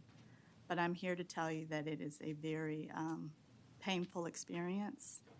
It's something that I wouldn't wish on my worst enemy or on any of you. Just filing for victims' compensation within itself is a process, and it's a heavy burden for victims. Passing HB 250 will give families like mine additional relief by lifting some of the burdens. HB 250 is necessary to help loved ones who have been traumatized. Like myself, when my son Bakari was murdered in Greece, we needed extended time off, not only to process the grief, but also to plan for funeral arrangements, hire legal counsel, and then to travel back and forth to trial proceedings. This was not only a tremendous mental and physical and financial burden on my immediate family, but it caused the same burdens on me and my husband's siblings and our extended family members, who had to also take off work and travel with us to support us during these trials proceedings, which is very important. Unfortunately, they were not eligible for victims' compensation. So passing this bill will allow family members who have also been traumatized to get more support. In addition to waiting months and months for reimbursement for victims' compensation, it's egregious that we only receive $1,000 or 2 weeks of lost wages when we take off to grieve. This throws salt in our already painful wounds. You barely have time to bury a loved one in 2 weeks, let alone process and then grieve your loss. I don't expect you to fully understand what we go through when we carry this type of pain and burden and trauma, but I am urging you to pass HB 250 to help victims who deserve to have more time to grieve without worrying about paying for bills. As a victim, I can tell you firsthand that we depend on victims' compensation to help provide the support needed to deal with the worst situation in our lives. As legislators, you cannot bring our loved ones back, but you can pass HB 250 to expand victims' compensation to give us the additional support we need. Thank you. All right. Thank you, Ms. Henderson. Thank you for being here. And just know that we'll do what we can here as policymakers to see if we can essentially do what you're asking us to do, which is to make this a little bit better process, particularly for people who are victimized and who end up being caused an undue amount of grief because of the loss of a loved one. Are there any questions of Ms. Henderson, members? Ms. Henderson, thank you again, and thank you for your patience as well. No, I don't want to ask him. I'll ask him later. Okay. So, okay, that's all the witness affirmations we have. Is there anyone else here who would like to testify for, on, or against House Bill 250? The public testimony is therefore closed, and we will recognize the Honorable Mary Gonzalez to Thank you, close. Chairman and Committee. And first and foremost, I want to thank the wonderful women who have shared their stories and their advocacy and who've been doing this work for a really long time. The statute was created in 1979. I wasn't born. For sure, Jimmy Tallarico wasn't born. And so it just definitely needs an update. Well, how about everybody else? Just I'm sure joking. you weren't born either, Chairman. Well, I was reborn. But as you can imagine, the world is changing, and the reality is that these victims do deserve compensation. If we have a fund, it should be integral. I'm just asking for us to just update it and to take care of the families. Right. And with that, I close. Well, thank you. If there are no further questions of Representative Gonzalez, members, it's the chair's intent to leave House Bill 250 as a matter of pending business before the full committee without objection. And if there's any objection, chair hears none, and so ordered.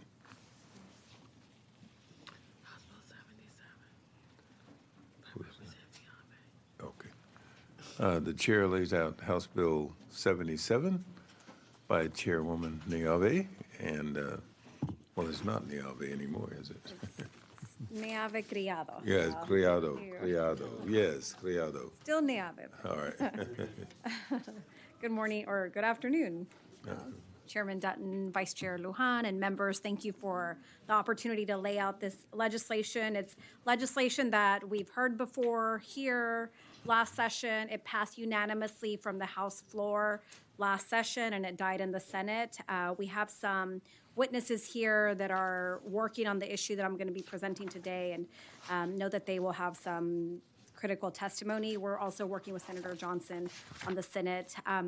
This legislation addresses an issue that, with respect to children who are running away from home, that is right now, and I'll just give you an example.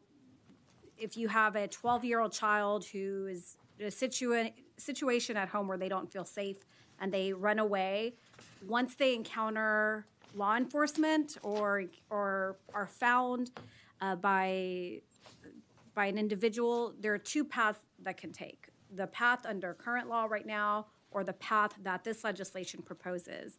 On the one path, under the law, this child would be seen as a juvenile offender who's breaking the law. They can be detained, taken to a juvenile detention facility, and essentially goes through the criminal justice process. What we're trying to do, and I know that this committee throughout the years has sought to do, is try to divert children from the system so that they get community-based services and the support that they need. So, and I'll give some facts right now.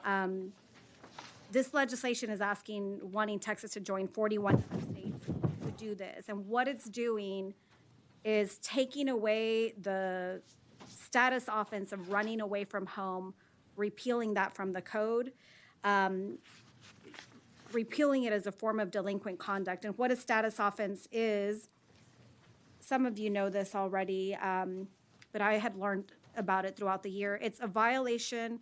It's an action that's only considered a violation of law because the youth is a minor. So if an adult were to, quote unquote, run away from home, it wouldn't be a crime. This is something that's under our statutes right now. It's an offense of a minor because they ran away from home. So we're trying to take that out. This legislation would take it out so that in a situation where they are encountered or picked up, one, they're returned home. Two, they're connected with community-based services, or their work, sometimes they would be, or the goal would be that they also be connected with DFPS, for example, and not be detained in a juvenile facility just because they ran away from home. So we have some, I'll give you a data point. There were 1,454 children who were referred to juvenile probation in 2021 for running away from home. 255 of those cases were dismissed outright, and another 888 of those received a supervisory caution. And so there were about 311 youth that received some services through the juvenile system. So there are children who are going through the system, so we're trying to ensure that that doesn't happen, and like I said, that they get community-based services. The goal would be that these kids get the support that they need. The organization, there's a local organization that's going to testify today named Big Thought that is a leader on this issue. They brought this legislation to us last session, as well as Senator Johnson. They can speak to, they work with these children directly on a daily basis. And so I'm happy to answer questions, but I'll reserve my right to close, but I know we have some great witnesses here as well. All right, thank you. Representative Criado. Thank you, Chairman. Any questions, members? No further questions, I don't think. We'll start the public testimony now. The chair calls Martin Martinez.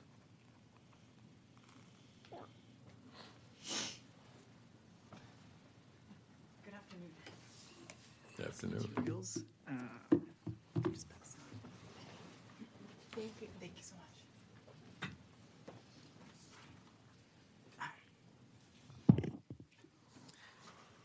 Good afternoon, members. My name is Martin Martinez. I'm a youth justice policy advocate for Texas Appleseed, and today I'll be testifying for House Bill 77. Criminalizing youth for the status offense of running away is an ineffective way to reduce crime. The status offense of running away is unique in that it is a crime that an adult would not be charged for or could commit. We think it makes sense to extend this logic to youth as well, because there is really no crime being committed. The juvenile system is meant to serve youth with more significant behavioral issues. And these kids who are charged with status offense of running away are being unnecessarily pulled into the juvenile system when no serious crime has been committed. Also, it's important to keep in mind that when youth are running away, they're usually running away from an unsafe or unhealthy situation. And they should be connected with resources outside of the juvenile system. As Rep. Niave mentioned earlier, I want to mention that this is a small population we're referring to. She mentioned that 1,454 youth were referred to the Juvenile Probation Department for running away. Only 299 youth were actually detained, though. And of those 299, 82 youth were in detention for longer than 2 days. And this is because usually most cases are dismissed or they're given a supervisory caution instead. And given the current state of Texas's strained juvenile system, we think it makes sense to ensure that youth are receiving services outside of the juvenile system and are being connected instead with community-based services and prevention services like FAYS, which is Family and Youth Success Programs. And Family and Youth Success Programs is particularly great because it works with the entire family. It ensures that they receive services to help them with counseling, build communication skills, and maybe crisis management as well. So thank you so much for your time, and I'd be happy to answer any questions. Okay. Any questions of Mr. Martinez, members? Not hearing any. Thank you very much. Thank you. Okay. The chair calls Mark Bittner.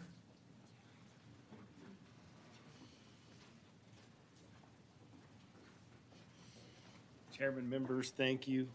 Mark Bittner, the Chief Juvenile Probation Officer for Burnett, Blanco, Llano, San Saba, Gillespie counties, testifying against the bill for myself and my position as the Chief Juvenile Probation Officer of all those counties. So I will start with this. In a state of our size, we currently have about 600 or fewer, probably, kids in the state juvenile justice system. Those 600 kids are about 75% violent offenders.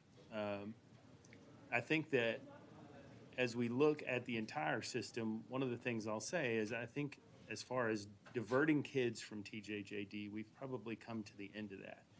And I think when you look at House Bill 1, Senate Bill 1, you'll see that they're making an investment on the very front end of our system. So if my staff found out that I was advocating to keep runaways in our system, they would probably run me out of town on a rail because they're often some of the most pervasive cases that we face, simply because we are extremely limited in our legal response to those cases. Children who are accused of status offenses, and they're not delinquent children, anything below a Class B misdemeanor, with the exception of contempt, is considered a child in need of supervision. Those children cannot be held in a detention center for more than 24 hours. Now, the reason that is because the federal government requires, when we participate in JJDPA funds, that we follow those regulations for status offenders. And that's monitored by the governor's office. We've had clerical errors in the past where a child had multiple referrals and the detention was linked to the runaway instead of another offense. And we get a call from G4S, who's contracted with the governor's office, to say, hey, you have a runaway that's in detention. That's how closely that's monitored. The problem with the legislation, and I applaud trying to put a focus on these children, is you're moving it out of the family code and you're putting it in the Code of Criminal Procedure.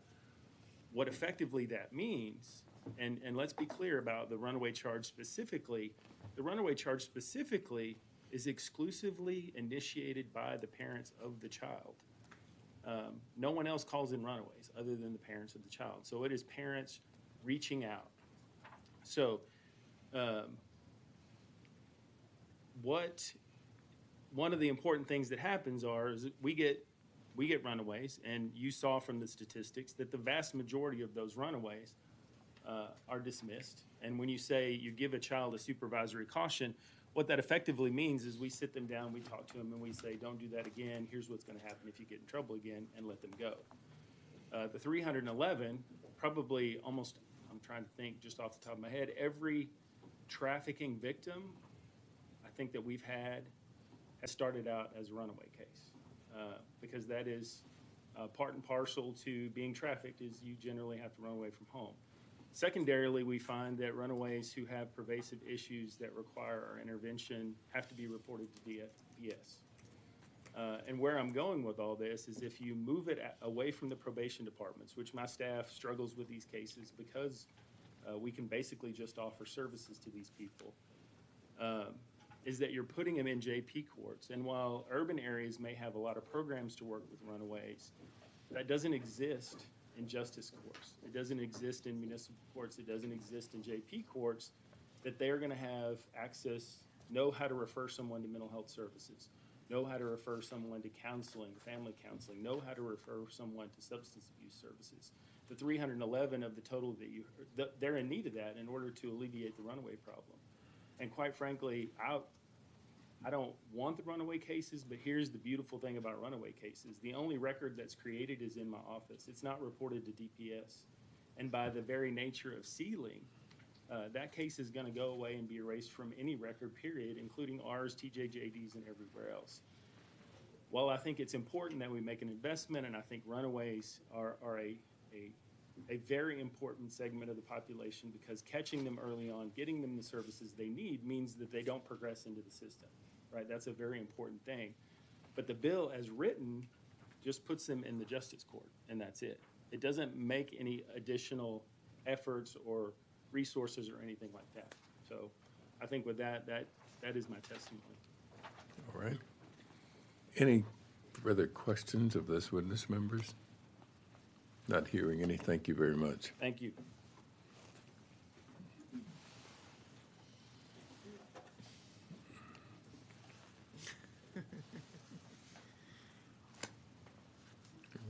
I know, just Sydney Davis. Chair calls Sydney Davis.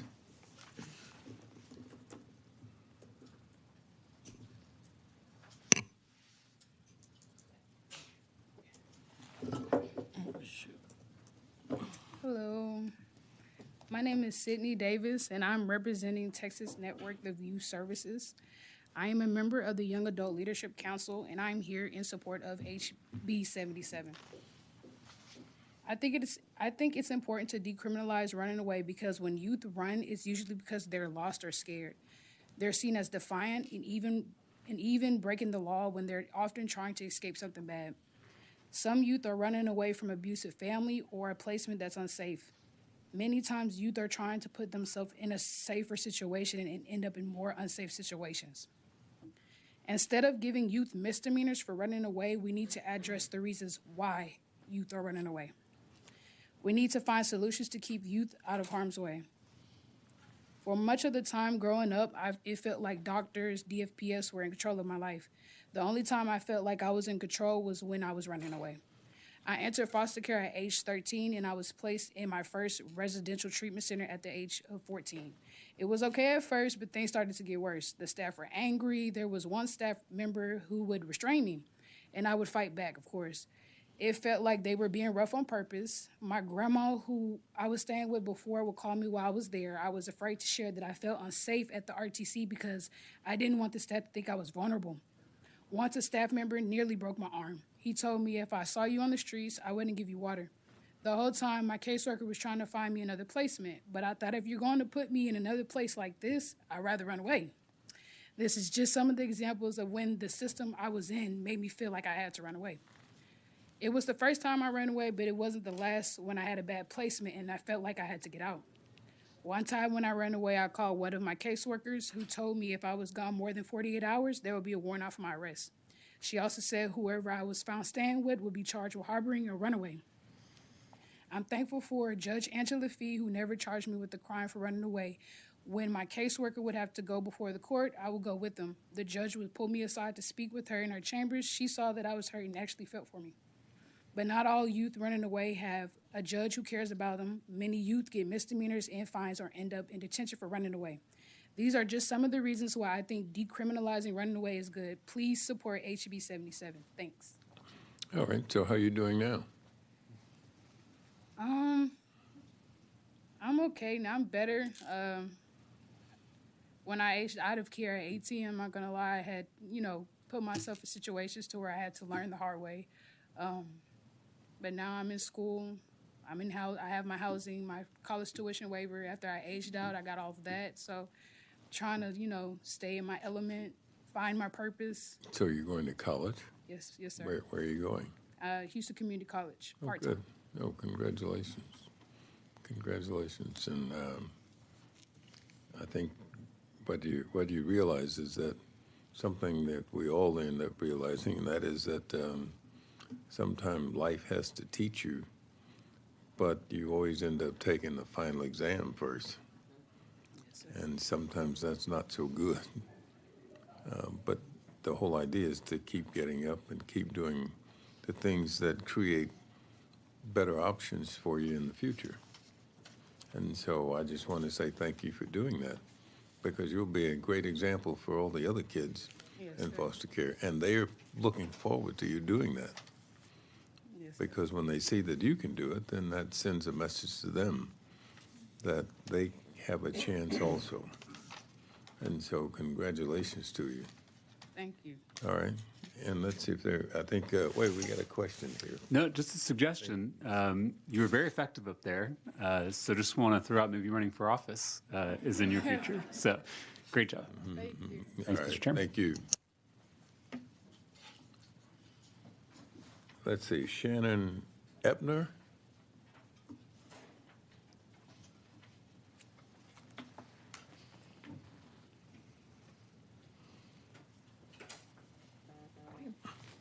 Thank you, Chairman Dutton and committee members for having me today.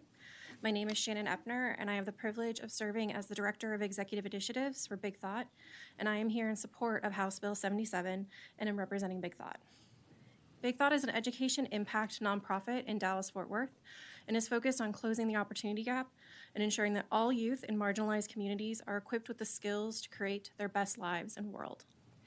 Big Thought supports House Bill 77 to remove running away as a status offense and any other efforts to stem the entry of Texas youth into the juvenile justice system.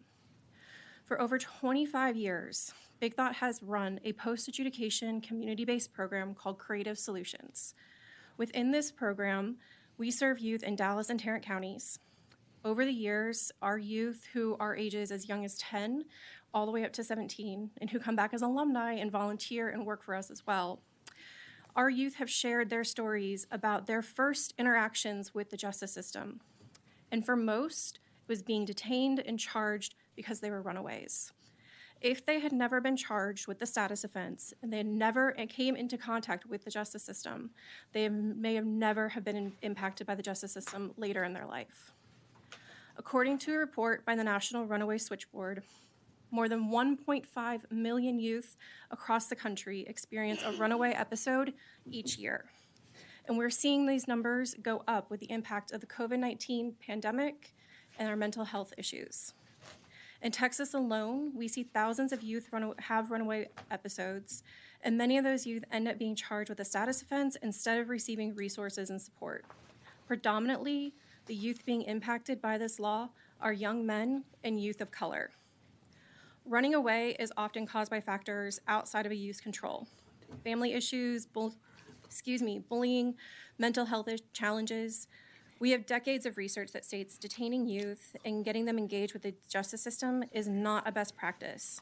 And the earlier that youth are introduced to the justice system, the harder it is to remove them. These data points and other youth accounts, some that you've heard today and some that have been submitted as written testimony, are just some of the proof points to removing running away as a status offense. Decriminalizing running away creates a win-win situation. It's a win for the juvenile justice system by having less youth enter the system, and a win for youth and families by getting them resources instead of detaining and punishment. This bill is the first step in updating an outdated law and creating a system which supports youth, not deterring them. This bill will not move youth into the courts. It will keep them out. Thank you to Representative Nave for authoring this bill, and we're happy to serve as a resource going forward. Thank you. Thank you. Members, any questions? Okay, thank you. That's all the witnesses. Is there anybody else that would like to testify? Thank you, Chairman. I want to address 2 points that were raised by the witness who testified against. I was trying to see if he's in the room. I think he left. So, one, he stated that it was taking it out of the family code and putting it in the Code of Criminal Procedure. I'm not sure exactly what he's talking about. I think the statute and the legislation here is clear that it's not doing that. Our goal is to decriminalize, not put it in the Code of Criminal Procedure. Second, he also stated that these cases would be moved to JP courts as well. I'm not sure if we're reading the same bill here or not, Mr. Chairman, so I was going to invite him to our office to talk through and, to make sure that we're clear on what this bill does and understanding. So I just wanted to state that seemed like a very different interpretation than what's in the bill itself. Back to the two avenues that we have as a state, the current path we're on or the new path. Imagine the situation where a child is encountered by a police officer, instead of going to a detention facility, being arrested, getting this status offense on his or her record, that they are connected with the services that they need. They're taken to a shelter or other facility or connected with one of these organizations that's doing great work in the community to get them home, get them on the right path, and get them and to make sure that they're not in a situation like that where they feel that they have to run away again. As I mentioned before, it passed unanimously. We want to get it over the hurdle and over to the Senate so that the Senate can, consider the legislation as well. So I ask for your favorable vote on this bill. Yeah, I thank you for that. We need to be careful how these kids get labeled. Once they put that jacket on, then they just live out that, and studies have shown it. So thank you for doing that. Appreciate it. Thank you. I close.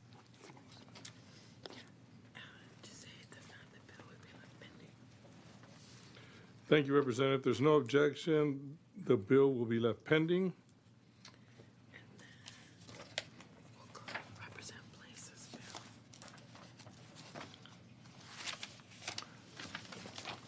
All right.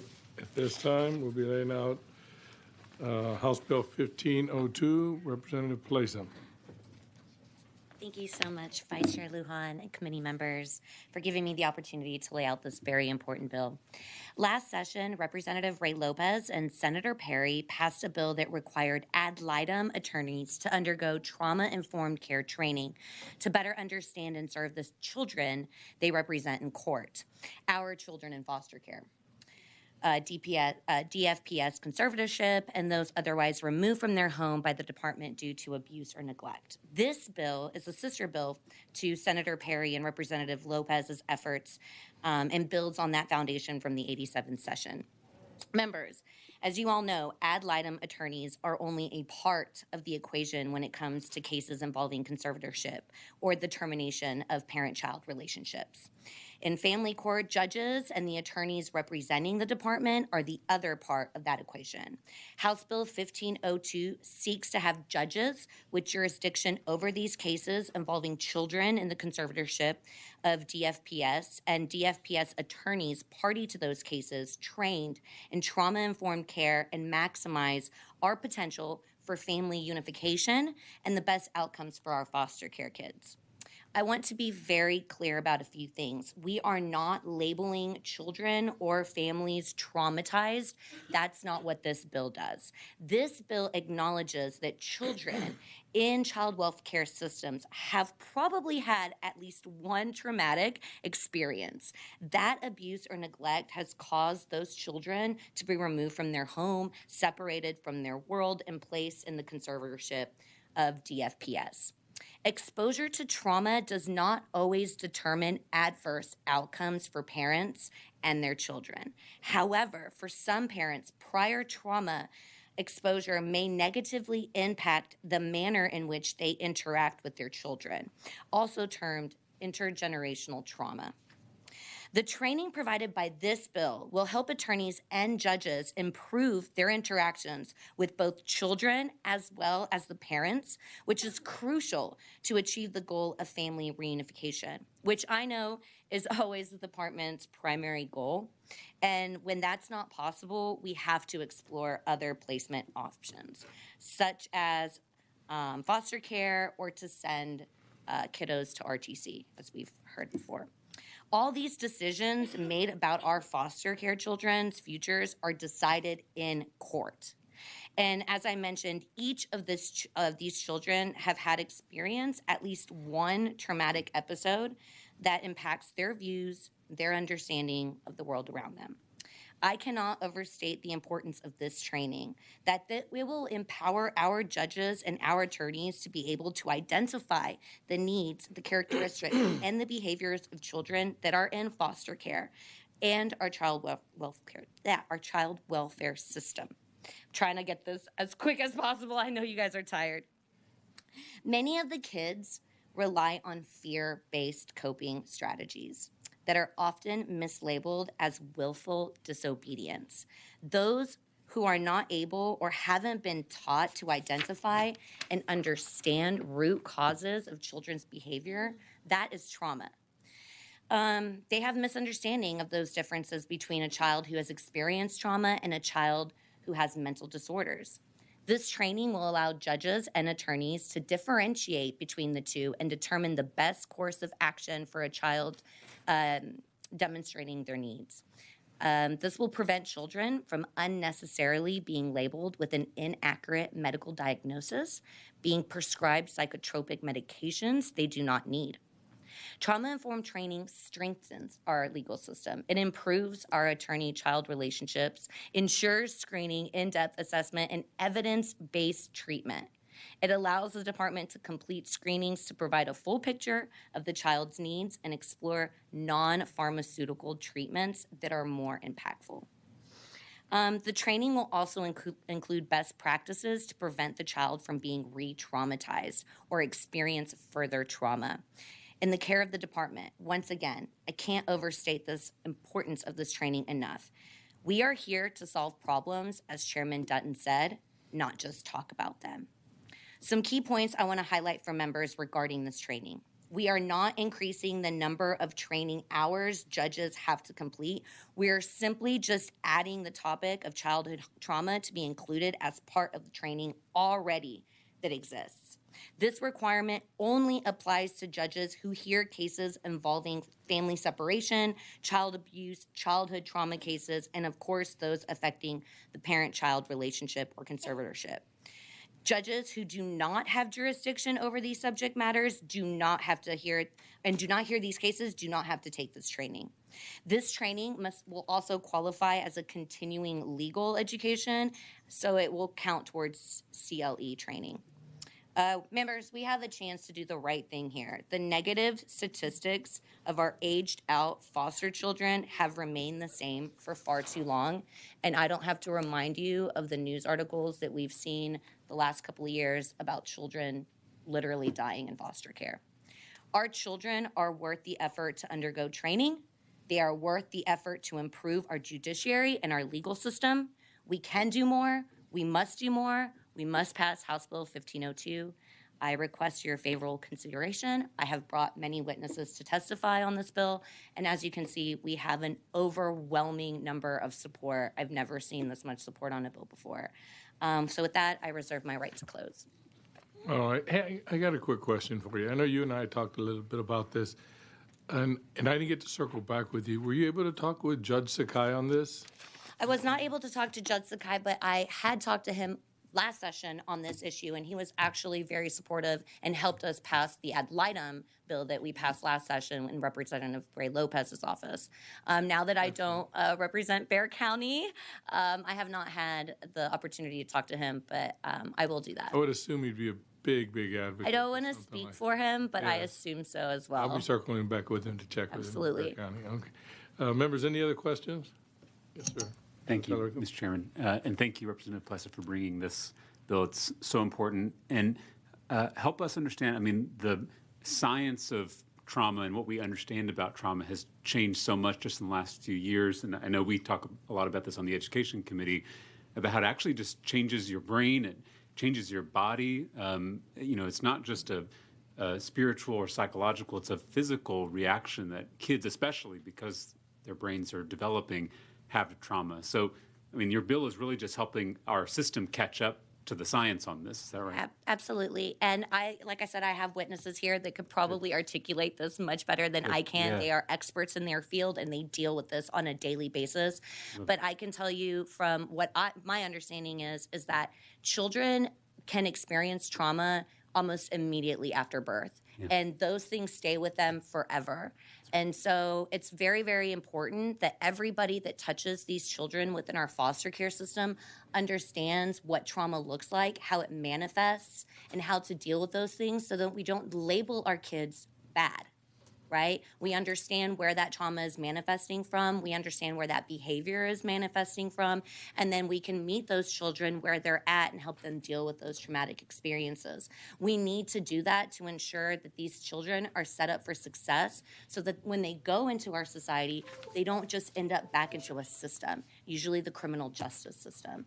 They stay productive members of our And you society. mentioned intergenerational, and it's almost like a contagion, right, or a virus, because I had The statistics are really daunting on this, Representative Talrico.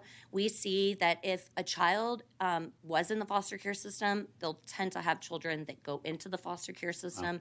Those children will tend to be part of some kind of state system, and it just continues on and on and on. And I hope with this bill that we get everybody that touches these kids trained in trauma, and that we really just close this ever-ending loop. I had a mentor teacher when I first entered the classroom who said, "Pain that is not transformed is transferred." Oh, I love, yeah. You know, which I found was true in my teaching and in work here. Let's pass this bill this session, and then let's add that folks who serve on this committee or on committees that deal with education and criminal justice maybe have to go through that training too. I might file the bill for all state representatives. Oh, I love to it. do some trauma I love training. It. I'll sign on to that bill too. Thank you so much. I reserve my right to close. All right. Thanks, Chairman. Thank you. Thank you, Representative. Thank you, Representative Talrico. Our first witness, we have Jimmy Vaughn.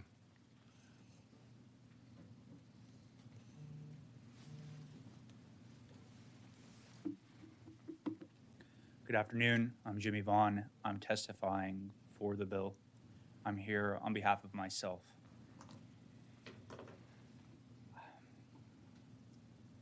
Trauma seems like an abstract word, and I'm glad everybody is talking about the science, but I think it's important to understand what the children actually go through.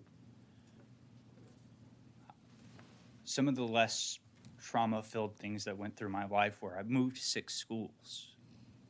I went through 6 different families. At 19 years old, I was homeless. I still have coping mechanisms from being homeless. I wear a lot of clothes when I go out. I'll have layers.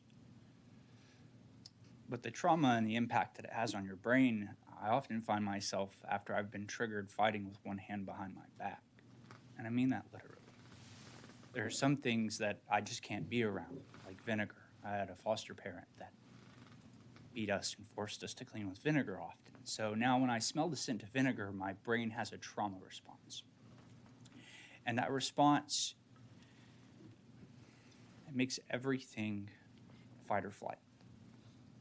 And your brain, instead of being able to handle small problems, you can only handle what's in front of you. You become very good at surviving.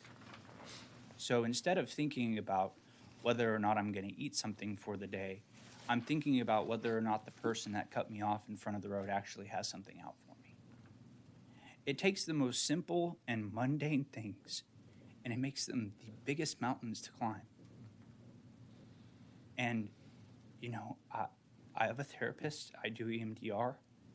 I will be dealing with this for the rest of my life. It's not something I asked for. It's not something any of these kids asked for. Now, we got the attorneys trained, and that's good. But the feedback that I've heard is that they feel like they're fighting an uphill battle in the courtrooms. You know, as an attorney,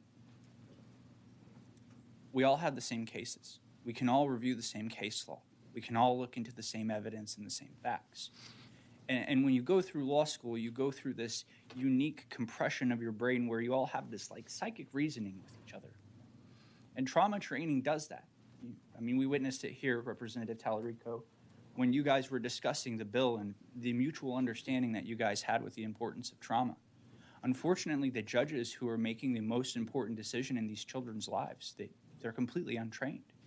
They have no idea what a removal will do. When they're calculating whether or not a child should be on psychotropic drugs, they aren't thinking about whether or not the child's brain has been negatively impacted by adverse events. They're thinking about a legal fiction that we call the best interest. And we need to have that accounted. We can't do a best interest assessment if we aren't looking at the trauma. This is why the statistics are so harrowing. I'm lucky. I got incredibly lucky.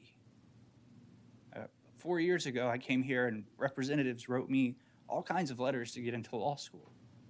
Most kids don't get that opportunity to come out of the foster care system.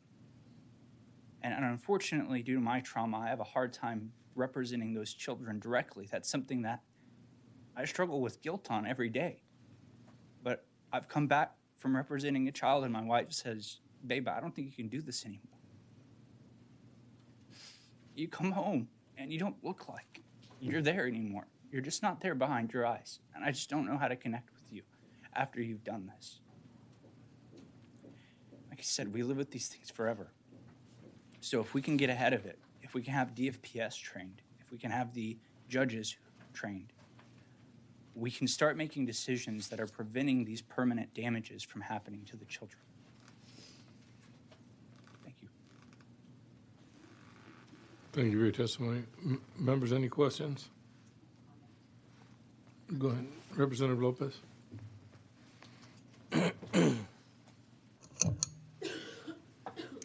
Thank you, sir, for coming up here and testifying today. You've been of most help to us today in looking at these bills and considering them. You've made some very, very important points, and this bill will bring awareness to those that are working directly with the children that have been impacted through trauma. And through that awareness, these professionals will learn and understand the impact that trauma does on children and be able to hopefully develop policies that will help when they're dealing with children like this and develop them and implement them in the workforce. And so in return, that's going to build a culture of trust, a culture of safety, a culture of empowerment for the children also, so that they know that although they've gone through this trauma, that in providing them with the right services, connecting them with the right services and foster care, like you have done for yourself, it will help them to retrain the brain also. And that's what you're doing through therapy. And that's what the benefit will be for our children also. When these professionals understand that connecting them to these important services can also be life-changing, because I myself, as a licensed counselor, we know that through MRI studies, you see the difference in the brain before the therapy and then after the therapy, how the brain is impacted and positive changes can be made when they learn the coping skills that they need. So thank you so much for coming up here and talking to us today. Thank you, Representative Lopez. Thank you, Representative Lopez. Anything else? I would like to, where do you practice, if you don't mind me asking? I practice in Lubbock, Texas. In Lubbock. I have 3 adoptive boys, so That's awesome. yeah, I got to put y'all together. Yeah, because I like to hunt. You know what, they do, and they're mad because I don't take them like I should, you know? Anytime. Yeah. I just got a new hunting rifle. Oh, last that'd week. be awesome. That'd be really good. They went throughout the foster care system, so it'd be cool. All right, thank you. Thank you. Thank you, Chair. At this time, the chair will call Carol Clark.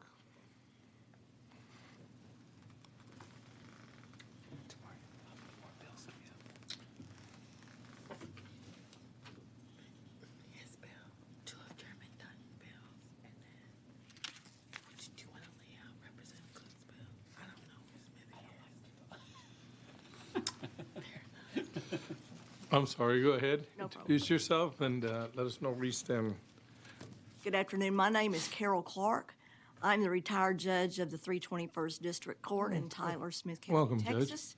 I used to have different colored hair until I was the judge for 20 years of that court. That's what being a family judge will do to you. But I did hear all the CPS cases in our county, half the family law docket, half the AG docket. So, and I was a CPS worker, so I'd done all of this for a very long time. And it's my privilege to come and testify to you about what I did, which is a little bit above and beyond the bill, but it's for food for future thought too. Sure.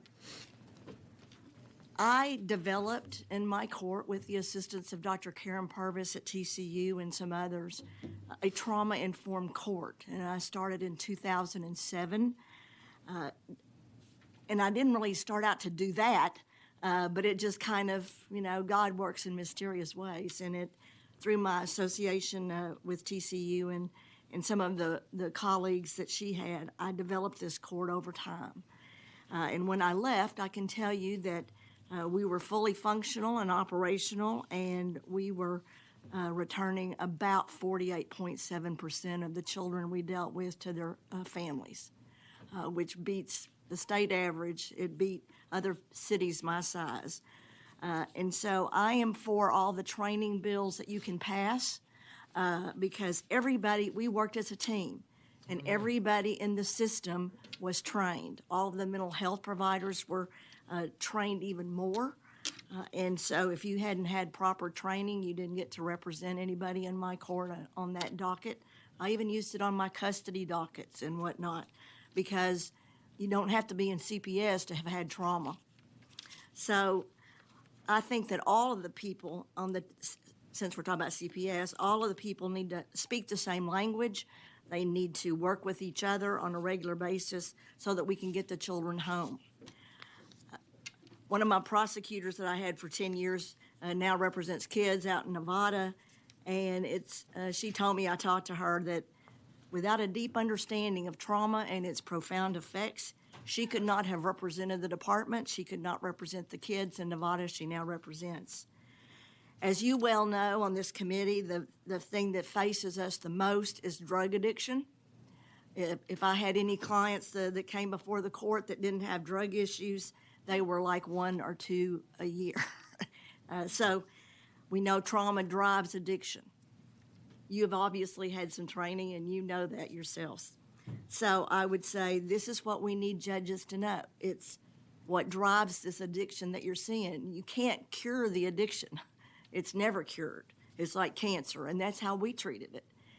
But we did learn through the trauma-informed system, there's 4 levels of addiction, just like in cancer. Well, you don't want to treat a 4 with one's, but our system currently has no way to identify a 1 or a 4, or 2 or a 3. I found out how you do it, and we had an assessor who came in, did not work for the department, and you got your treatment plan up front before you went to parenting, before you went to, because when you're on drugs, your brain is fried. You can't learn. Kids are the same way. They can't learn. So you got to treat that first. The goals of my court were better outcomes for children and families and fewer generational families. And to make a long story short, I'll tell you that when I retired, my community raised money for me to put with the Communities Foundation to go around the country training courts on a trauma-informed court. Now, COVID kind of interrupted my plans a little bit, but we're back on the road again. We go wherever we have, and you know, if y'all could do something about the Wall Street so that my money would not keep going down. I was keeping even. It's with the Communities Foundation is where my money is. Well, now it's going down. Yeah. But I'll go anywhere there's a system to go. I take a lawyer, a psychologist, a social worker, and we teach them how to do all of this. So any bills that you can pass that will help people learn and understand trauma and do it the right way, you know, not every kind of therapy works in the beginning. You have to do what you have to do, but you have to learn about the brain science. Thank you for even considering this. Thank you for listening to me. And there's training available. I always say it everywhere I went. God gave me this chance. And if you want to be trained, get your judges in your courts and bring them up here and we'll come. Right. Thanks. Thanks for having me. Thank you, Judge. Appreciate it. Sure. And thank you. Excuse me, real quick. Do any of the members have any questions? Thank you. Thank y'all. Okay, at this time we'll call Tiffany Bartlett. Good afternoon. Vice Chair Lujan, thank you so much, and members of the committee and Representative Plesa for sponsoring this very, very important bill. I'm Tiffany Crouch Bartlett. I'm the Legal Advocacy Projects Director for Texas Lawyers for Children, and I'm here on behalf of the organization in support, very strong support of this bill. I'm also here on behalf of myself. I've represented over 1,000 children in CPS cases as an attorney ad litem for the last 19 years in Central Texas, in Travis County, Hayes County, Williamson County, Caldwell County, and I continue to do so today. That experience in working with that many children, with that many families over all of these years, I've seen a lot of traumatized kids. And I've seen, sadly, judges who have made decisions that negatively impacted those children and that re-traumatized the children, in fact. I've seen attorneys representing the department who have expressed definitely a lack of education about trauma. And as Judge Clark stated so eloquently and as Jimmy Vaughn stated so beautifully, the trauma training is so critical and essential to having children be successful after their experience in foster care. It is hard to imagine that anyone would be opposed to learning about how trauma affects the brain of a child, about how trauma affects the belief system of a child, about how trauma affects the behavior of a child, and how to stop yourself and think, is this child behaving this way because this child has been traumatized? And what should we do to try to keep this child in this home, to try to stop removal after removal after removal? Some of the most traumatized children I've ever seen have been traumatized because they have been removed from a loving and caring home that may have had some issues, or maybe the foster parents could not deal with some of the behaviors of the child, and the child thinking that those foster parents were going to be their permanent home, and being removed over and over and over again, ending up in residential treatment facilities, ending up in psychiatric lockdown hospital facilities with no educational opportunities. This has got to stop. And the way to stop it is to continue to train everyone involved in the child welfare system. That includes attorneys like me and the bill that was passed in the last legislative session. That includes attorneys who represent the department. That includes judges who are making the decision, the final decision about these children and where they're going to live, what kind of treatment they're going to get. This type of training is vastly available and it is free. For example, Texas Lawyers for Children has a wonderful 15-hour trauma training program that is online, that has trained over 1,200 judges, attorneys, CASA volunteers, CASA supervisors, and CPS workers for the last 4 years. And the overwhelming response has been, where has this training been all my career? We need more of this training. Thank you so much. It's been an incredible experience to hear back from people who've gone through this training. And so at no cost to the state, and in fact, to save the many untold millions and millions of dollars that would be directed at juvenile justice, that would be directed at incarceration, that these children could experience if their trauma that they have experienced is not addressed in an appropriate way. And as Judge Clark said, this is a team effort. We have to work as a team. I talk all the time to the department's attorneys and try to come to an agreement about what is best for the child that I'm representing. And we all have to work together. And a trauma-informed court is the best way to do that. And the way to do that is to pass this bill, House Bill 1502, and increase the awareness about trauma for our children, and give us some hope.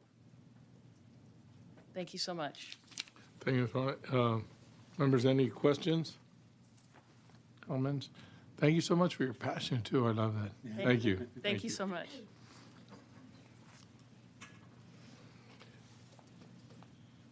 At this time, the chair will call up Jennifer Nigliazzo. Did I say that correct?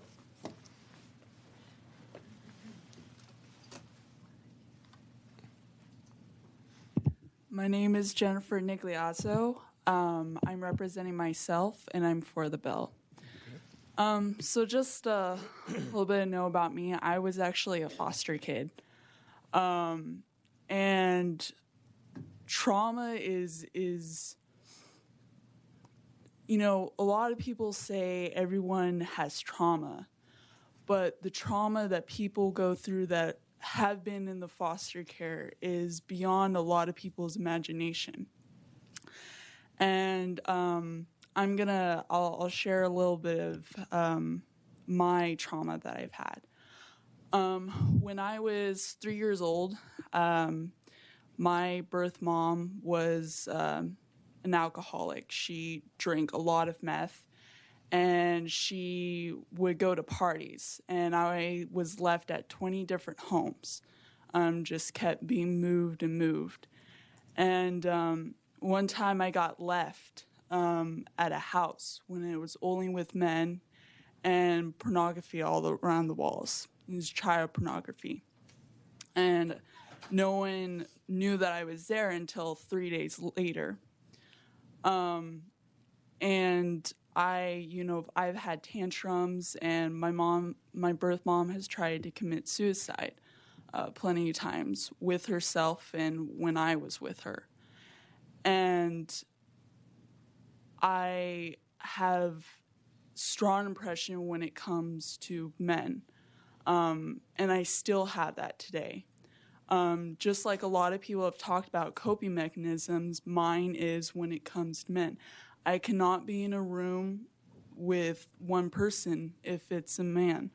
I have to have my mom or my sister or someone there with me because I feel so anxiety. I get sweaty. I start going in and out. I can barely breathe. It's very hard. And for those who haven't been through those situations or haven't seen that, and they haven't been trained in that they don't understand. And when they don't understand, the kid feels alone because no one understands them and they feel very isolated.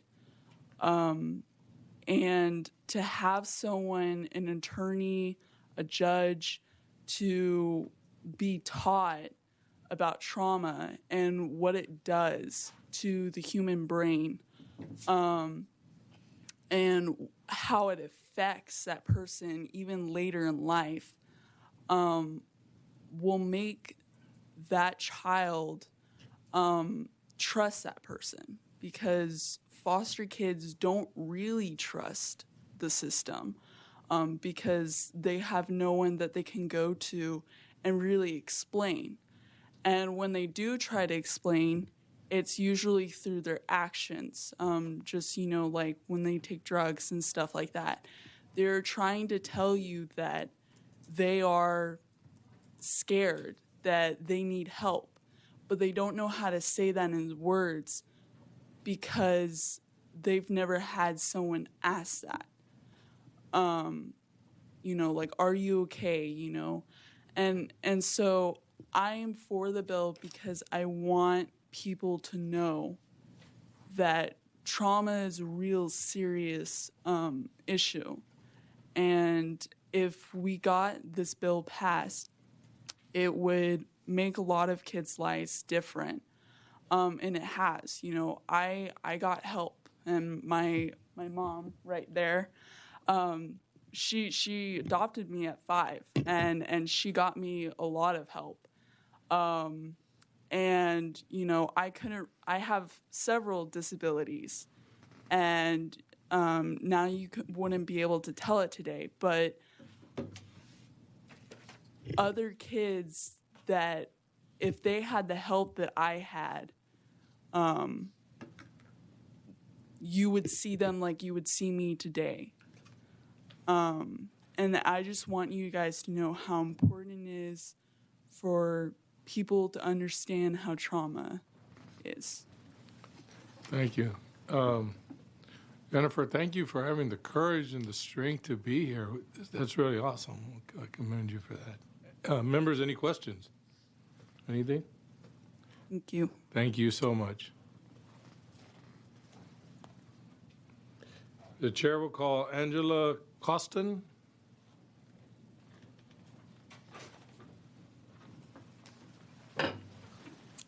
Hi, my name is Angela Costin. I am representing myself, and I am the executive director at a nonprofit called For the Sake of One in Texarkana, and I am in favor of this bill, very much so.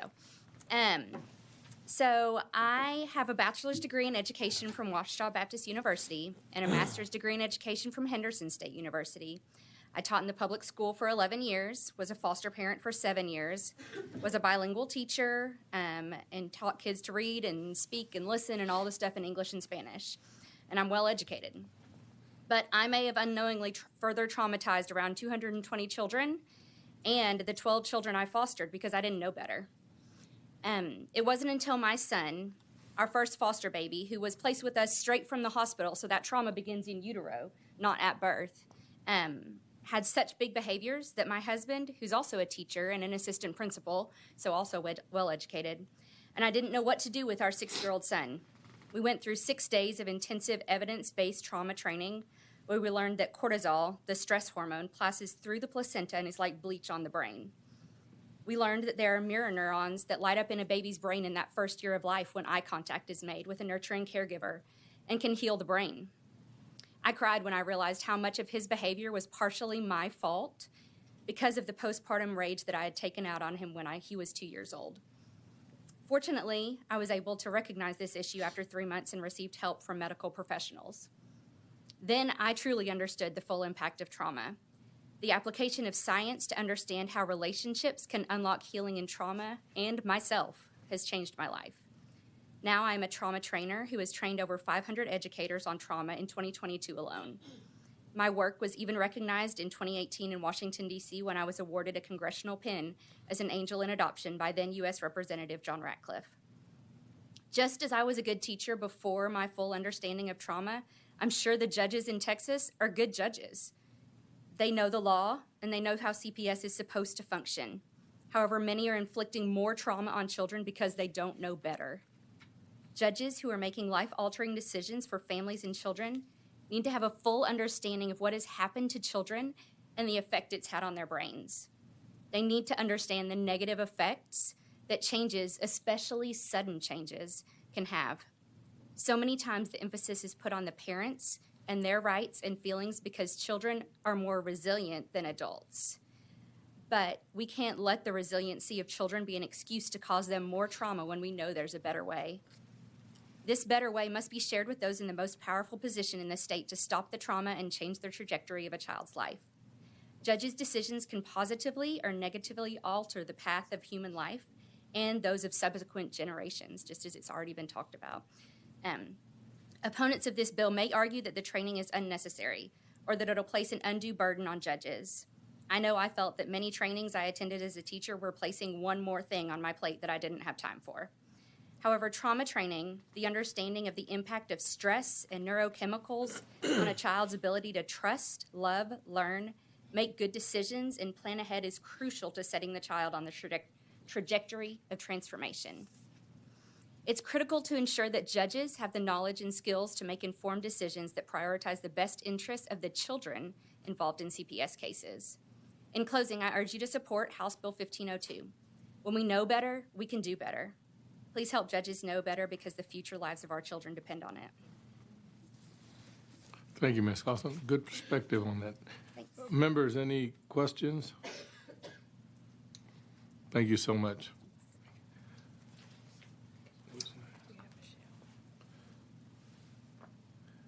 The chair will now call Michelle Nigliazzo. Am I saying that correct? You are. Okay. One of the few people who can. Hey, if I might, can I pass several of these up there so you can see my picture? All right, thank you. My name is Michelle Nigliazzo. I'm an attorney, and I'm representing myself, and I'm here on behalf of this bill. I'm for the bill. You met my trainer. 15 years ago, I adopted Jennifer. I was a mother with a psychology degree. I had 3 other children. I was perfect. I didn't bake brownies very well, but I was very gifted at being a mother. And they said, how would you like this darling little 5-year-old? And I thought, we will have her healed in a second. And she came into my house, and she started peeing at the door so perpetrators wouldn't come in. Santa Claus came, and she threw a rage for 3 hours and told me that I was not to invite men in at night.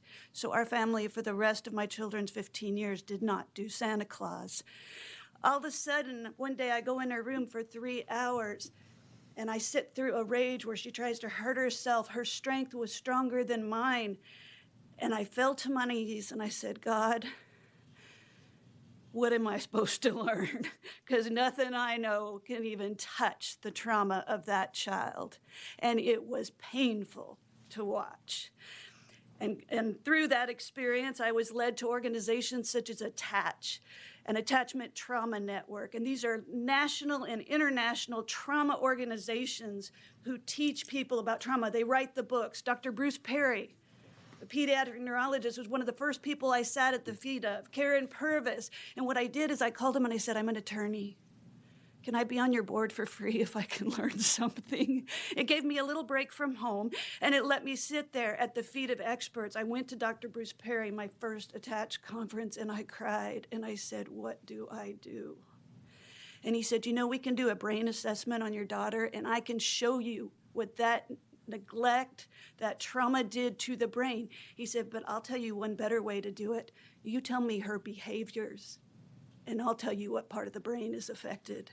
He taught me to look at her behaviors, not as I did my 3 other kids, but to look at her behavior as symptoms. Here's an example for you. I've got a son, he's 6'6", he's a track runner. He and I would fight over what things look like. We'd go outside and I'd point out something, and he'd say, no, Mom, and he's as loud as his mother, and he would fight with me. It wasn't till he was 16 we realized he was colorblind. We put on a pair of glasses one Christmas that we had bought for him, and he went, oh, I see. That's what trauma training will do for these judges. They're great judges. They're smart. They're like my son. But if we're trauma blind, we're looking at behaviors as actionable. We look at runaways. You know what? Jimmy Vaughn should not be an exception. I represent foster kids in Laredo, Texas. I drove 3.5 hours to talk 3 minutes, and I'll drive 3.5 hours back tonight. But here's the deal. I've sent more to traffickers for sex trafficking than I've sent to college. They have free college by virtue of the fact that they are foster kids.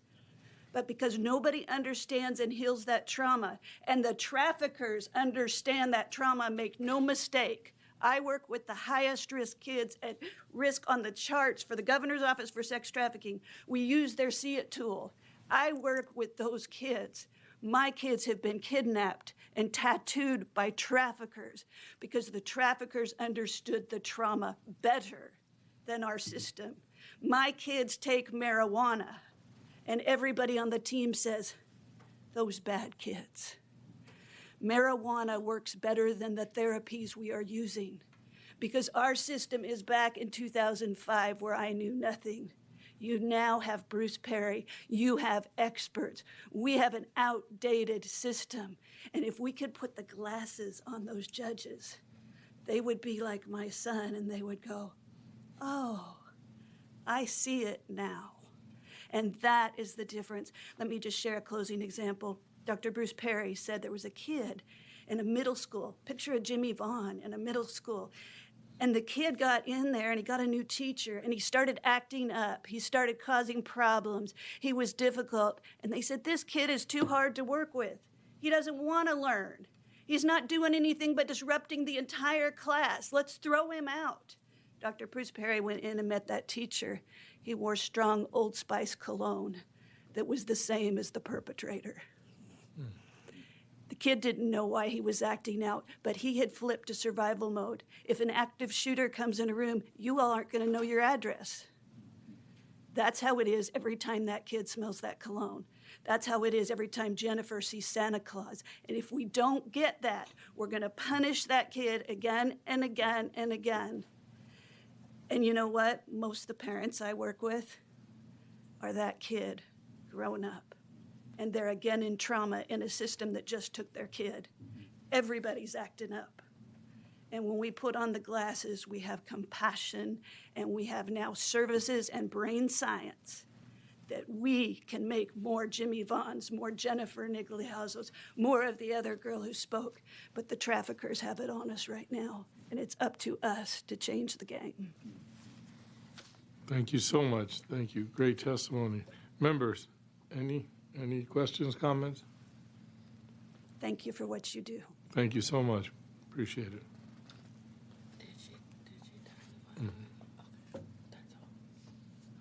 All right. Is there anybody else that wishes to testify on for or against? If not, we'll recognize Representative Plessa for your closing. Members, thank you for allowing me to lay out this bill for your consideration. I would also like to thank Vice Chair Lujan and Representative Talarico for joint authoring this bill. All of us in this room care deeply and are concerned about our foster care kids. This is one small step in the right direction, and the impact this will have on improving our system and the real world effect this will have to better the lives of children and families in foster care is going to be of great benefit to our state. Members, I ask for your favorable consideration and that this bill will get sent to general calendar as quickly as possible. Thank you, and I close.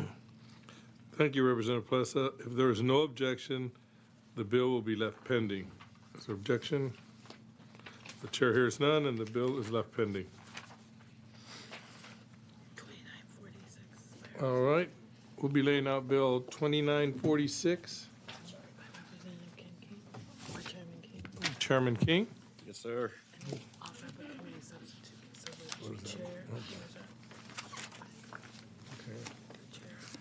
All right. The chair offers up committee substitute to HB 2946. The chair recognizes Representative King to go ahead and explain the bill. Thank you, Mr. Chairman. Committee, Tamaria, the opportunity to lay out House Bill 2946. Back in the 84th session, we passed House Bill 2610, which changed school time calculations for state funding from days to minutes. We used to be 187-hour days. We changed the law to 75,600 minutes at that time. One of our alternative programs, specifically Juvenile Justice Alternative Education Programs, or JJAEP, I don't know if the sentence is longer or the acronym, we left them out. Alternative education. Yes, it was inadvertent when we did the cleanup bill in the 85th session, but the JJAEPs got left out. House Bill 2946 will change the JJAEPs from days to minutes to align them with traditional public school requirements. The substitute is just a legislative council draft of the filed bill. Thank you for consideration, and I would reserve my right to close. All right, members, any questions? No? Okay. At this time, we have Mr. William Carter.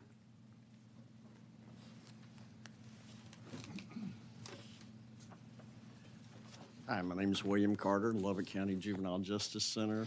I'm representing myself, and I am definitely for this bill. We're one of the 31 JJEPs across Texas, and this simply puts us in parity on the minutes with the DAEPs. So I will answer any questions you might have. It's pretty simple.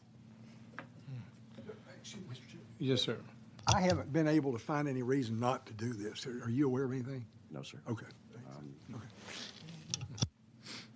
Members, any other questions, comments? Okay. Thank you. Thank you. Chair will call Tina Lincoln.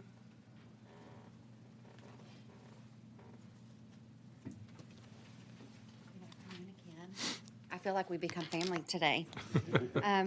Good afternoon. My name is Tina Lincoln, and I'm the Chief Juvenile Probation Officer for Hill County, Texas. I'm here representing my department and myself. I also am a JJP administrator. I'm a Hill County, so we are a discretionary JJP. And I just wanted to highlight really quickly why this is so important for us. In our particular county, we have 12 school districts that we serve. And so we have 12 different calendars that we have to really review and look at. And so when we're working with PEMS coordinators and campus officials, it always becomes very confusing when we're talking about days compared to the minutes. So we do fully support this change. If you, as Mr. Carter said, we have 31 JJPs. As of next year, we will have 33.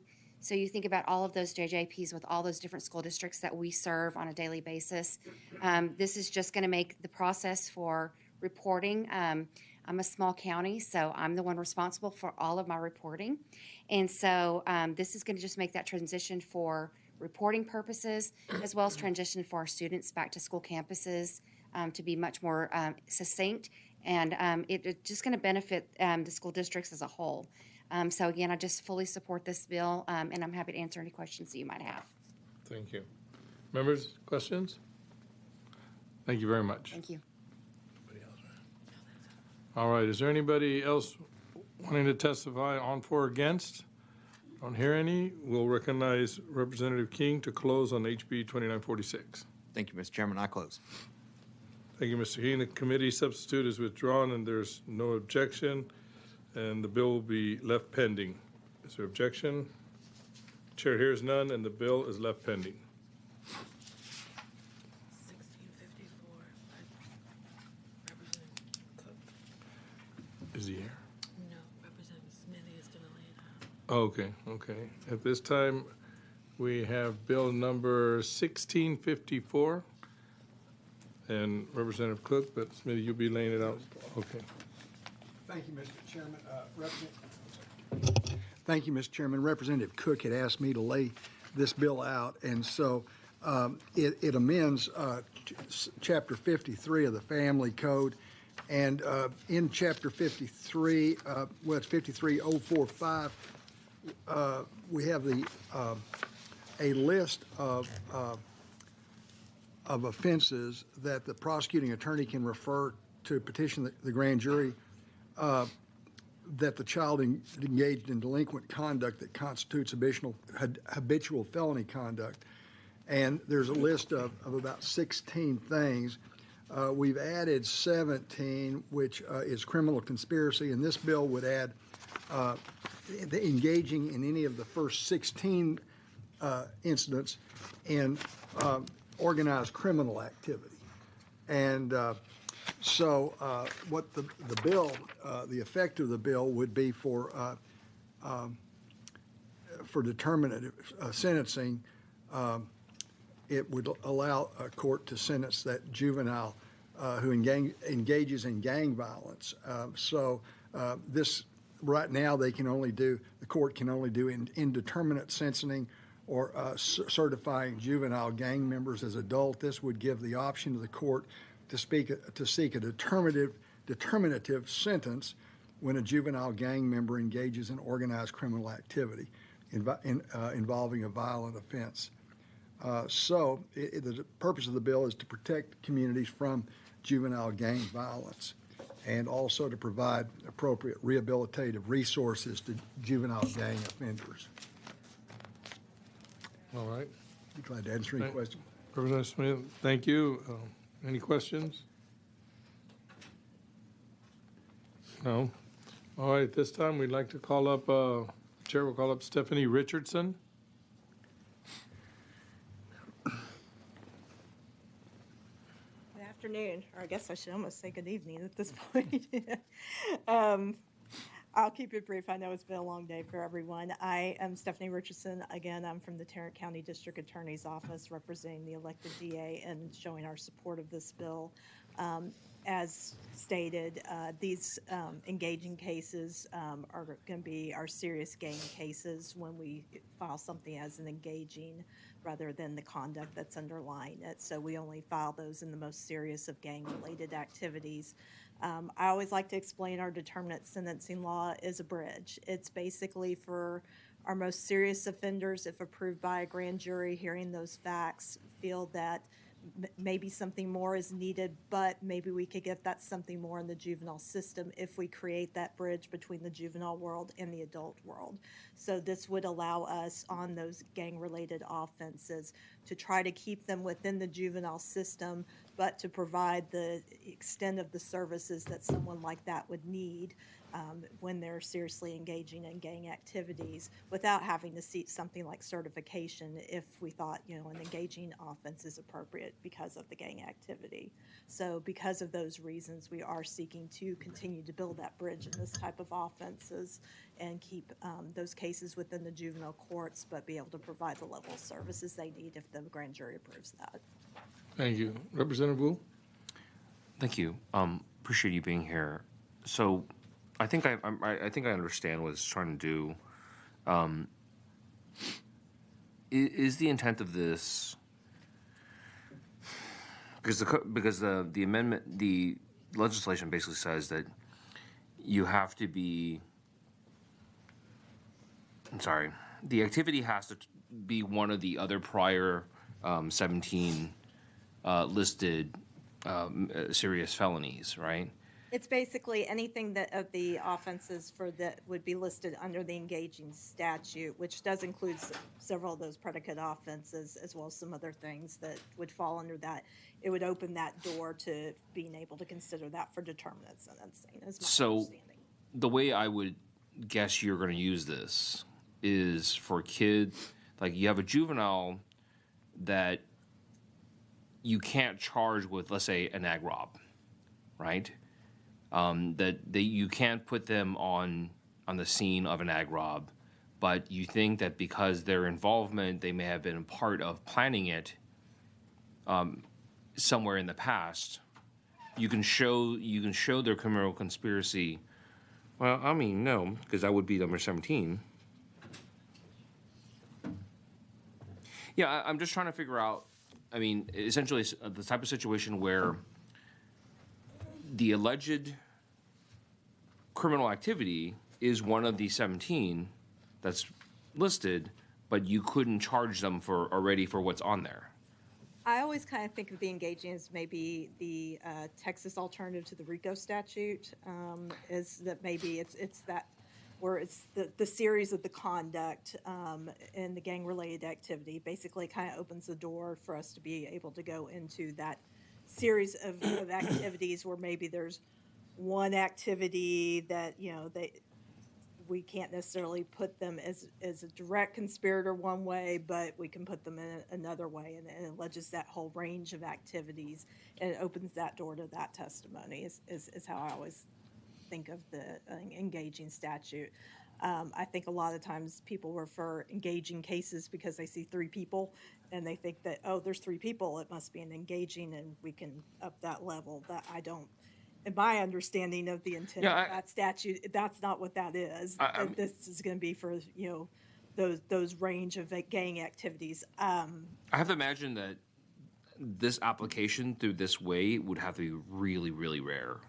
Exactly. It just opens the door for when we do have those serious gang offenses that we have that tool in the toolbox. Okay. I think we always like to have tools in the toolbox. Sure. Because personally, I did intake for a long, long time, and I didn't charge that a large number of times. When I did, it was, I can think of one instance where I charged it where it was several gang members involved in a range of gang rape activities they were carrying out as a series, and it was appropriate in what we could prove in that time.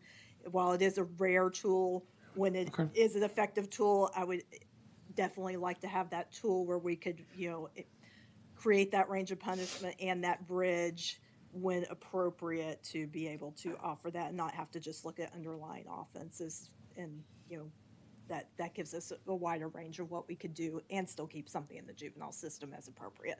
Okay, thank you. Thank you. Any more questions? No? Thank you very much. Chair will call up Alicia Castillo. I was going to ask you that question, but Don't ask me that. Sorry, y'all. man. Thank you. My name is Alicia Castillo. I'm Director of Policy and Advocacy at Texas Center for Justice and Equity, and I'm against the bill. I hesitated to testify on this to begin with because the bill is very unclear. The 16 offenses that are listed in the statute are already, for the most part, eligible for determinate sentencing.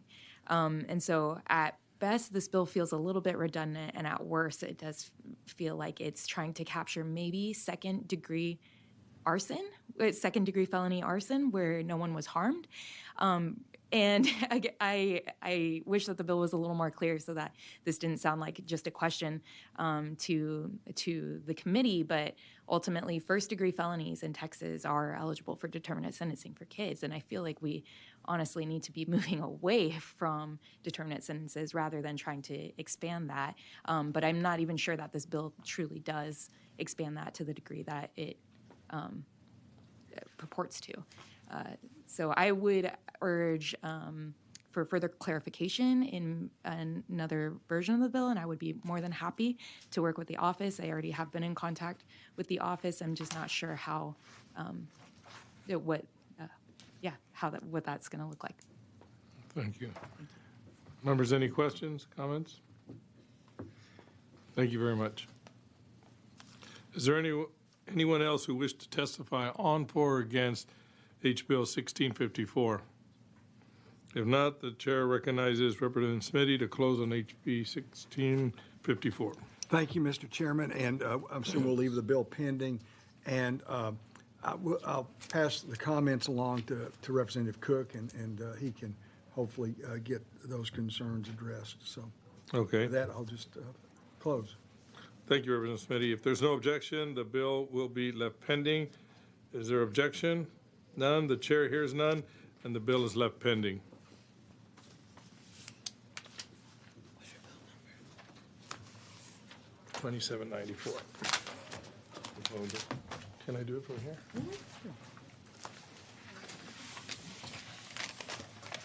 Okay, the chair lays out House Bill 2794 and recognizes Vice Chair Lujan to explain the bill. Thank you, Chairman and committee members. HB 2794 will allow CASA programs to use their funding to support their appointments on all child welfare cases, including court-ordered services cases. Last session, this committee passed HB 567 by Chairman Frank, which strengthened the protections that children and families receive when they are involved in a court-ordered services case. A court-ordered services case, which is sometimes called a motion to participate, is a case in which the Department of Family and Protective Services recommends court-ordered services for one or both parents, such as drug treatment services or parenting courses. These kind of cases are a subset of family-based safety services. The goal of these cases are to keep the child and family safely together and out of foster care. Since the changes in HB 567 went into effect, judges across the state have begun appointing guardians ad litem for children so that they also have the benefit of someone representing their best interests. In most counties in Texas, CASA programs are appointed to represent the best interests of the child in welfare cases. However, current law limits CASA to cases involving children who are in foster care. This prevents CASA from providing critical support to children and families who need help remaining safely together outside of the foster care system. There are some CASA programs that are already being appointed to provide these important services due to private funding. However, most programs do not have enough private funding to open up appointments for these kinds of cases. HB 2794, this bill, does not require guardians ad litem to be appointed, but it gives judges the options to do so. Additionally, it is my understanding that Texas CASA will be creating parameters for programs that are interested in and have the capacity to be appointed on court-ordered services cases. HB 2794 aligns with the best practices in temporary managing conservatorship cases and allows CASA programs to utilize their funding to support appointments to court-ordered services cases, helping Texas family and kids. I'm happy to answer any questions and respectfully reserve the right to close. Any questions for Representative Lujan? Okay. If not, the chair calls Sarah Crockett. And as a reminder to all witnesses, if you will, identify who your name, who you're testifying for, if any, and your position on the bill. Thank you, Mr. Chairman and members. And thank you to Vice Chair Lujan for your support on this bill and for your great relationship with our local CASA program in San Antonio. My name is Sarah Crockett. I'm the Director of Public Policy for Texas CASA, and I'm here in support of House Bill 2794 today. As the child welfare system in Texas has evolved over the last decade or so, CASA programs in Texas have been evolving as well. We've overhauled our training, messaging, and practice to put the child's family at the center of our work because we believe it is always in the child's best interest to be with their parents whenever it is safe and possible. Texas is the first state to have a family finding and engagement model and integrated into every single one of its CASA programs. And our programs work closely with organizations in their communities to support children and families that are experiencing foster care. And I will say we also require trauma-informed care training for all of our CASA programs and volunteers as well. Since the passage of House Bill 567 last year, more and more judges across the state have been asking to appoint CASA programs to court-ordered services cases so that CASA volunteers can help provide critical support to children and families who are trying to remain safely together outside of the foster care system. As Vice Chair said, currently the law limits CASA's funding to cases involving children who are formally in the foster care system. While some of our local programs do have the ability to demonstrate to Texas CASA that they have enough private dollars to support opening up appointments for court-ordered services cases, most of our programs cannot. House Bill 2794 amends the Texas Family Code to allow CASA programs to use state funding to serve on court-ordered services cases, in addition to cases involving a suit affecting the parent-child relationship. It also amends Chapter 263 to make it clear that judges may appoint guardians ad litem but are not required to, and it amends the volunteer advocate appointment section under 107 to make it clear which type of cases that CASA can be appointed on. Making all of these changes together creates transparency and clarity in each of the relevant sections of the Family Code so that the law can be consistently applied across the state while not creating any new requirements for judges or for court-ordered services cases. While some of our programs have been appointed to court-ordered services cases for many years, Texas CASA takes the responsibility of using state funding for these appointments very seriously. We'll be developing new standards, training, and data collection for our service on these cases should this legislation pass. Serving children, youth, and families who are formally in the foster care system will remain our top priority, and Texas CASA will only be allowing local CASA programs who serve 90% or more of the children in their area to accept appointment on court-ordered services cases. Additionally, local CASA programs and volunteers will be prohibited from making recommendations related to the removal of a child to the court, and all volunteers who are appointed to court-ordered services cases will be required to take additional training. Right now, 31 of our 73 local CASA programs in Texas are serving more than 90% of the children in their area and would be eligible to utilize state funding for court-ordered services cases if this bill becomes law. Texas CASA and local CASA programs are working hard to be responsive to the changing child welfare system and to the judges who appoint CASA volunteers, and we are excited to do that in a thoughtful and transparent manner. I provided some additional written information for you about the legislation, as well as included some written testimony from one of our local CASA programs who is currently appointed on court-ordered services cases. Really appreciate your time. I know it's late in the day, but I would be happy to answer any questions. Any questions for Ms. Crockett? Just real quick, just to clarify, this is, I'm pretty sure I got it, I just want to clarify. This is for like FPSS cases and PIS cases, right? So not unless the court's involved. So it's only motion to participate or order to participate or court-ordered services cases. So traditional family-based safety services cases are outside of the court system. Right. And we're not going to be appointed to those cases. It's Okay. only if the court's Because I thought somebody said FPSS. Yeah, it's court-ordered services are technically in So the just, safety services. yeah, order participation services. Correct. It's stunning. Okay, yeah, that sounds great. Thank you. Any other questions, members? Okay. If there's no, we appreciate you being here, Ms. Crockett. Thank you. Members, we also have Jimmy Vaughn here to testify. Once again, for you, Mr. Vaughn, if you could identify yourself, if you're testifying on behalf of someone and your position on the bill. Yes, I believe the record is unclear on my position. I fudged the button, and I'm for the bill.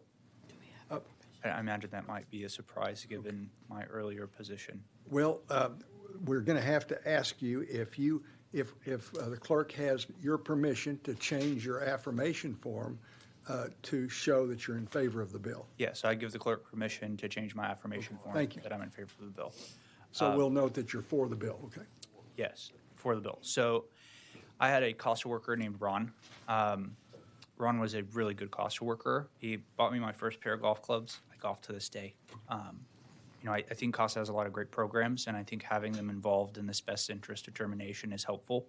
I think having a third up pair of eyes on the attorney that takes on the child that takes the attorney blinders off is incredibly helpful.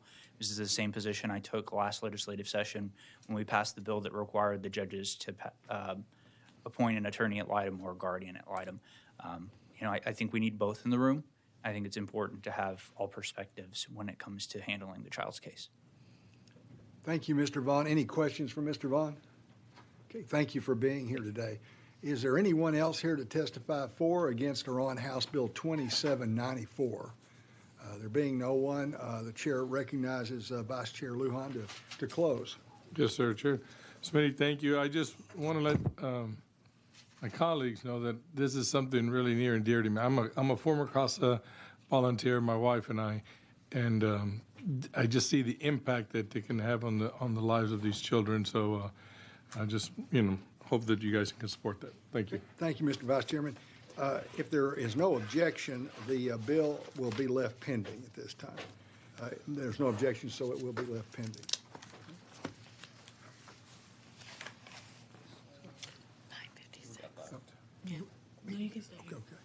Okay. At this time, the chair recognizes Representative Wu to lay out House Bill 956. 956. All right. Representative Dutton. Thank you, Mr. Chairman. I'm laying this out for Chair Dutton, who is probably laying a bill out somewhere else. And essentially what this is in the Texas Family Code, we have a provision that allows grandparents to sue for access to the grandchildren. And that is Texas Family Code 153.432. And all this legislation is saying that if a grandparent who is suing to get access to children would request it, that the court appoint a guardian ad litem for the grandchild at the request of the grandparents. That's it. That they're given a guardian ad litem. Okay, any questions for Mr. Wu? Okay, if there's no questions, we'll call our witnesses. Cecilia Wood.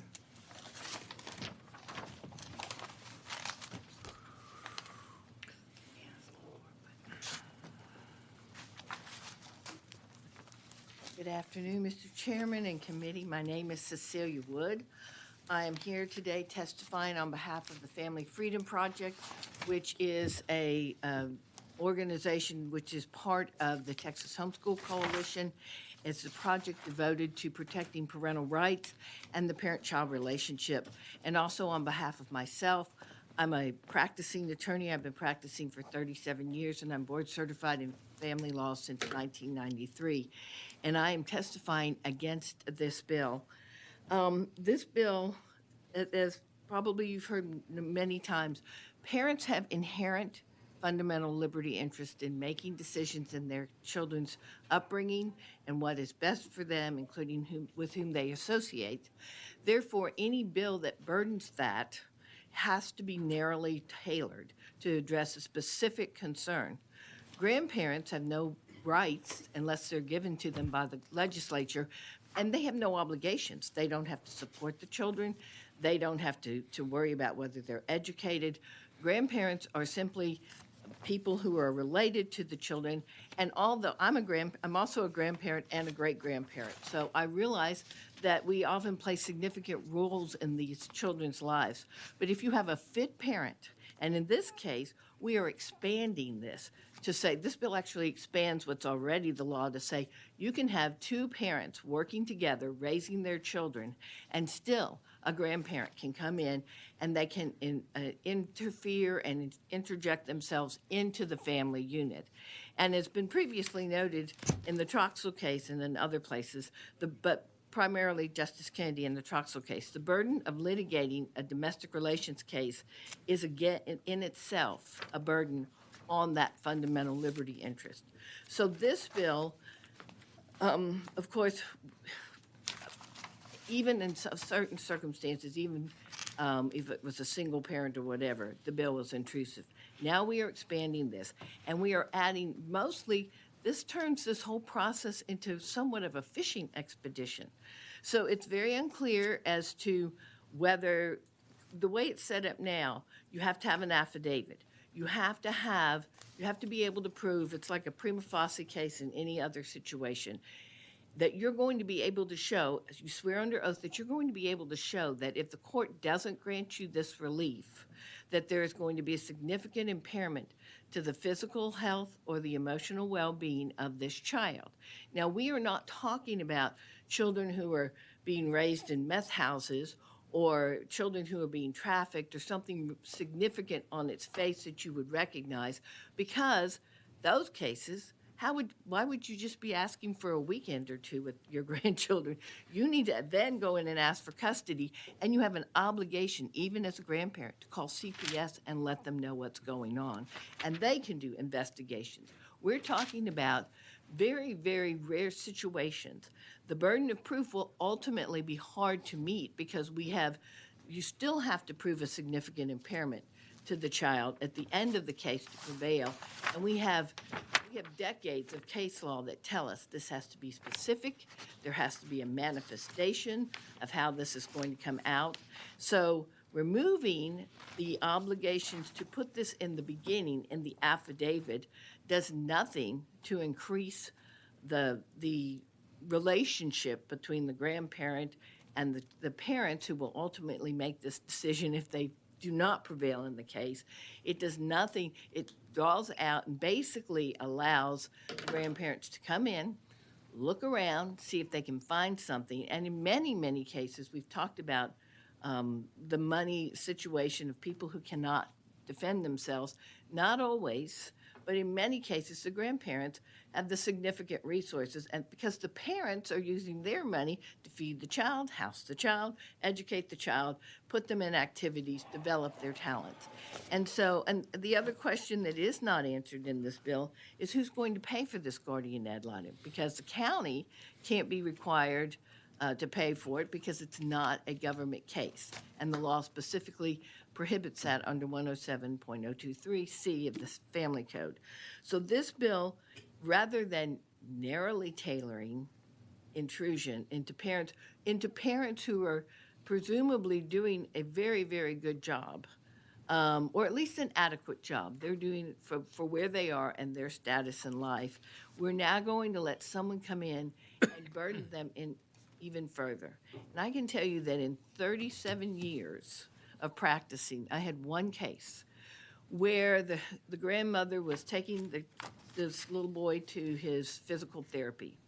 There was a falling out between the father, who had the full care of the children because the mother had run off, and this grandmother.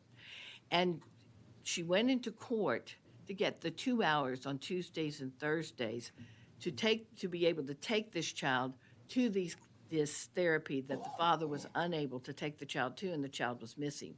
We knew exactly where to get our expert evidence because grandmother had been doing this. So I urge you not to, I don't think this law is constitutional. I don't think it would survive a constitutional challenge. But I think many, many parents will be dragged into court unnecessarily. Children get in the middle of this. And grandparents are spending money on, really the only winners are lawyers, grandparents. We're very expensive, and grandparents are spending money they could put into college education, into nice trips. My children get mad, not my son, but I have two older daughters who get so mad at me sometimes. Never once, once was I not permitted to babysit my grandchildren, but they were back the next weekend. So helpful grandparents will find a way to be with their grandchildren. Thank you. Thank you, Ms. Wood. Any questions, members? Thank you for being here. Thank you. Our next witness is Cindy Graham, who happens to be my neighbor across the street. Oh, well, look at this. Although I don't think I'm her representative. I think we live in different counties. Wow. And different districts, so. Right, because my house is on the line. So I pay most of my taxes in Potter County. Yeah. Good afternoon.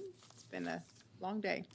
My name is Cindy Barella Graham, and I am from Amarillo. I'm board certified in family law, and I'm here today on behalf of the Texas Family Law Foundation in support of the bill. I certainly appreciate our esteemed colleague prior to me and many of her points. And I, like she, am a grandmother as well.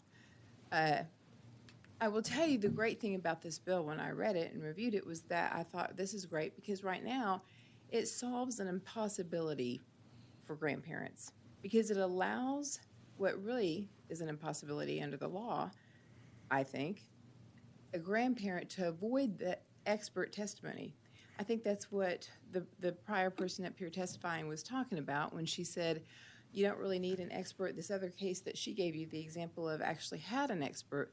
But the reality is a lot of grandparents, they visit with their kids, or their grandkids rather, they visit with their grandkids. There's not an expert to offer testimony, and they really can't go get that expert testimony.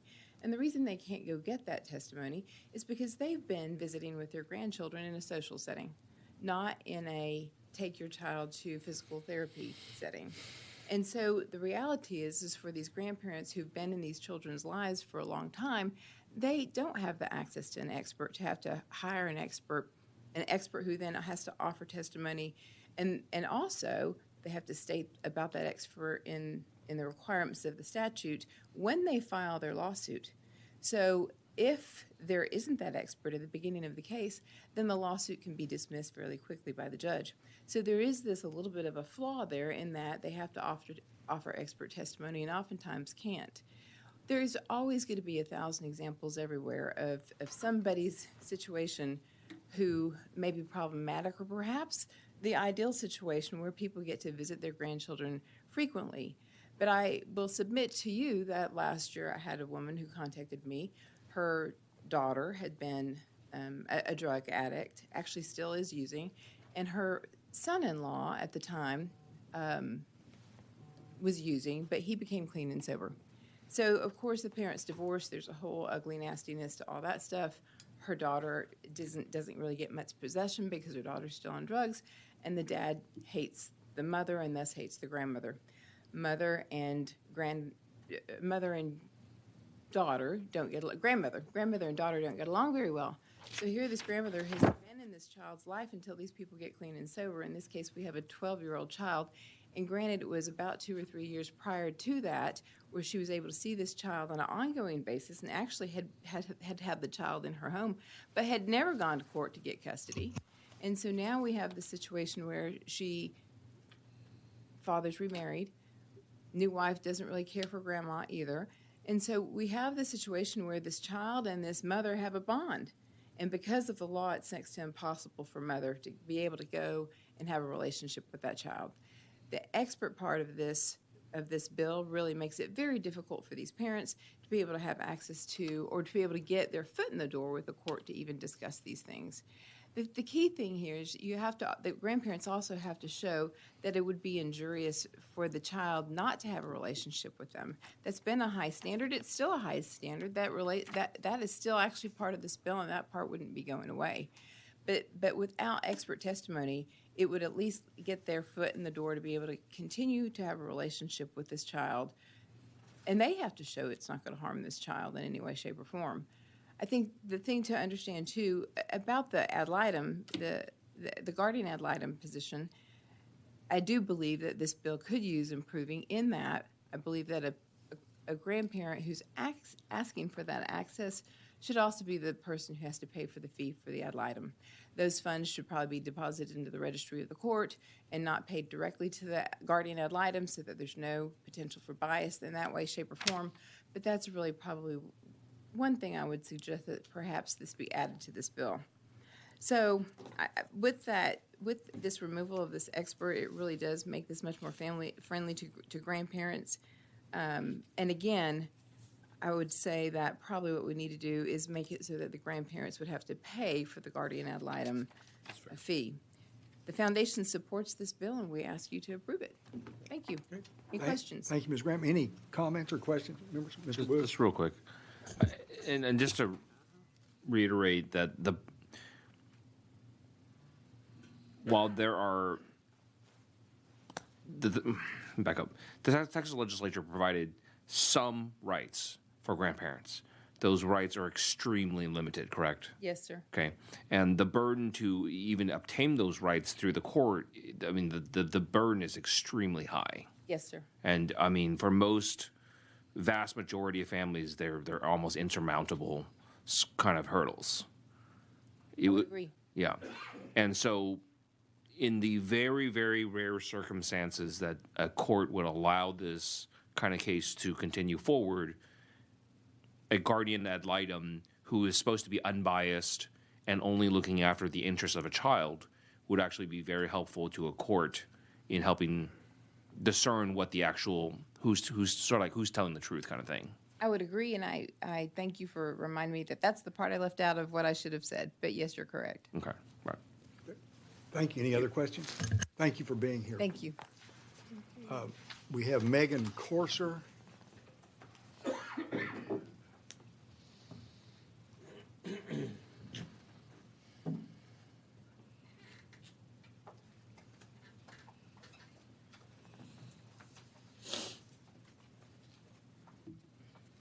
Good afternoon, Mr. Chair and members. My name is Megan Corster. I'm the Chief Policy Analyst at the Family Freedom Project, and we are respectfully opposed to HB 956. We would agree with Chair Dutton that it is absolutely ideal for families, for kids and parents and their extended families to enjoy positive, close relationships with one another. Unfortunately, that's not the reality for a lot of families. And in those cases, the Family Code provides a mechanism through 153.433 for grandparents to sue for possession or access of their kids. And that's the piece of the bill that I'd like to talk about in my testimony today. The current statute, 153.433, is extremely limited in the set of grandparents that it allows to be given possession or access to a child. Basically, the parent has to have died or be incarcerated or otherwise not have possession of the child in order for a grandparent to gain access. And the statute provides a couple of requirements that the court has to find have been met before it can order possession or access to a grandparent. Now, separate from the statutory requirements, within that analysis is embedded a constitutional requirement. The Due Process Clause of the 14th Amendment establishes what we call the fit parent presumption. The fit parent presumption requires courts to presume that a parent is fit and that a fit parent's decisions are in the best interest of their child. And until that presumption has been overcome, a court can't override the decisions of that fit parent. And so if a parent has decided that their child can't have access to the grandparent or the grandparent can't have possession of the child, that decision has to be presumed to be in the best interest of the child, absent a showing of significant impairment. Now, what we've seen through the research report that's being passed out is that the courts consistently misapply that constitutional requirement, and that's simply because a lot of courts aren't familiar with those constitutional requirements that are embedded within the statutory requirements. And what we found from that report was that over the last 20 years, in 43% of the cases that have gone up on appeal involving this question, the trial court misapplied that parental presumption. And there's a separate type of appeal called a writ of mandamus. It's an extraordinary writ that requires that there's no other adequate remedy on appeal and that the trial court clearly abuse its discretion. In those types of extraordinary cases, 78% of those writs were granted on the issue of the presumption, which means that in 78% of these mandamus cases, the trial court had misapplied that constitutional requirement. And we see those percentages of error go up a little bit in grandparent access cases in particular. About 50% of overall appellate cases, the trial court had misapplied that presumption, and in 84% of mandamus cases, the trial court was found to have misapplied that presumption. So what we see under the current law is that there's a significant rate of error with this constitutional requirement not being applied correctly in these types of cases. And although that's a significant problem, the grandparent access statute severely limits the types of cases in which this constitutional requirement even comes up because, obviously It's a very small set of grandparents who can be granted possession under the statute. Now, the bill would expand that statute to allow virtually any grandparent to be given access or possession to their grandchild. And so the net effect of that would be to significantly increase the number of cases in which the trial courts misapply this constitutional requirement. And of course, that's negative for families. Kids are never the beneficiaries of family law litigation. It has negative toll on children's outcomes. It's very divisive for families, and it's just not good for anyone involved. And so we would respectfully remain opposed. There are a couple of stories that are included in that handout that you received from families talking about the negative toll that this type of litigation has taken on their families. And that's just not something that we would want to see for parents and kids. And so with that, I'd be happy to answer any questions. Now, I wish Chairman Dutton was here. This is his bill, and he could respond directly. But let me ask you this for his benefit, and that is there anything, in your opinion, that could be done to the bill to make it where you wouldn't object to it, or is it just is the bill just conceptually something that you or your organization would oppose? So let me provide some context. This is a bill that Chair Dutton has filed in previous sessions that we've worked with his office on extensively in previous sessions. So there have been a lot of ongoing conversations. I think he's aware of our concerns. I can't speak to the guardian ad litem provision or the expert testimony provisions in the bill, but specifically on the access or possession provision, we see this as a problem in the current system and a problem that the bill is exacerbating. And so I think I would characterize it more as a difference in perspective in these types of cases. Okay. And I should mention that the chair's not here because he's tied up in another committee. He's not taking a vacation or anything. So, and I wish we could have said this earlier, but so many of the members have every committee, it seems like, in the House is meeting this afternoon, a lot of bills, and so everybody has conflicts. Any questions, members, for Ms. Corser? Not. Thank you very much for being here. Is there anyone else here to testify for, against, or on House Bill 956? There being none, Mr. Wood, do you want to close on behalf of Chairman Dutton? I close. Okay. And is there any objection, members, to leaving the bill pending? If not, the bill will be left pending. And Is that 2268? okay. At this time. Okay. At this time, the chair lays out House Bill 2268 and recognizes Representative Wu again to explain this bill. Thank you, Mr. Chairman. And this bill for Chairman Dutton is modification of the code allowing family law associate judges to hear additional types of hearings. Mainly, if you look on the first page, Chapter A, Subchapter A of Chapter 7B of the Code of Criminal Procedure, that is protective orders for domestic violence. And number 6 that's being added, Chapter 24A of the Property Code, is access to former residences, usually dealing with the domestic violence type of situations as well. This hopefully would allow increased efficiency and allow victims of domestic violence to be able to access the court system in multiple places and get protective orders and things like that in a more expedient manner. That's it. Okay. Any questions that Mr. Wu could address on behalf of Chair Dutton? There being none, we'll call Cindy Graham once again.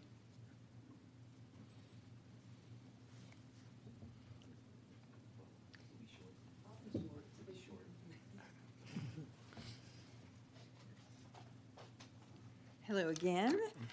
Cindy Barella Graham, and I am board certified in family law, and I am here today in support of this bill on behalf of the Texas Family Law Foundation.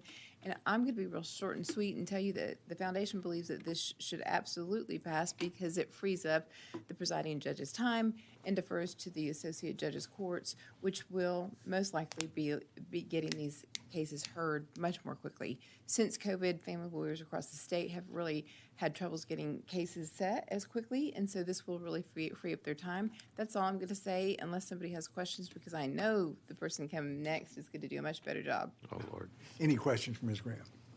Okay. Thank you again. Thank you. And our other witness is Carl Hayes. It's like I'm bringing up the rear here today, gentlemen and ladies.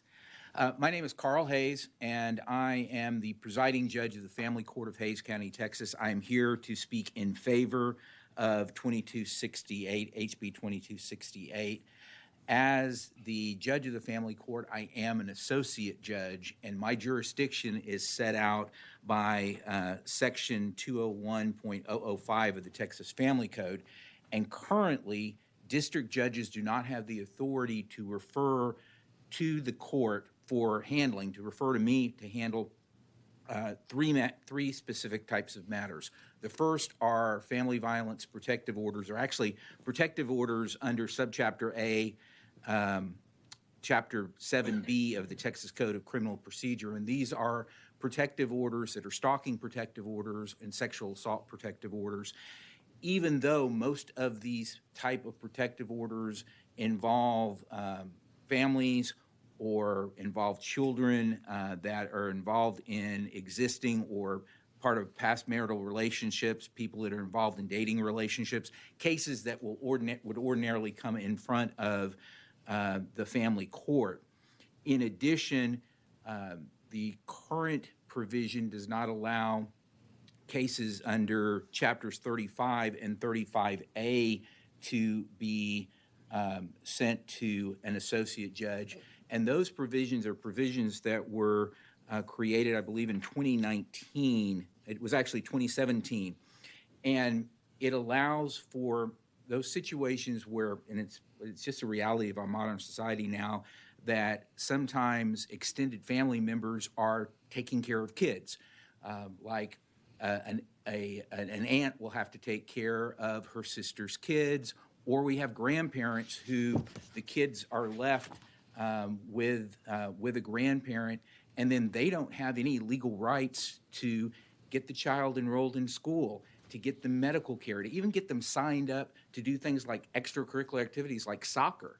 And so the legislature in 2017 created a mechanism whereby you can get a temporary application. The person, the aunt or the grandparent, can come in and say, look, I need to be able to do these things for this child. You can make a temporary application. The court can grant the temporary application. We can get the kids medical care. We can get them into school. We can get them even apply for benefits if they're eligible for benefits, both federal and state benefits. Right now, associate judges can't handle that. The last thing associate judges can't handle currently are what are called writs of retrieval. And this was done back, I believe, in 2015. The legislature amended 24A, or passed 24A of the property code, which allows for, if someone's in a domestic violence situation and they're forced out of the apartment or home that they were renting, a lot of times they can't get back in because they're not on the lease. And law enforcement would a lot of times not help these individuals get back into where they were living so they could get things like important papers, their clothes, their medicine, stuff for their kids. So 24A created the system where individuals can go to the JP court if there's no pending family law case and get a writ of retrieval, which allows them to go with a law enforcement individual to go get their stuff out of the house or the apartment where they lived. By adopting this bill or passing this bill, you will be helping two of the most vulnerable groups of people in this state, because you will be affording individuals who are victims of family violence with another avenue to be able to come in to court. It's a reality, and Ms. Graham mentioned this before, and when you had your organizational meeting a few weeks ago, Krista DeGallo from the Texas Council on Family Violence spoke to you about the fact that individuals who are victims of family violence have difficulty navigating their way through the judicial system to get protective orders. Even now, because of COVID, courts, for example, in Hays County, are courts of general jurisdiction. They're backed up with handling criminal cases. They don't have the bandwidth to be able to hear protective orders as quickly as they need to and don't have the capacity to do it, that's where associate judges come in to be able to handle those sorts of cases.